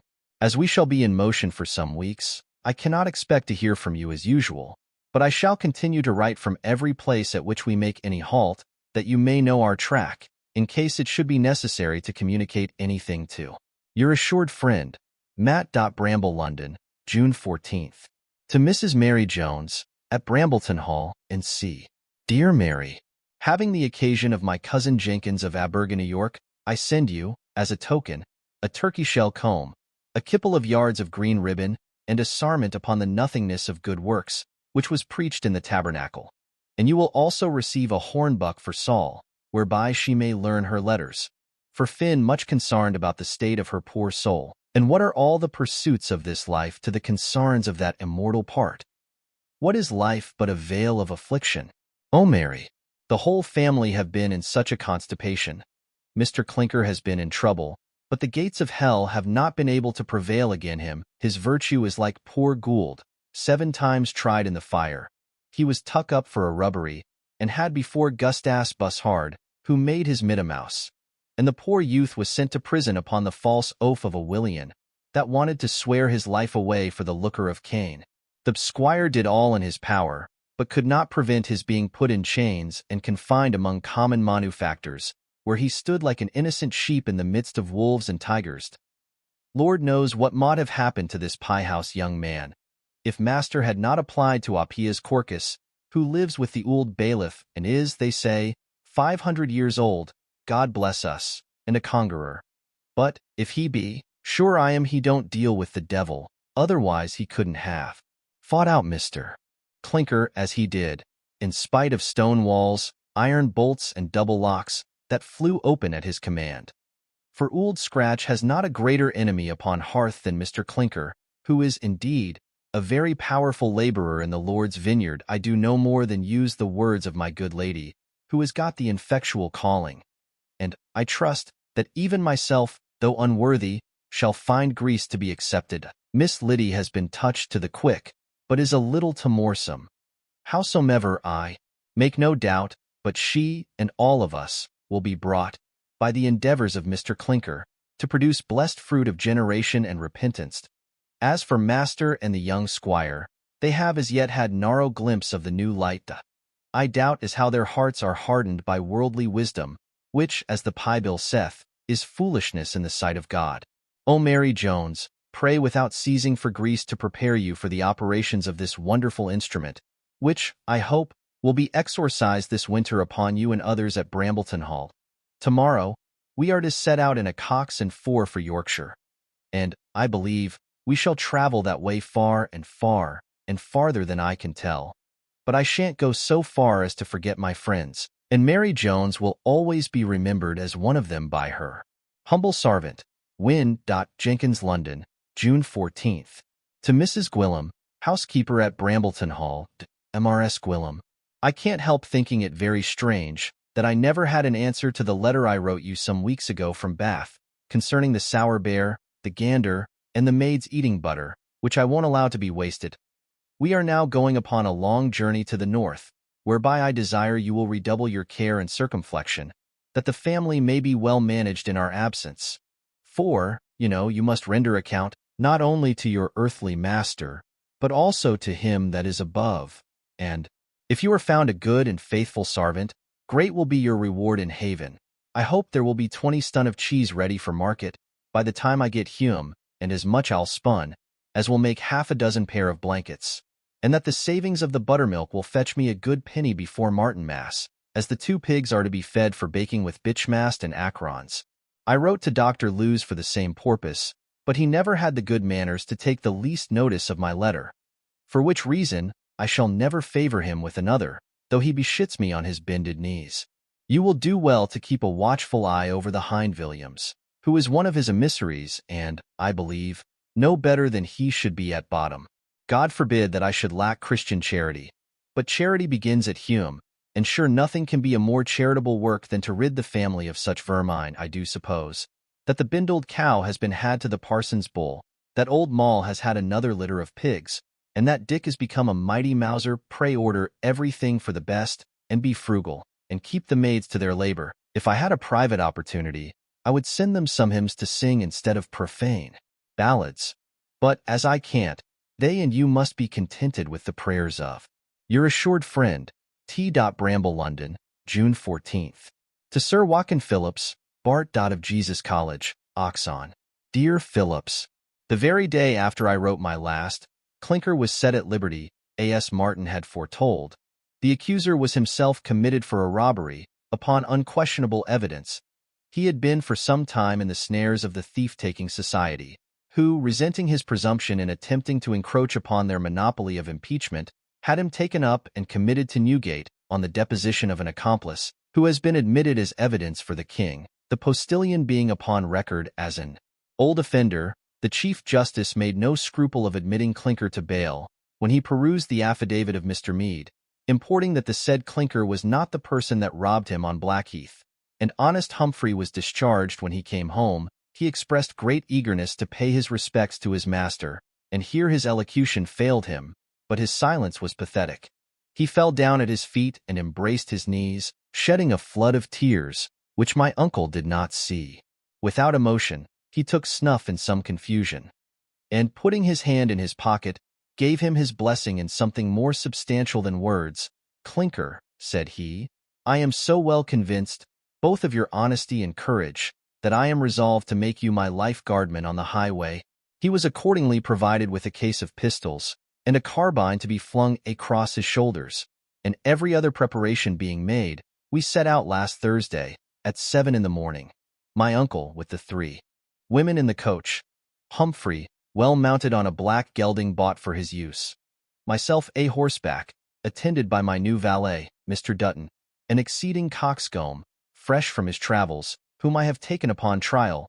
The fellow wears a solitaire, uses paint, and takes rappee with all the grimace of a French marquis. At present, however, he is in a riding dress, jack boots, leather breeches, a scarlet waistcoat, with gold binding, a laced hat, a hanger, a French posting whip in his hand, and his hair in queue. Before we had gone 9 miles, my horse lost one of his shoes, so that I was obliged to stop at Barnet to have another, while the coach proceeded at an easy pace over the common about a mile short of Hatfield. The postilions, stopping the carriage, gave notice to Clinker that there were 2 suspicious fellows a horseback, at the end of a lane, who seemed waiting to attack the coach, Humphry forthwith apprised my uncle, declaring he would stand by him to the last drop of his blood, and, unflinging his carbine, prepared for action. The squire had pistols in the pockets of the coach, and resolved to make use of them directly. But he was effectually prevented by his female companions, who flung themselves about his neck and screamed in concert, at that instant, who should come up at a hand gallop, but Martin, the highwayman, who, advancing to the coach, begged the ladies would compose themselves for a moment. Then, desiring Clinker to follow him to the charge, he pulled a pistol out of his bosom, and they rode up together to give battle to the rogues, who, having fired at a great distance, fled across the common. They were in pursuit of the fugitives when I came up, not a little alarmed at the shrieks in the coach, where I found my uncle in a violent rage, without his periwig, struggling to disentangle himself from Tabby and the other two, and swearing with great vociferation. Before I had time to interpose, Martin and Clinker returned from the pursuit, and the former paid his compliments with great politeness, giving us to understand that the fellows had scampered off, and that he believed they were a couple of raw apprentices from London. He commended Clinker for his courage, and said, if we would give him leave, he would have the honor to accompany us as far as Stevenage, where he had some business. The squire, having recollected and adjusted himself, was the first to laugh at his own situation. But it was not without difficulty that Tabby's arms could be untwisted from his neck. Liddy's teeth chattered, and Jenkins was threatened with a fit as usual. I had communicated to my uncle the character of Martin, as it was described by the constable, and he was much struck with its singularity. He could not suppose the fellow had any design on our company, which was so numerous and well armed. He therefore thanked him for the service he had just done them, said he would be glad of his company, and asked him to dine with us at Hatfield. This invitation might not have been agreeable to the ladies, had they known the real profession of our guest, but this was a secret to all, except my uncle and myself. Mrs. Tabitha, however, would by no means consent to proceed with a case of loaded pistols in the coach, and they were forthwith discharged in complaisance to her and the rest of the women. Being gratified in this particular, she became remarkably good-humoured, and at dinner behaved in the most affable manner to Mr. Martin, with whose polite address and agreeable conversation she seemed to be much taken. After dinner, the landlord, accosting me in the yard, asked with a significant look if the gentleman that rode the sorrel belonged to our company. I understand his meaning, but answered no, that he had come up with us on the common, and helped us to drive away two fellows that looked like highwaymen. He nodded 3 times distinctly, as much as to say, he knows his cue. Then he inquired if one of those men was mounted on a bay mare, and the other on a chestnut gelding with a white streak down his forehead, and being answered in the affirmative, he assured me they had robbed 3 post-chaises this very morning. I inquired in my turn if Mr. Martin was of his acquaintance, and, nodding thrice again, he answered that he had seen the gentleman. Before we left Hatfield, my uncle, fixing his eyes on Martin with such expression as is more easily conceived than described, asked if he often traveled that road, and he replied with a look which denoted his understanding the question, that he very seldom did business in that part of the country. In a word, this adventurer favored us with his company to the neighborhood of Stevenage, where he took his leave of the coach and me, in very polite terms, and turned off upon a crossroad that led to a village on the left. At supper, Mrs. Tabby was very full in the praise of Mr. Martin's good sense and good breeding, and seemed to regret that she had not a further opportunity to make some experiment upon his affection. In the morning, my uncle was not a little surprised to receive from the waiter a billet couched in these words: Sir, I could easily perceive from your looks, when I had the honor to converse with you at Hatfield, that my character is not unknown to you, and I dare say you won't think it strange that I should be glad to change my present way of life for any other honest occupation, let it be ever so humble, that will afford me bread in moderation and sleep in safety. Perhaps you may think I flatter when I say that from the moment I was witness to your generous concern in the cause of your servant, I conceived a particular esteem and veneration for your person, and yet what I say is true. I should think myself happy if I could be admitted into your protection and service as house steward, clerk, butler, or bailiff, for either of which places I think myself tolerably well qualified. And sure I am, I should not be found deficient in gratitude and fidelity. At the same time, I am very sensible how much you must deviate from the common maxims of discretion, even in putting my professions to the trial. But I don't look upon you as a person that thinks in the ordinary style, and the delicacy of my situation will, I know, justify this address to a heart warmed with beneficence and compassion. Understanding you are going pretty far north, I shall take an opportunity to throw myself in your way again before you reach the borders of Scotland, and I hope, by that time, you will have taken into consideration the truly distressful case of, Honored Sir, your very humble and devoted servant, Edward Martin. The squire, having perused this letter, put it into my hand, without saying a syllable, and when I had read it we looked at each other in silence. From a certain sparkling in his eyes, I discovered there was more in his heart than he cared to express with his tongue in favor of poor Martin, and this was precisely my own feeling, which he did not fail to discern by the same means of communication. What shall we do, said he, to save this poor sinner from the gallows, and make him a useful member of the Commonwealth? And yet the proverb says, save a thief from the gallows, and he'll cut your throat. I told him I really believed Martin was capable of giving the proverb the lie, and that I should heartily concur in any step he might take in favor of his solicitation. We mutually resolved to deliberate upon the subject, and in the meantime, proceeded on our journey. The roads, having been broken up by the heavy rains in the spring, were so rough that although we traveled very slowly, the jolting occasioned such pain to my uncle that he was become exceedingly peevish when we arrived at this place, which lies about 8 miles from the post road, between Wetherby and Burbridge. Harrogate's water, so celebrated for its efficacy in the scurvy and other distempers, is supplied from a copious spring in the hollow of a wild common, round which a good many houses have been built for the convenience of the drinkers. Though few of them are inhabited, most of the company lodge at some distance in 5 separate inns, situated in different parts of the commons, from whence they go every morning to the well, in their own carriages. The lodgers of each form a distinct society that eat together, and there is a commodious public room, where they breakfast in dishabille, at separate tables, from 8 o'clock till 11, as they chance or choose to come in. Here also they drink tea in the afternoon, and play at cards or dance in the evening. One custom, however, prevails, which I looked upon as a solecism in politeness. The ladies treat with tea in their turns, and even girls of 16 are not exempted from this shameful imposition.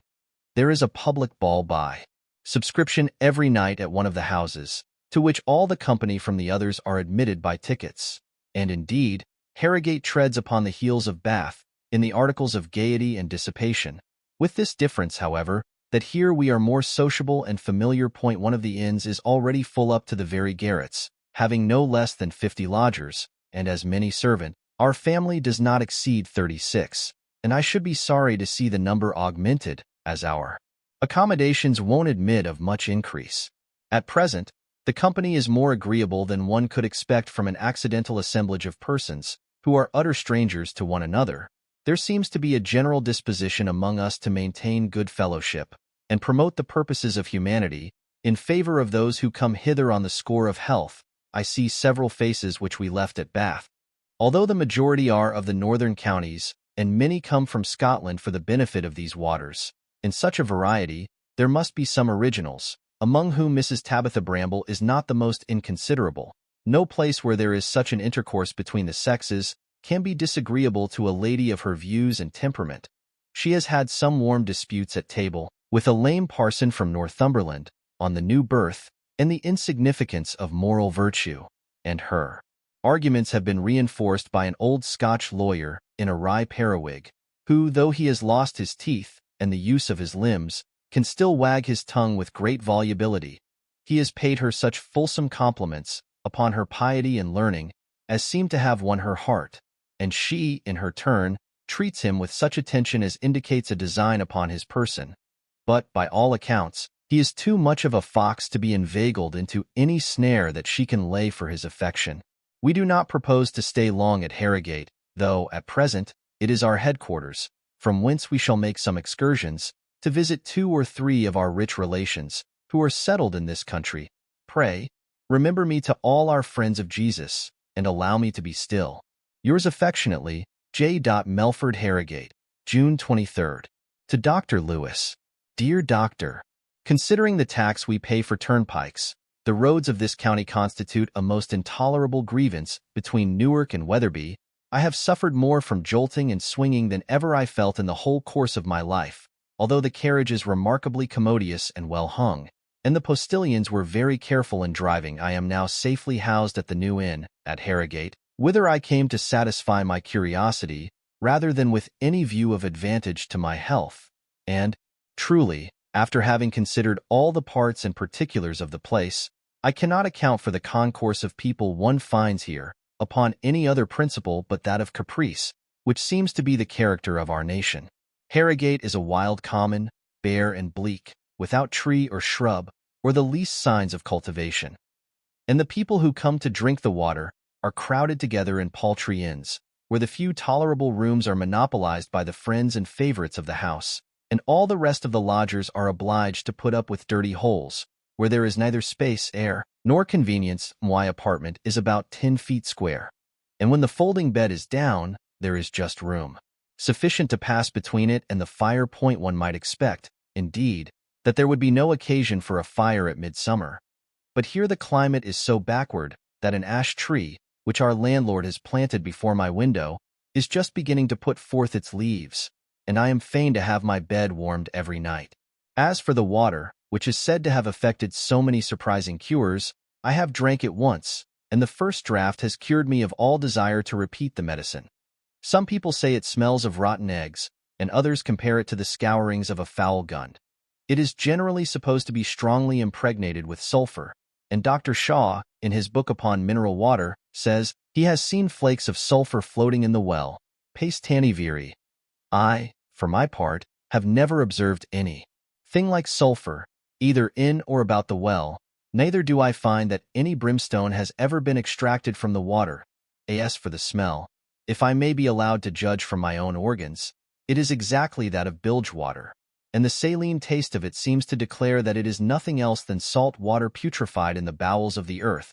I was obliged to hold my nose with one hand, while I advanced the glass to my mouth with the other, and after I had made shift to swallow it, my stomach could hardly retain what it had received. The only effects it produced were sickness, griping, and insurmountable disgust. I can hardly mention it without puking. The world is strangely misled by the affectation of singularity. I cannot help suspecting that this water owes its reputation in a great measure to its being so strikingly offensive. On the same kind of analogy, a German doctor has introduced hemlock and other poisons, as specifics, into the materia medica. I am persuaded that all the cures ascribed to the Harrogate water would have been as efficaciously and infinitely more agreeably performed by the internal and external use of seawater. Sure I am. This last is much less nauseous to the taste and smell, and much more gentle in its operation as a purge, as well as more extensive in its medical qualities.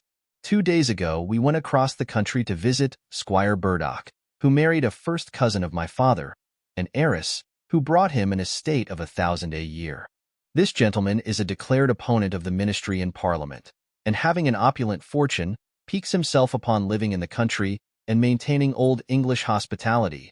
By the by, this is a phrase very much used by the English themselves both in words and writing, but I never heard of it out of the island, except by way of irony and sarcasm. What the hospitality of our forefathers has been I should be glad to see recorded, rather in the memoirs of strangers who have visited our country and were the proper objects and judges of such hospitality, than in the discourse and lucubrations of the modern English, who seem to describe it from theory and conjecture. Certain it is, we are generally looked upon by foreigners as a people totally destitute of this virtue, and I never was in any country abroad where I did not meet with persons of distinction who complained of having been inhospitably used in Great Britain, a gentleman of France, Italy, or Germany, who has entertained and lodged an Englishman at his house, when he afterwards meets with his guest at London, is asked to dinner at the Saracen's Head, the Turk's Head, the Boar's Head, or the Bear, eats raw beef and butter, drinks execrable port, and is allowed to pay his share of the reckoning. But to return from this digression, which my feeling for the honor of my country obliged me to make, Our Yorkshire cousin has been a mighty fox hunter before the Lord, but now he is too fat and unwieldy to leap ditches and 5-bar gates. Nevertheless, he still keeps a pack of hounds, which are well exercised, and his huntsman every night entertains him with the adventures of the day's chase, which he recites in a tone and terms that are extremely curious and significant. And the meantime, his broad brawn is scratched by one of his grooms. This fellow, it seems, having no inclination to curry any beast out of the stable, was at great pains to scallop his nails in such a manner that the blood followed at every stroke. He was in hopes that he would be dismissed from this disagreeable office, but the event turned out contrary to his expectation. His master declared he was the best scratcher in the family, and now he will not suffer any other servant to draw a nail upon his carcass. The squire's lady is very proud. Without being stiff or inaccessible, she receives even her inferiors in point of fortune with a kind of arrogant civility.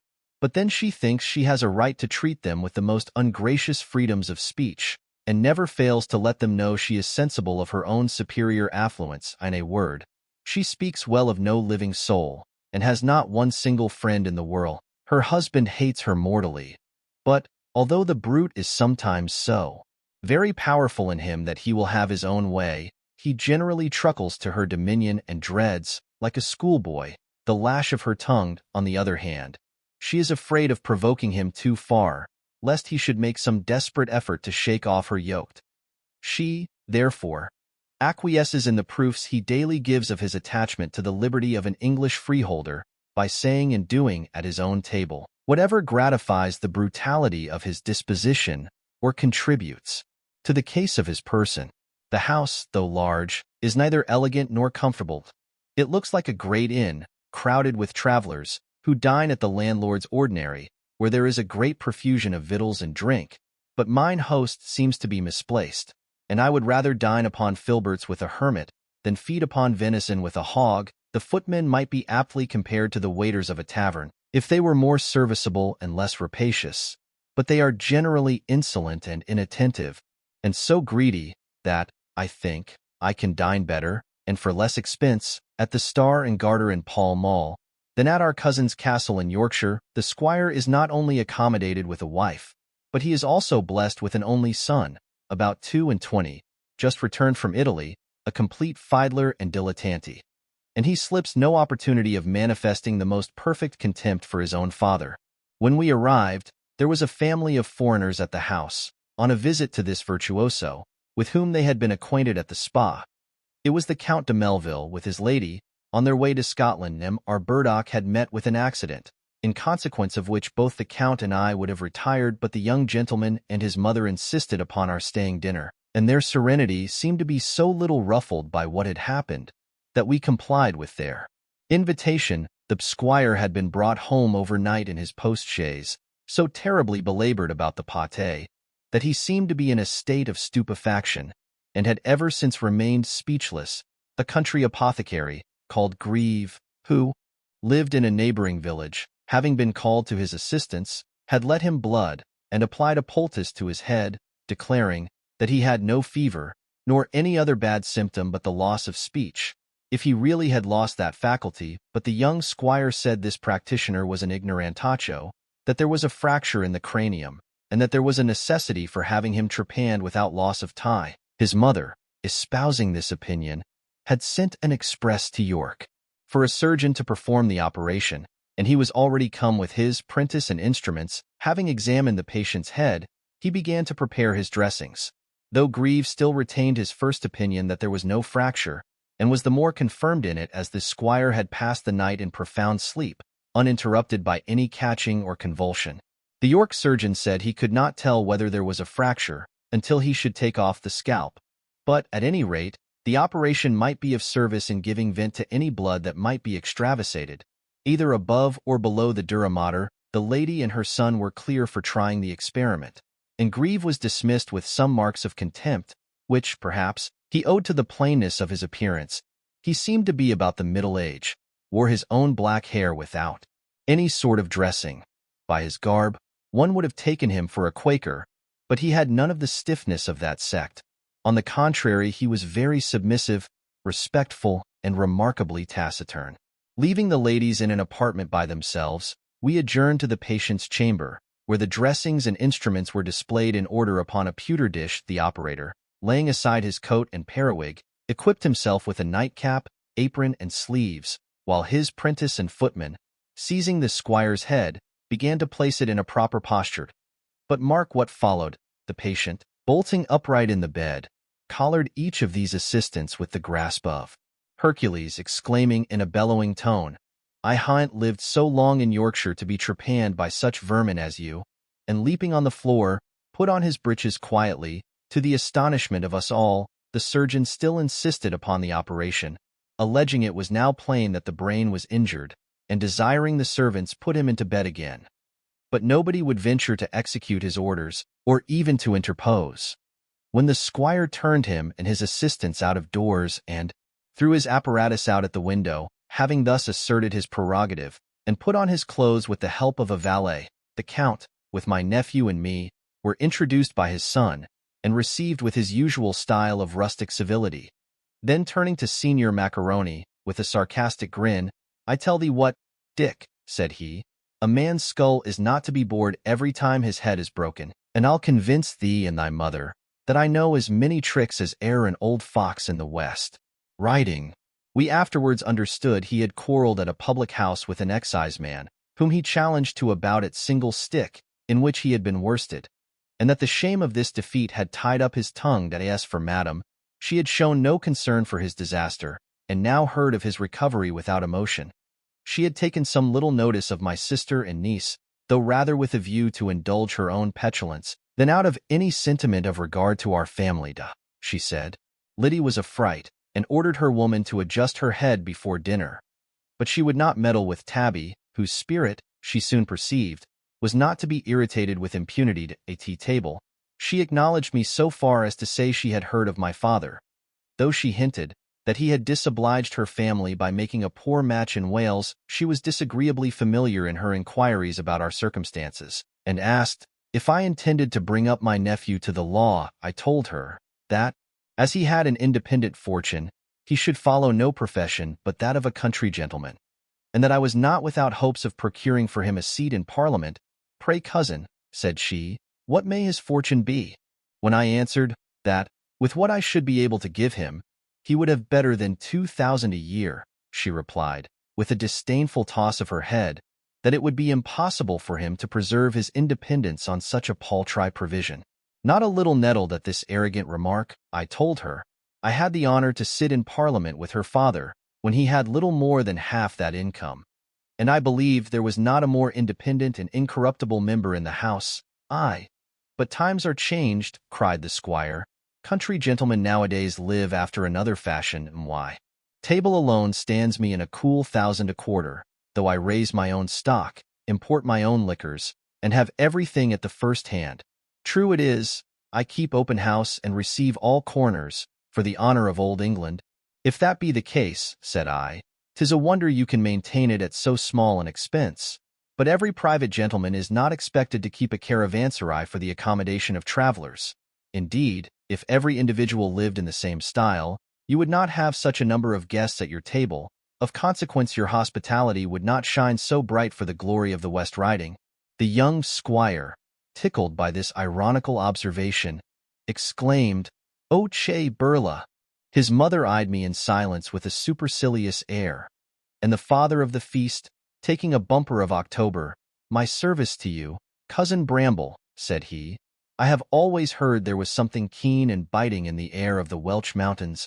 I was much pleased with the Count de Melville, who is sensible, easy, and polite, and the Countess is the most amiable woman I ever beheld. In the afternoon they took leave of their entertainers, and the young gentleman, mounting his horse, undertook to conduct their coach through the park, while one of their servants rode round to give notice to the rest, whom they had left at a public house on the road. The moment their backs were turned, the censorious demon took possession of our Yorkshire landlady and our sister Tabitha.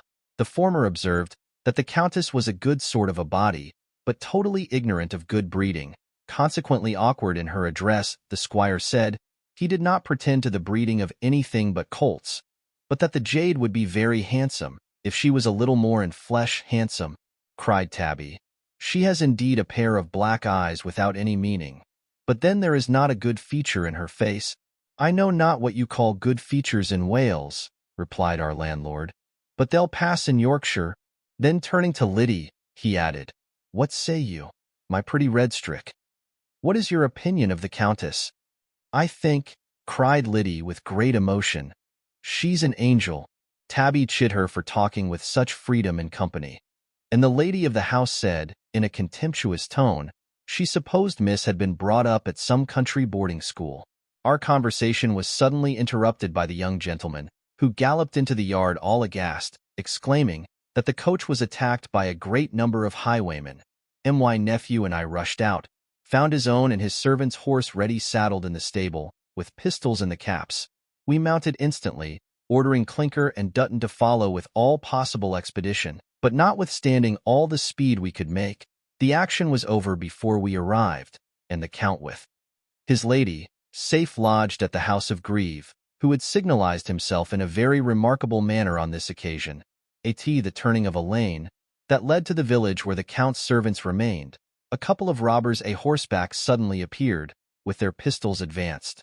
One kept the coachman in awe, and the other demanded the Count's money, while the young squire went off at full speed, without ever casting a look behind, the Count desiring the thief to withdraw his pistol. As the lady was in great terror, delivered his purse without making the least resistance.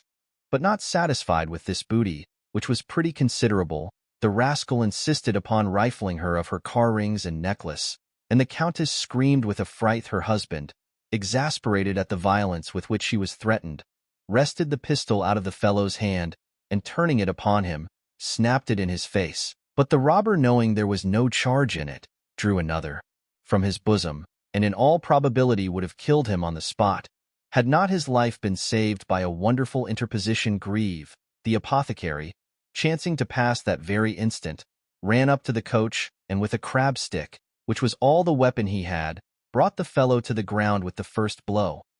Then seizing his pistol, presented it at his colleague, who fired his piece at random, and fled without further opposition. The other was secured by the assistance of the Count and the coachman, and his legs being tied under the belly of his own horse, Grieve conducted him to the village, whither also the carriage proceeded. It was with great difficulty the Countess could be kept from swooning, but at last she was happily conveyed to the house of the apothecary, who went into the shop to prepare some drops for her, while his wife and daughter administered to her in another apartment.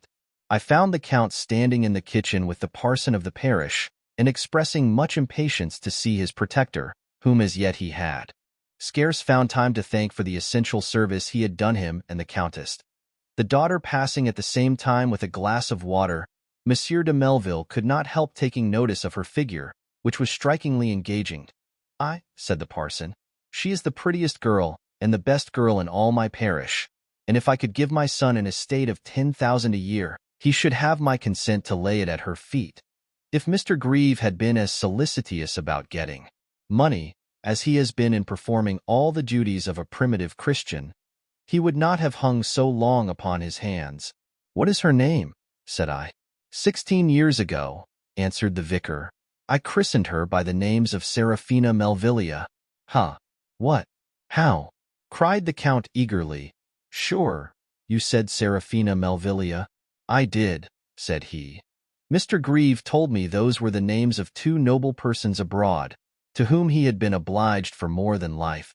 The Count, without speaking another syllable, rushed into the parlor, crying, "This is your goddaughter, my dear Mrs. Grieve." Then seizing the Countess by the hand, exclaimed with great agitation, "Oh, madam! Oh, sir! I am your poor Eleanor. This is my Seraphina Melvilia. Oh, child!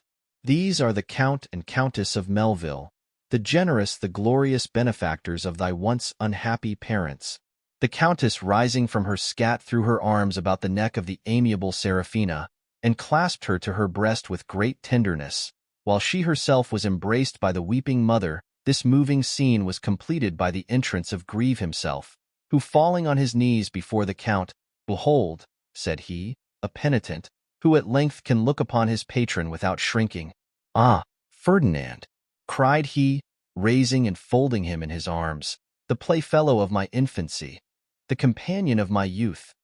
Is it to you then I am indebted for my life? Heaven has heard my prayer, said the other, and given me an opportunity to prove myself not altogether unworthy of your clemency and protection.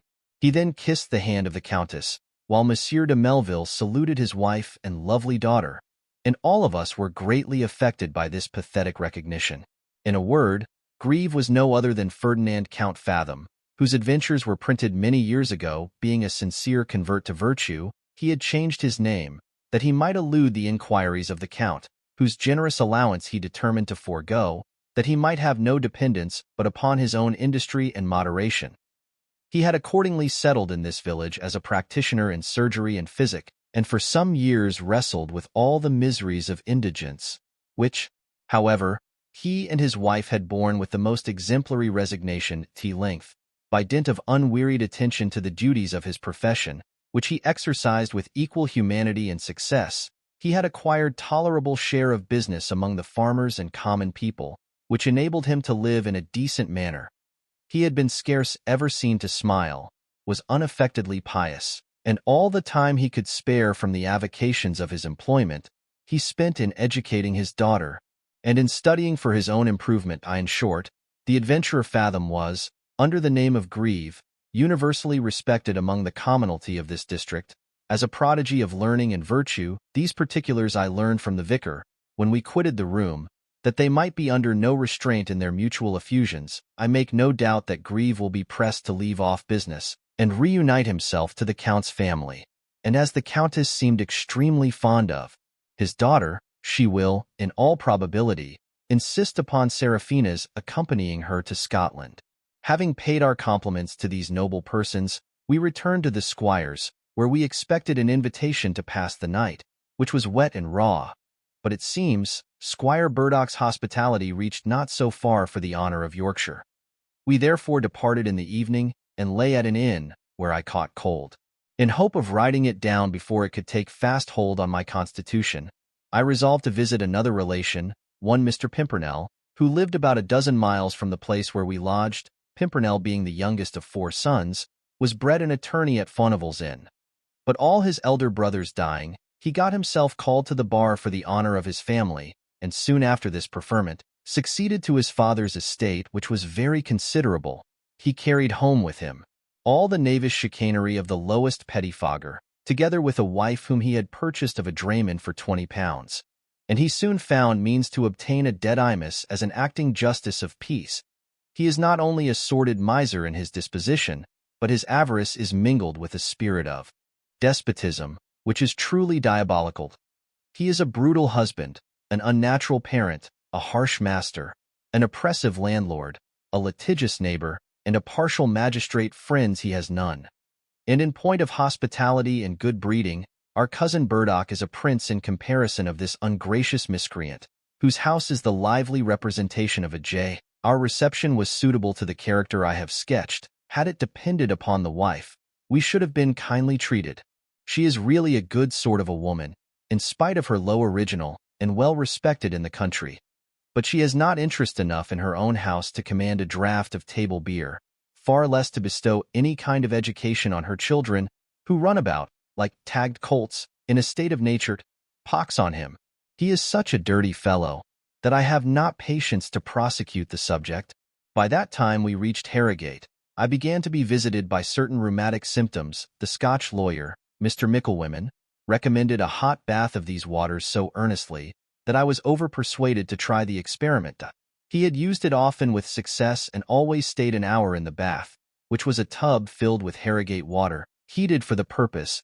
If I could hardly bear the smell of a single tumbler when cold, you may guess how my nose was regaled by the streams arising from a hot bath of the same fluid. At night, I was conducted into a dark hole on the ground floor, where the tub smoked and stunk like the pot of Acheron. In one corner, and in another stood a dirty bed provided with thick blankets, in which I was to sweat after coming out of the bath. My heart seemed to die within me when I entered this dismal bagnio, and found my brain assaulted by such insufferable effluvia.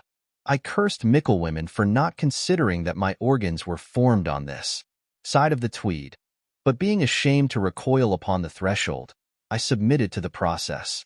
After having endured all but real suffocation for above a quarter of an hour in the tub, I was moved to the bed and wrapped in blankets. There I lay a full hour panting with intolerable heat, but not the least moisture appearing on my skin. I was carried to my own chamber and passed the night without closing an eye, in such a flutter of spirits as rendered me the most miserable wretch in being. I should certainly have run distracted, if the rarefaction of my blood, occasioned by that Stygian bath, had not burst the vessels and produced a violent hemorrhage, which, though dreadful and alarming, removed the horrible disquiet.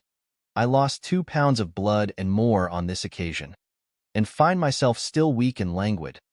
But, I believe, a little exercise will forward my recovery, and therefore I am resolved to set out tomorrow for York, in my way to Scarborough, where I propose to brace up my fibers by sea-bathing, which, I know, is one of your favorite specifics. There is, however, one disease, for which you have found as yet no specific, and that is old age, of which this tedious unconnected epistle is an infallible symptom. What, therefore, cannot be cured, must be endured, by you, as well as by yours, Matt. Bramble Harrogate, June 26th. To Sir Watkin Phillips, Bart. Of Jesus College, Oxon. Dear Knight, the manner of living at Harrogate was so agreeable to my disposition that I left the place with some regret. Our Aunt Tabby would have probably made some objection to our departing so soon, had not an accident embroiled her with Mr. Micklewhimmen, the Scotch advocate, on whose heart she had been practicing from the second day after our arrival. That original, though seemingly precluded from the use of his limbs, had turned his genius to good account. In short, by dint of groaning and whining, he had excited the compassion of the company so effectually that an old lady, who occupied the very best apartment in the house, gave it up for his case and convenience. When his man led him into the long room, all the females were immediately in commotion.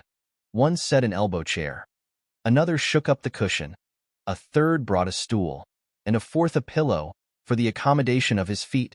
2 ladies, of whom Tabby was always one, supported him into the dining-room and placed him properly at the table, and his taste was indulged with a succession of delicacies, culled by their fair hands. All this attention he repaid with a profusion of compliments and benedictions, which were not the less agreeable for being delivered in the Scottish dialect. As for Mrs. Tabitha, his respects were particularly addressed to her, and he did not fail to mingle them with religious reflections touching free grace, knowing her bias to Methodism, which he also professed upon a Calvinistical model. For my part, I could not help thinking this lawyer was not such an invalid as he pretended to be. I observed he ate very heartily 3 times a day, and though his bottle was marked stomachic tincture, he had recourse to it so often, and seemed to swallow it with such peculiar relish, that I suspected it was not compounded in the apothecary's shop, or the chemist's laboratory. One day, while he was earnest in discourse with Mrs. Tabitha, and his servant had gone out on some occasion or other, I dexterously exchanged the labels and situation of his bottle and mine, and having tasted his tincture, found it was excellent claret. I forthwith handed it about me to some of my neighbors, and it was quite emptied before Mr. Micklewhimmen had occasion to repeat his draught. Length, turning about, he took hold of my bottle instead of his own, and, filling a large glass, drank to the health of Mrs. Tabitha. It had scarce touched his lips, when he perceived the change which had been put upon him, and was at first a little out of countenance. He seemed to retire within himself, in order to deliberate, and in half a minute his resolution was taken. Addressing himself to our quarter, "I give the gentleman credit for his wit," said he. "It was a good practical joke, but sometimes high Josai and Syria ducant mala. I hope for his own sake he has not drank all the liquor, for it was a vara powerful infusion of jalap in Bordeaux wine. At its possible, he may ha ta'en sic a dose as will produce a terrible catastrophe in his ein buels." By far the greater part of the contents had fallen to the share of a young clothier from Leeds, who had come to make a figure at Harrogate, and was, in effect, a great coxcomb in his way. It was with a view to laugh at his fellow guests, as well as to mortify the lawyer, that he had emptied the bottle when it came to his turn, and he had laughed accordingly.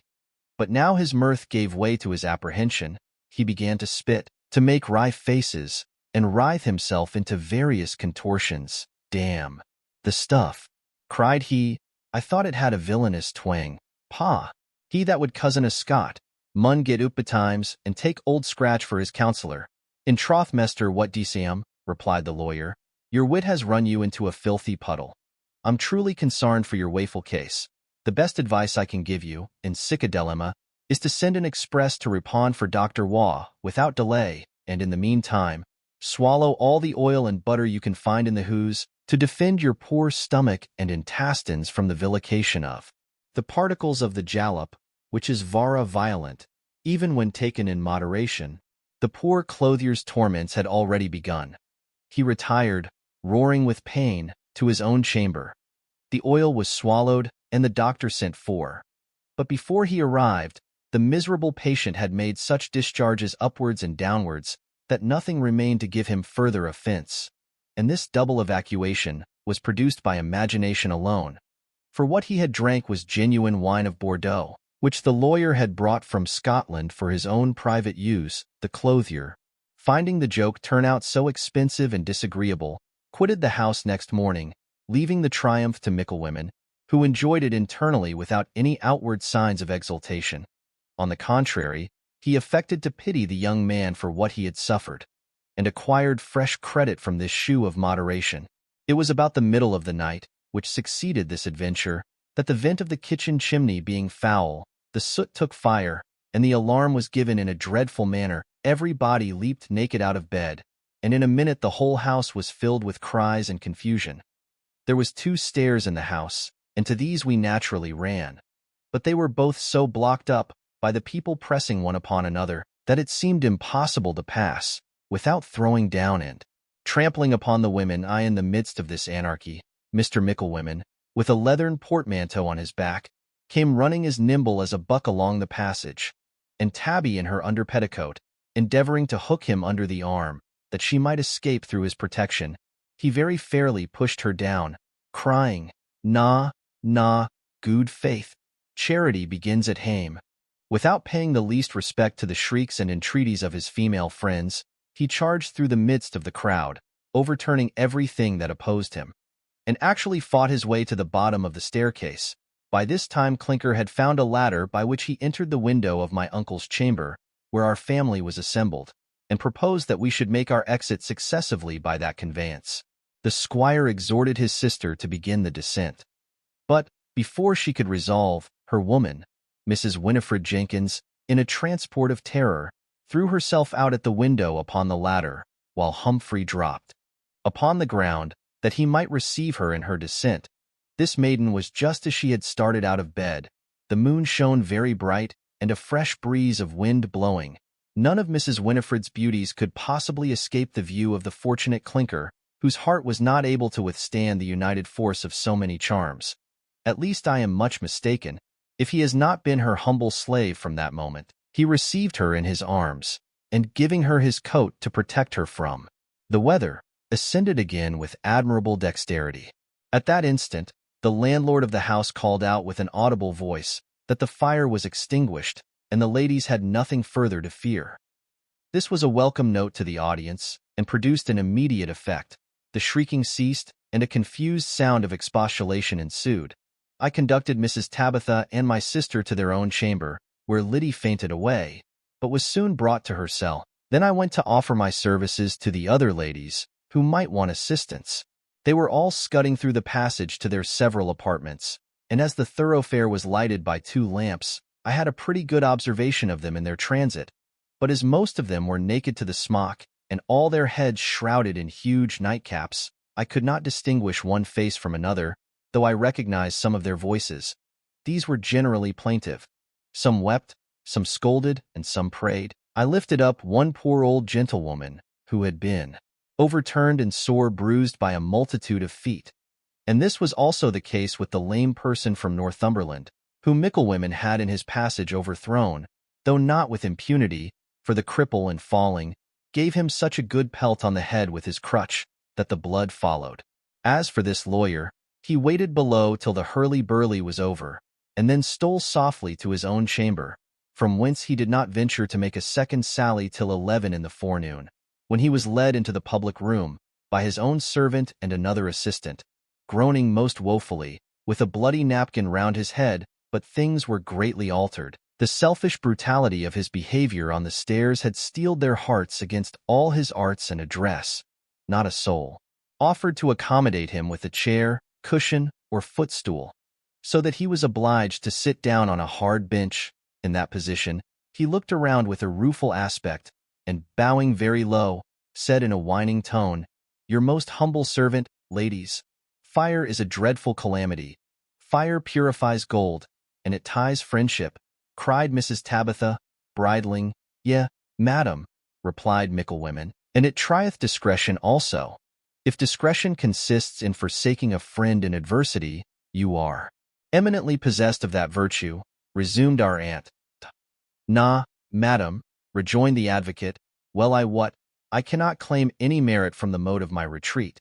Ye'll please to observe, ladies, there are twa independent principles that actuate our nature. One is instinct, which we have in common with the brute creation, and the other is reason. No, in certain great emergencies, when the faculty of reason is suspended, instinct takes the lead, and when this predominates, having no affinity with reason, it pays no sort of regard to its connections. It only operates for the preservation of the individual, and that by the most expeditious and effectual means. Therefore, begging your pardon, ladies, I'm no accountable in foro conscientio for what I did, while under the influence of this irresistible puer." Here my uncle interposing, "I should be glad to know," said he, "whether it was instinct that prompted you to retreat with bag and baggage." "For, I think, you had a portmanteau on your shoulder," the lawyer answered without hesitation, "Gif I might tell my mind freely, without incurring the suspicion of presumption, I should think it was something superior to either reason or instinct which suggested that measure, and this on a twofold account. In the first place, the portmanteau contained the writings of a worthy nobleman's estate, and their being burnt would have occasioned a loss that could not be repaired. Secondly, my good angel seems to have laid the portmanteau on my shoulders, by way of defense, to sustain the violence of a most inhuman blow, from the crutch of a reverend clergyman, which, even in spite of that medium, hath wounded me sorely, even unto the pericranium." "By your own doctrine," cried the parson, who chanced to be present, "I am not accountable for the blow, which was the effect of instinct." "I crave your pardon, reverend sir," said the other. "Instinct never acts but for the preservation of the individual, but your preservation was out of the case. You had already received the damage, and therefore the blow must be imputed to revenge, which is a sinful passion, that ill becomes any Christian, especially a Protestant divine. And let me tell you, most reverend doctor, gin I had a mind to plea, the law would hold my libel relevant." "Why, the damage is pretty equal on both sides," cried the parson. "Your head is broke and my crutch is snapped in the middle now. If you will repair the one, I will be at the expense of curing the other." This sally raised the laugh against Micklewomen, who began to look grave.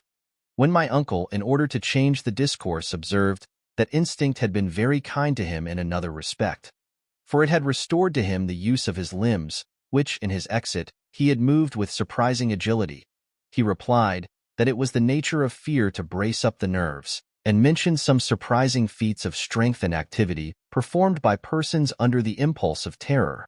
But he complained that in his own particular, the effects had ceased when the cause was taken away. The squire said he would lay a tea-drinking on his head, that he should dance a Scotch measure, without making a false step, and the advocate, grinning, called for the piper. A fiddler being at hand, this original started up, with his bloody napkin over his black tie periwig, and acquitted himself in such a manner as excited the mirth of the whole company. But he could not regain the good graces of Mrs. Tabby, who did not understand the principle of instinct, and the lawyer did not think it worth his while to proceed to further demonstration. From Harrogate we came hither, by the way of York, and here we shall tarry some days, as my uncle and Tabitha are both resolved to make use of the waters. Scarborough, though a paltry town, is romantic from its situation along a cliff that overhangs the sea. The harbor is formed by a small elbow of land that runs out as a natural mole, directly opposite to the town.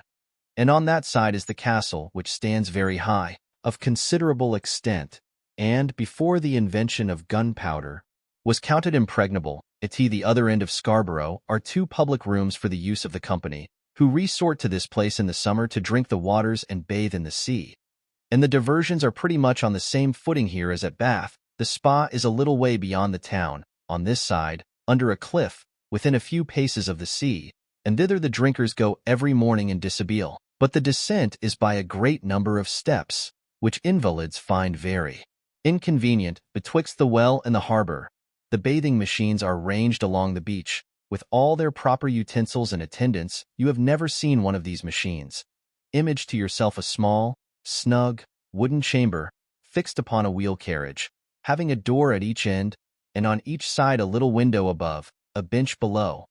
The bather, ascending into this apartment by wooden steps, shuts himself in, and begins to undress, while the attendant yokes a horse to the end next the sea, and draws the carriage forwards, till the surface of the water is on a level with the floor of the dressing-room.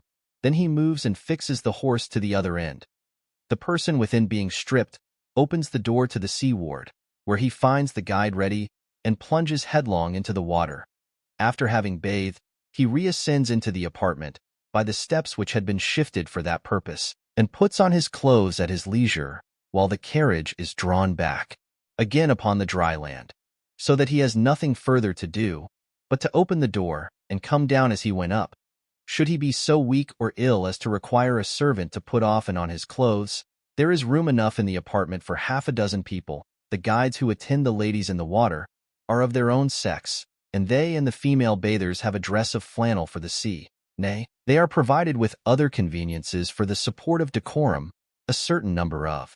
The machines are fitted with tilts that project from the seaward ends of them, so as to screen the bathers from the view of all persons whatsoever. The beach is admirably adapted for this practice, the descent being gently gradual, and the sand soft as velvet. But then the machines can be used only at a certain time of the tide, which varies every day, so that sometimes the bathers are obliged to rise very early in the morning. For my part, I love swimming as an exercise and can enjoy it at all times of the tide, without the formality of an apparatus. You and I have often plunged together into the Isis, but the sea is a much more noble bath. For health as well as pleasure, you cannot conceive what a flow of spirits it gives, and how it braces every sinew of the human frame. Were I to enumerate half the diseases which are every day cured by sea-bathing, you might justly say you had received a treatise, instead of a letter, from your affectionate friend and servant, J. Melford Scarborough, July 1st. To Dr. Lewis. I have not found all the benefit I expected at Scarborough, where I have been these 8 days. From Harrogate we came hither by the way of York, where we stayed only 1 day to visit the castle, the minster, and the assembly room. The first, which was heretofore a fortress, is now converted to a prison, and is the best, in all respects, I ever saw, at home or abroad. It stands in a high situation, extremely well ventilated, and has a spacious area within the walls, for the health and convenience of all the prisoners except those whom it is necessary to secure in close confinement. Even these last have all the comforts that the nature of their situation can admit. Here the assizes are held, in a range of buildings erected for that purpose.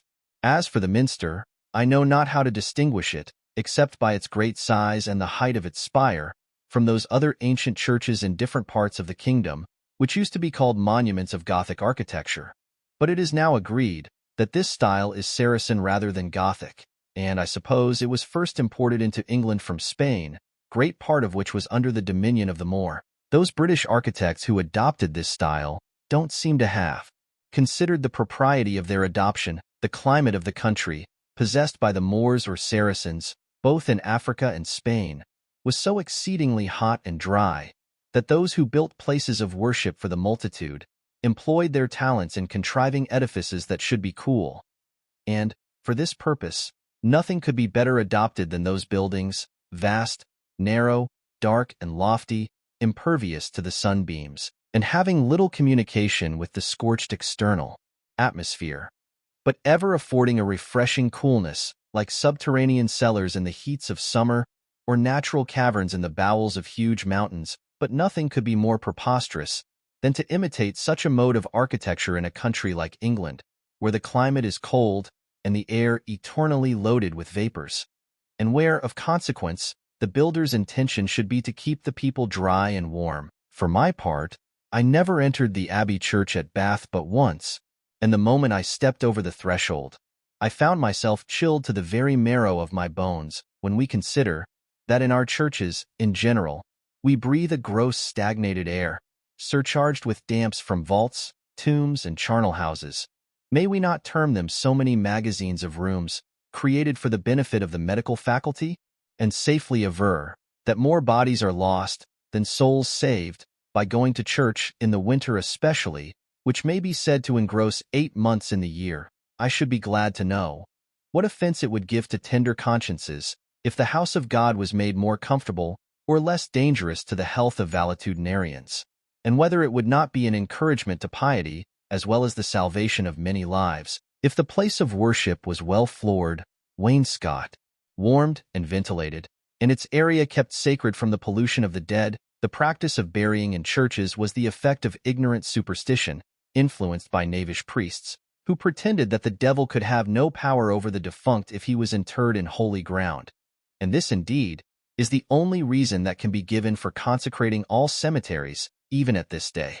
The external appearance of an old cathedral cannot be but displeasing to the eye of every man who has any idea of propriety or proportion, even though he may be ignorant of architecture as a science. And the long, slender spire puts one in mind of a criminal impaled with a sharp stake rising up through his shoulder. These towers or steeples were likewise borrowed from the Mahometans, who, having no bells, used such minarets for the purpose of calling the people to prayers. They may be of further use, however, for making observations and signals, but I would vote for their being distinct from the body of the church, because they serve only to make the pile more barbarous or Saracenical. There is nothing of this Arabic architecture in the assembly room, which seems to me to have been built upon a design of Palladio, and might be converted into an elegant place of worship, but it is indifferently contrived for that sort of idolatry which is performed in it at present. The grandeur of the fane gives a diminutive effect to the little painted divinities that are adorned in it, and the company, on a ball night, must look like an assembly of fantastic fairies, reveling by moonlight among the columns of a Grecian temple. Scarborough seems to be falling off. In point of reputation, all these places, Bath excepted, have their vogue, and then the fashion changes. I am persuaded there are 50 spas in England as efficacious and salutary as that of Scarborough, though they have not yet risen to fame, and perhaps never will, unless some medical encomiast should find an interest in displaying their virtues to the public view. Be that as it may, recourse will always be had to this place for the convenience of sea bathing, while this practice prevails, but it were to be wished they would make the beach more accessible to invalids. I have here met with my old acquaintance, Huet, whom you have often heard me mention as one of the most original characters upon earth. I first knew him at Venice, and afterwards saw him in different parts of Italy, where he was well known by the nickname of Cavallo Bianco, from his appearing always mounted on a pale horse, like Death in the Revelation. You must remember the account I once gave you of a curious dispute he had at Constantinople with a couple of Turks in defense of the Christian religion, a dispute from which he acquired the epithet of demonstrator. The truth is, H. owns no religion but that of nature. But on this occasion he was stimulated to shew his parts for the honor of his country. Some years ago, being in the Campidoglio at Rome, he made up to the bust of Jupiter, and, bowing very low, exclaimed in the Italian language, "I hope, sir, if ever you get your head above water again, you will remember that I paid my respects to you in your adversity." This sally was reported to the Cardinal Camerlengo, and by him laid before Pope Benedict XIV, who could not help laughing at the extravagance of the address, and said to the cardinal, "Those English heretics think they have a right to go to the devil in their own way." Indeed, H. was the only Englishman I ever knew who had resolution enough to live in his own way in the midst of foreigners. For neither in dress, diet, customs, or conversation did he deviate one tittle from the manner in which he had been brought up. About 12 years ago, he began a gyro or circuit, which he thus performed.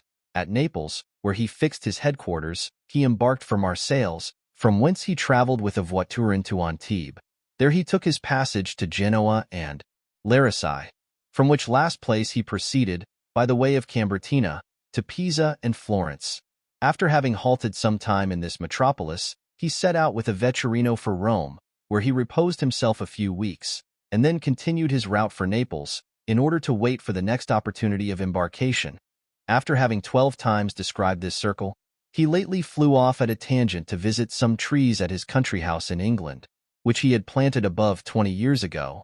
After the plan of the double colonnade in the Piazza of St. Peter's at Rome, he came hither to Scarborough to pay his respects to his noble friend and former pupil, the M. of G., and, forgetting that he is now turned of 70, sacrificed so liberally to Bacchus that next day he was seized with a fit of the apoplexy, which has a little impaired his memory. But he retains all the oddity of his character in perfection, and is going back to Italy by the way of Geneva, that he may have a conference with his friend Voltaire about giving the last blow to the Christian superstition. He intends to take shipping here for Holland or Hamburg, for it is a matter of great indifference to him at what part of the continent he first lands.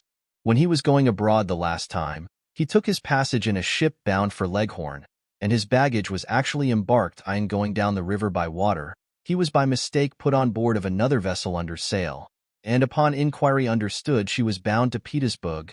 Petersburg, said he, I don't care if I go along with you. He forthwith struck a bargain with the captain, bought a couple of shirts of the mate, and was safe conveyed to the court of Muscovy, from whence he traveled by land to receive his baggage at Leghorn.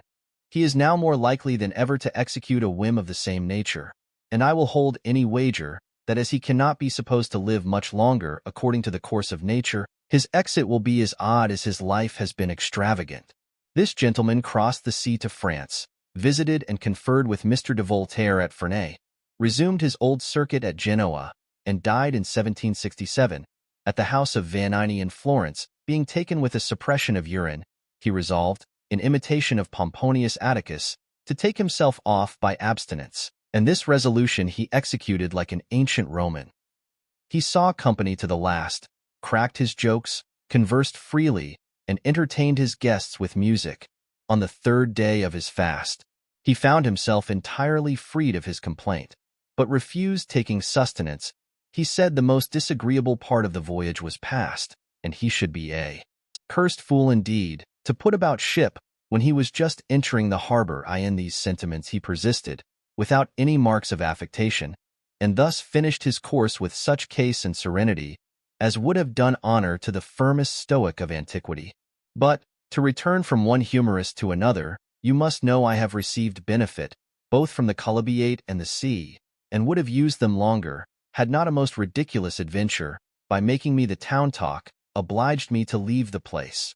For I can't bear the thoughts of affording a spectacle to the multitude. Yesterday morning, at 6 o'clock, I went down to the bathing place, attended by my servant Clinker, who waited on the beach as usual, the wind blowing from the north, and the weather being hazy. The water proved so chill that when I rose from my first plunge, I could not help sobbing and bawling out, from the effects of the cold. Clinker, who heard me cry, and saw me indistinctly a good way without the guide, buffeting the waves, took it for granted I was drowning, and rushing into the sea, clothes and all, overturned the guide in his hurry to save his master. I had swam out a few strokes, when hearing a noise, I turned about and saw Clinker, already up to his neck, advancing towards me, with all the wildness of terror in his aspect. Afraid he would get out of his depth, I made haste to meet him, when, all of a sudden, he seized me by one ear, dragged me bellowing with pain upon the dry beach, to the astonishment of all the people, men and women and children there assembled. I was so exasperated by the pain of my ear, and the disgrace of being exposed in such an attitude, that, in the first transport I struck him down.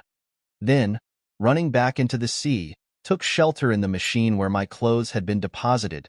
I soon recollected myself so far as to do justice to the poor fellow, who, in great simplicity of heart, had acted from motives of fidelity and affection. Opening the door of the machine, which was immediately drawn on shore, I saw him standing by the wheel, dropping like a waterwork and trembling from head to foot, partly from cold, and partly from the dread of having offended his master. I made my acknowledgments for the blow he had received, assured him I was not angry, and insisted upon his going home immediately to shift his clothes, a command which he could hardly find in his heart to execute. So well disposed was he to furnish the mob with further entertainment at my expense. Clinker's intention was laudable without all doubt, but, nevertheless, I am a sufferer by his simplicity. I have had a burning heat and a strange buzzing noise in that ear ever since it was so roughly treated, and I cannot walk the street without being pointed at as the monster that was hauled naked ashore upon the beach. Well, I affirm that folly is often more provoking than knavery, aye, and more mischievous too, and whether a man had not better choose a sensible rogue than an honest simpleton for his servant is no matter of doubt with. Yours, Matt. Bramble Scarborough, July 4th. To Sir Watkin Phillips, Bard of Jesus College, Oxon. Dear What? We made a precipitate retreat from Scarborough, owing to the excessive delicacy of our squire, who cannot bear the thoughts of being proederuntium digito monstratus. One morning, while he was bathing in the sea, his man Clinker took it in his head that his master was in danger of drowning, and in this conceit, plunging into the water, he lugged him out naked on the beach, and almost pulled off his ear in the operation. You may guess how this achievement was relished by Mr. Bramble, who is impatient, irascible, and has the most extravagant ideas of decency and decorum in the economy of his own person. In the first ebullition of his choler, he knocked Clinker down with his fist, but he afterwards made him amends for his outrage, and in order to avoid further notice of the people, among whom this incident had made him remarkable, he resolved to leave Scarborough next day. We set out accordingly over the moors, by the way of Whitby, and began our journey betimes, in hopes of reaching Stockton that night.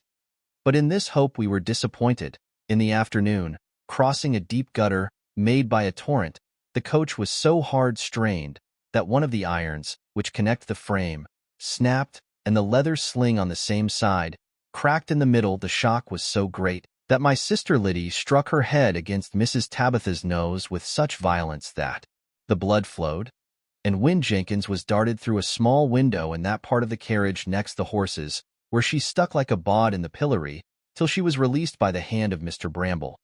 We were 8 miles distant from any place where we could be supplied with chaises, and it was impossible to proceed with the coach until the damage should be repaired.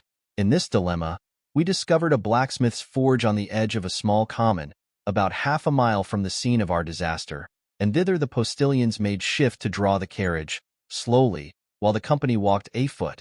But we found the blacksmith had been dead some days, and his wife, who had been lately delivered, was deprived of her senses, under the care of a nurse, hired by the parish. We were exceedingly mortified at this disappointment, which, however, was surmounted by the help of Humphry Clinker, who was a surprising compound of genius and simplicity. Finding the tools of the defunct, together with some coals in the smithy, he unscrewed the damaged iron in a twinkling, and, kindling a fire, united the broken pieces with equal dexterity and dispatch.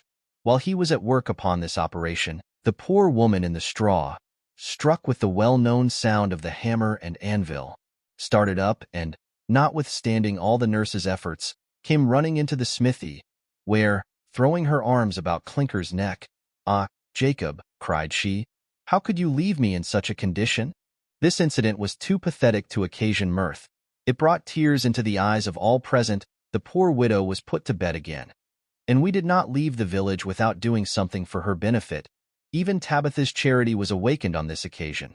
As for the tender-hearted Humphry Clinker, he hammered the iron and wept at the same time. But his ingenuity was not confined to his own province of farrier and blacksmith.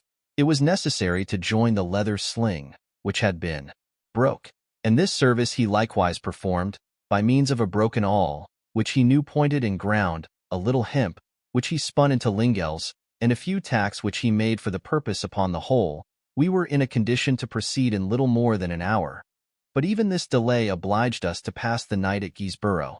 Next day we crossed the Tees at Stockton, which is a neat, agreeable town, and there we resolved to dine, with purpose to lie at Durham. Whom should we meet in the yard, when we alighted, but Martin the adventurer?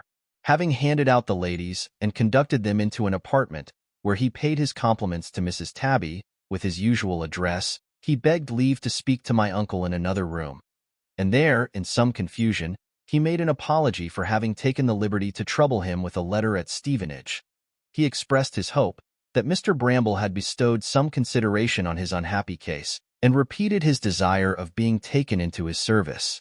My uncle, calling me into the room, told him that we were both very well inclined to rescue him from a way of life that was equally dangerous and dishonorable, and that he should have no scruples in trusting to his gratitude and fidelity if he had any employment for him, which he thought would suit his qualifications and his circumstances, but that all the departments he had mentioned in his letter were filled up by persons of whose conduct he had no reason to complain. Of consequence, he could not, without injustice, deprive any one of them of his bread. Nevertheless, he declared himself ready to assist him in any feasible project, either with his purse or credit. Martin seemed deeply touched at this declaration. The tears started in his eye, while he said, in a faltering accent, "Worthy sir, your generosity oppresses me. I never dreamed of troubling you for any pecuniary assistance. Indeed, I have no occasion. I have been so lucky at billiards and betting in different places, at Buxton, Harrogate, Scarborough, and Newcastle races, that my stock in ready money amounts to £300, which I would willingly employ in prosecuting some honest scheme of life. But my friend, Justice Buzzard, has set so many springs for my life that I am under the necessity of either retiring immediately to a remote part of the country, where I can enjoy the protection of some generous patron, or of quitting the kingdom altogether. It is upon this alternative that I now beg leave to ask your advice. I have had information of all your route, since I had the honor to see you at Stevenage, and supposing you would come this way from Scarborough, I came hither last night from Darlington to pay you my respects. It would be no difficult matter to provide you with an asylum in the country, replied my uncle, but a life of indolence and obscurity would not suit with your active and enterprising disposition. I would therefore advise you to try your fortune in the East Indies. I will give you a letter to a friend in London, who will recommend you to the direction for a commission in the company's service, and if that cannot be obtained, you will at least be received as a volunteer, in which case you may pay for your passage, and I shall undertake to procure you such credentials that you will not be long without a commission." Martin embraced the proposal with great eagerness. It was therefore resolved that he should sell his horse and take a passage by sea for London to execute the project without delay. In the meantime, he accompanied us to Durham, where we took up our quarters for the night. Here, being furnished with letters from my uncle, he took his leave of us, with strong symptoms of gratitude and attachment, and set out for Sunderland, in order to embark in the first collier, bound for the River Thames. He had not been gone half an hour, when we were joined by another character, which promised something extraordinary.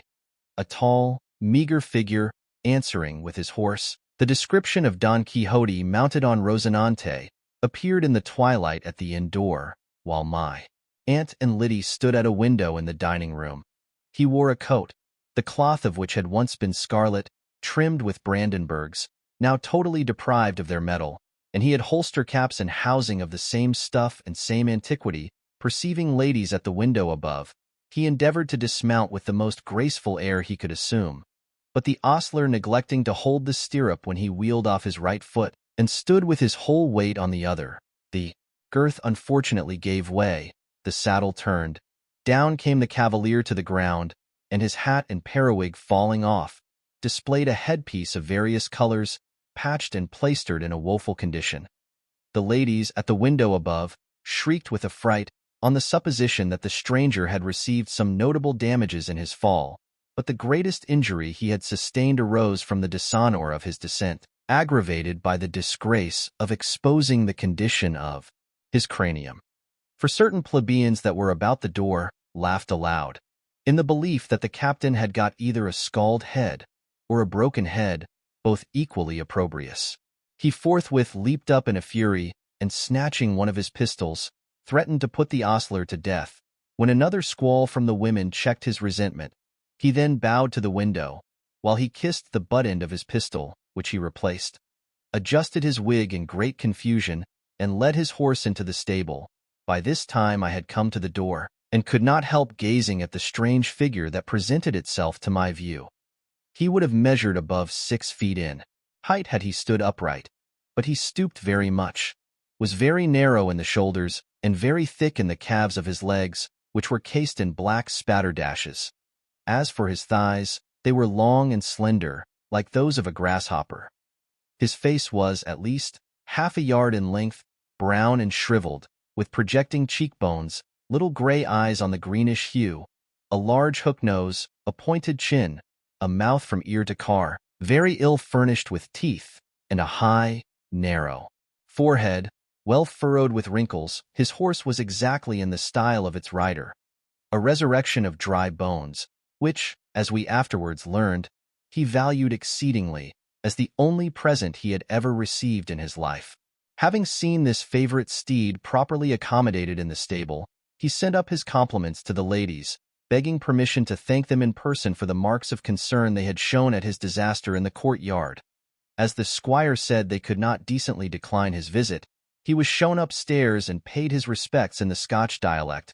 With much formality. "Ladies," said he, "perhaps ye may be scandalized at the appearance of my heed maid, when it was uncovered by accident. But I can assure you, the condition you saw it in is neither the effects of diseases nor of drunkenness, but an honest scar received in the service of my country." He then gave us to understand that having been wounded at Ticonderoga, in America, a party of Indians rifled him, scalped him, broke his skull with the blow of a tomahawk, and left him for dead on the field of battle, but that being afterwards found with signs of life, he had been cured in the French hospital, though the loss of substance could not be repaired, so that the skull was left naked in several places, and these he covered with patches. There is no hold by which an Englishman is sooner taken than that of compassion. We were immediately interested in behalf of this veteran. Even Tabby's heart was melted, but our pity was warmed with indignation when we learned that in the course of 2 sanguinary wars he had been wounded, maimed, mutilated, taken, and enslaved, without ever having attained a higher rank than that of lieutenant. My uncle's eyes gleamed, and his nether lip quivered, while he exclaimed, "I vow to God, sir, your case is a reproach to the service. The injustice you have met with is so flagrant, I must crave your pardon." "Sir," cried the other, interrupting him, "I complain of no injustice. I purchased an ensigncy 30 years ago, and, in the course of service, rose to a lieutenant, according to my seniority. But in such a length of time," resumed the squire, "you must have seen a great many young officers put over your head." "Nevertheless," said he, "I have no cause to murmur. They bought their preferment with their money. I had no money to carry to market. That was my misfortune. But nobody was to blame." "What? No friend to advance a sum of money?" said Mr. Bramble. "Perhaps I might have borrowed money for the purchase of a company," answered the other, "but that loan must have been refunded, and I did not choose to encumber myself with a debt of £1,000, to be paid from an income of 10 shillings at it." "So you have spent the best part of your life," cried Mr. Bramble, "your youth, your blood, and your constitution, amidst the dangers, the difficulties, the horrors and hardships of a war, for the consideration of 3 or 4 shillings a day." "A consideration, sir," replied the Scot, with great warmth, "you are the man that does me injustice, if you say or think I have been actuated by any such paltry consideration. I am a gentleman, and entered the service as other gentlemen do, with such hopes and sentiments as honorable ambition inspires. If I have not been lucky in the lottery of life, so neither do I think myself unfortunate. I owe to no man a farthing. I can always command a clean shirt, a mutton chop, and a truss of straw, and when I die, I shall leave effects sufficient to defray the expense of my burial." My uncle assured him he had no intention to give him the least offense by the observations he had made, but, on the contrary, spoke from a sentiment of friendly regard to his interest. The lieutenant thanked him with a stiffness of civility which nettled our old gentleman, who perceived that his moderation was all affected. For, whatsoever his tongue might declare, his whole appearance denoted dissatisfaction. In short, without pretending to judge of his military merit, I think I may affirm that this Caledonian is a self-conceited pedant, awkward, rude, and disputatious. He has had the benefit of a school education, seems to have read a good number of books, his memory is tenacious, and he pretends to speak several different languages. But he is so addicted to wrangling that he will cavil at the clearest truths, and, in the pride of argumentation, attempt to reconcile contradictions. Whether his address and qualifications are really of that stamp, which is agreeable too. The taste of our aunt, Mrs. Tabitha, or that indefatigable maiden, is determined to shoot at every sort of game. Certain it is she has begun to practice upon the heart of the lieutenant, who favored us with his company to supper. I have many other things to say of this man of war, which I shall communicate in a post or two. Meanwhile, it is but reasonable that you should be indulged with some respite from those weary lucubrations of yours, J. Melford, Newcastle upon Tyne, July 10th. To Sir Watkin Phillips, Bart. of Jesus College, Oxon. Dear Phillips, in my last I treated you with a high-flavored dish, in the character of the Scotch lieutenant, and I must present him once more for your entertainment. It was our fortune to feed upon him the best part of 3 days, and I do not doubt that he will start again in our way before we shall have finished our northern excursion. The day after our meeting with him at Durham proved so tempestuous that we did not choose to proceed on our journey, and my uncle persuaded him to stay till the weather should clear up, giving him, at the same time, a general invitation to our mess. The man has certainly gathered a whole budget of shrewd observations, but he brings them forth in such an ungracious manner as would be extremely disgusting, if it was not marked by that characteristic oddity which never fails to attract the attention. He and Mr. Bramble discoursed, and even disputed, on different subjects in war, policy, the belles lettres, law, and metaphysics, and sometimes they were warmed into such altercation as seemed to threaten an abrupt dissolution of their society. But Mr. Bramble set a guard over his own irascibility the more vigilantly as the officer was his guest, and when, in spite of all his efforts, he began to wax warm, the other prudently cooled in the same proportion. Mrs. Tabitha, chancing to accost her brother by the familiar diminutive of Matt, "Pray, sir," said the lieutenant, "is your name Matthias? You must know it is one of our uncle's foibles to be ashamed of his name Matthew, because it is puritanical, and this question chagrined him so much, that,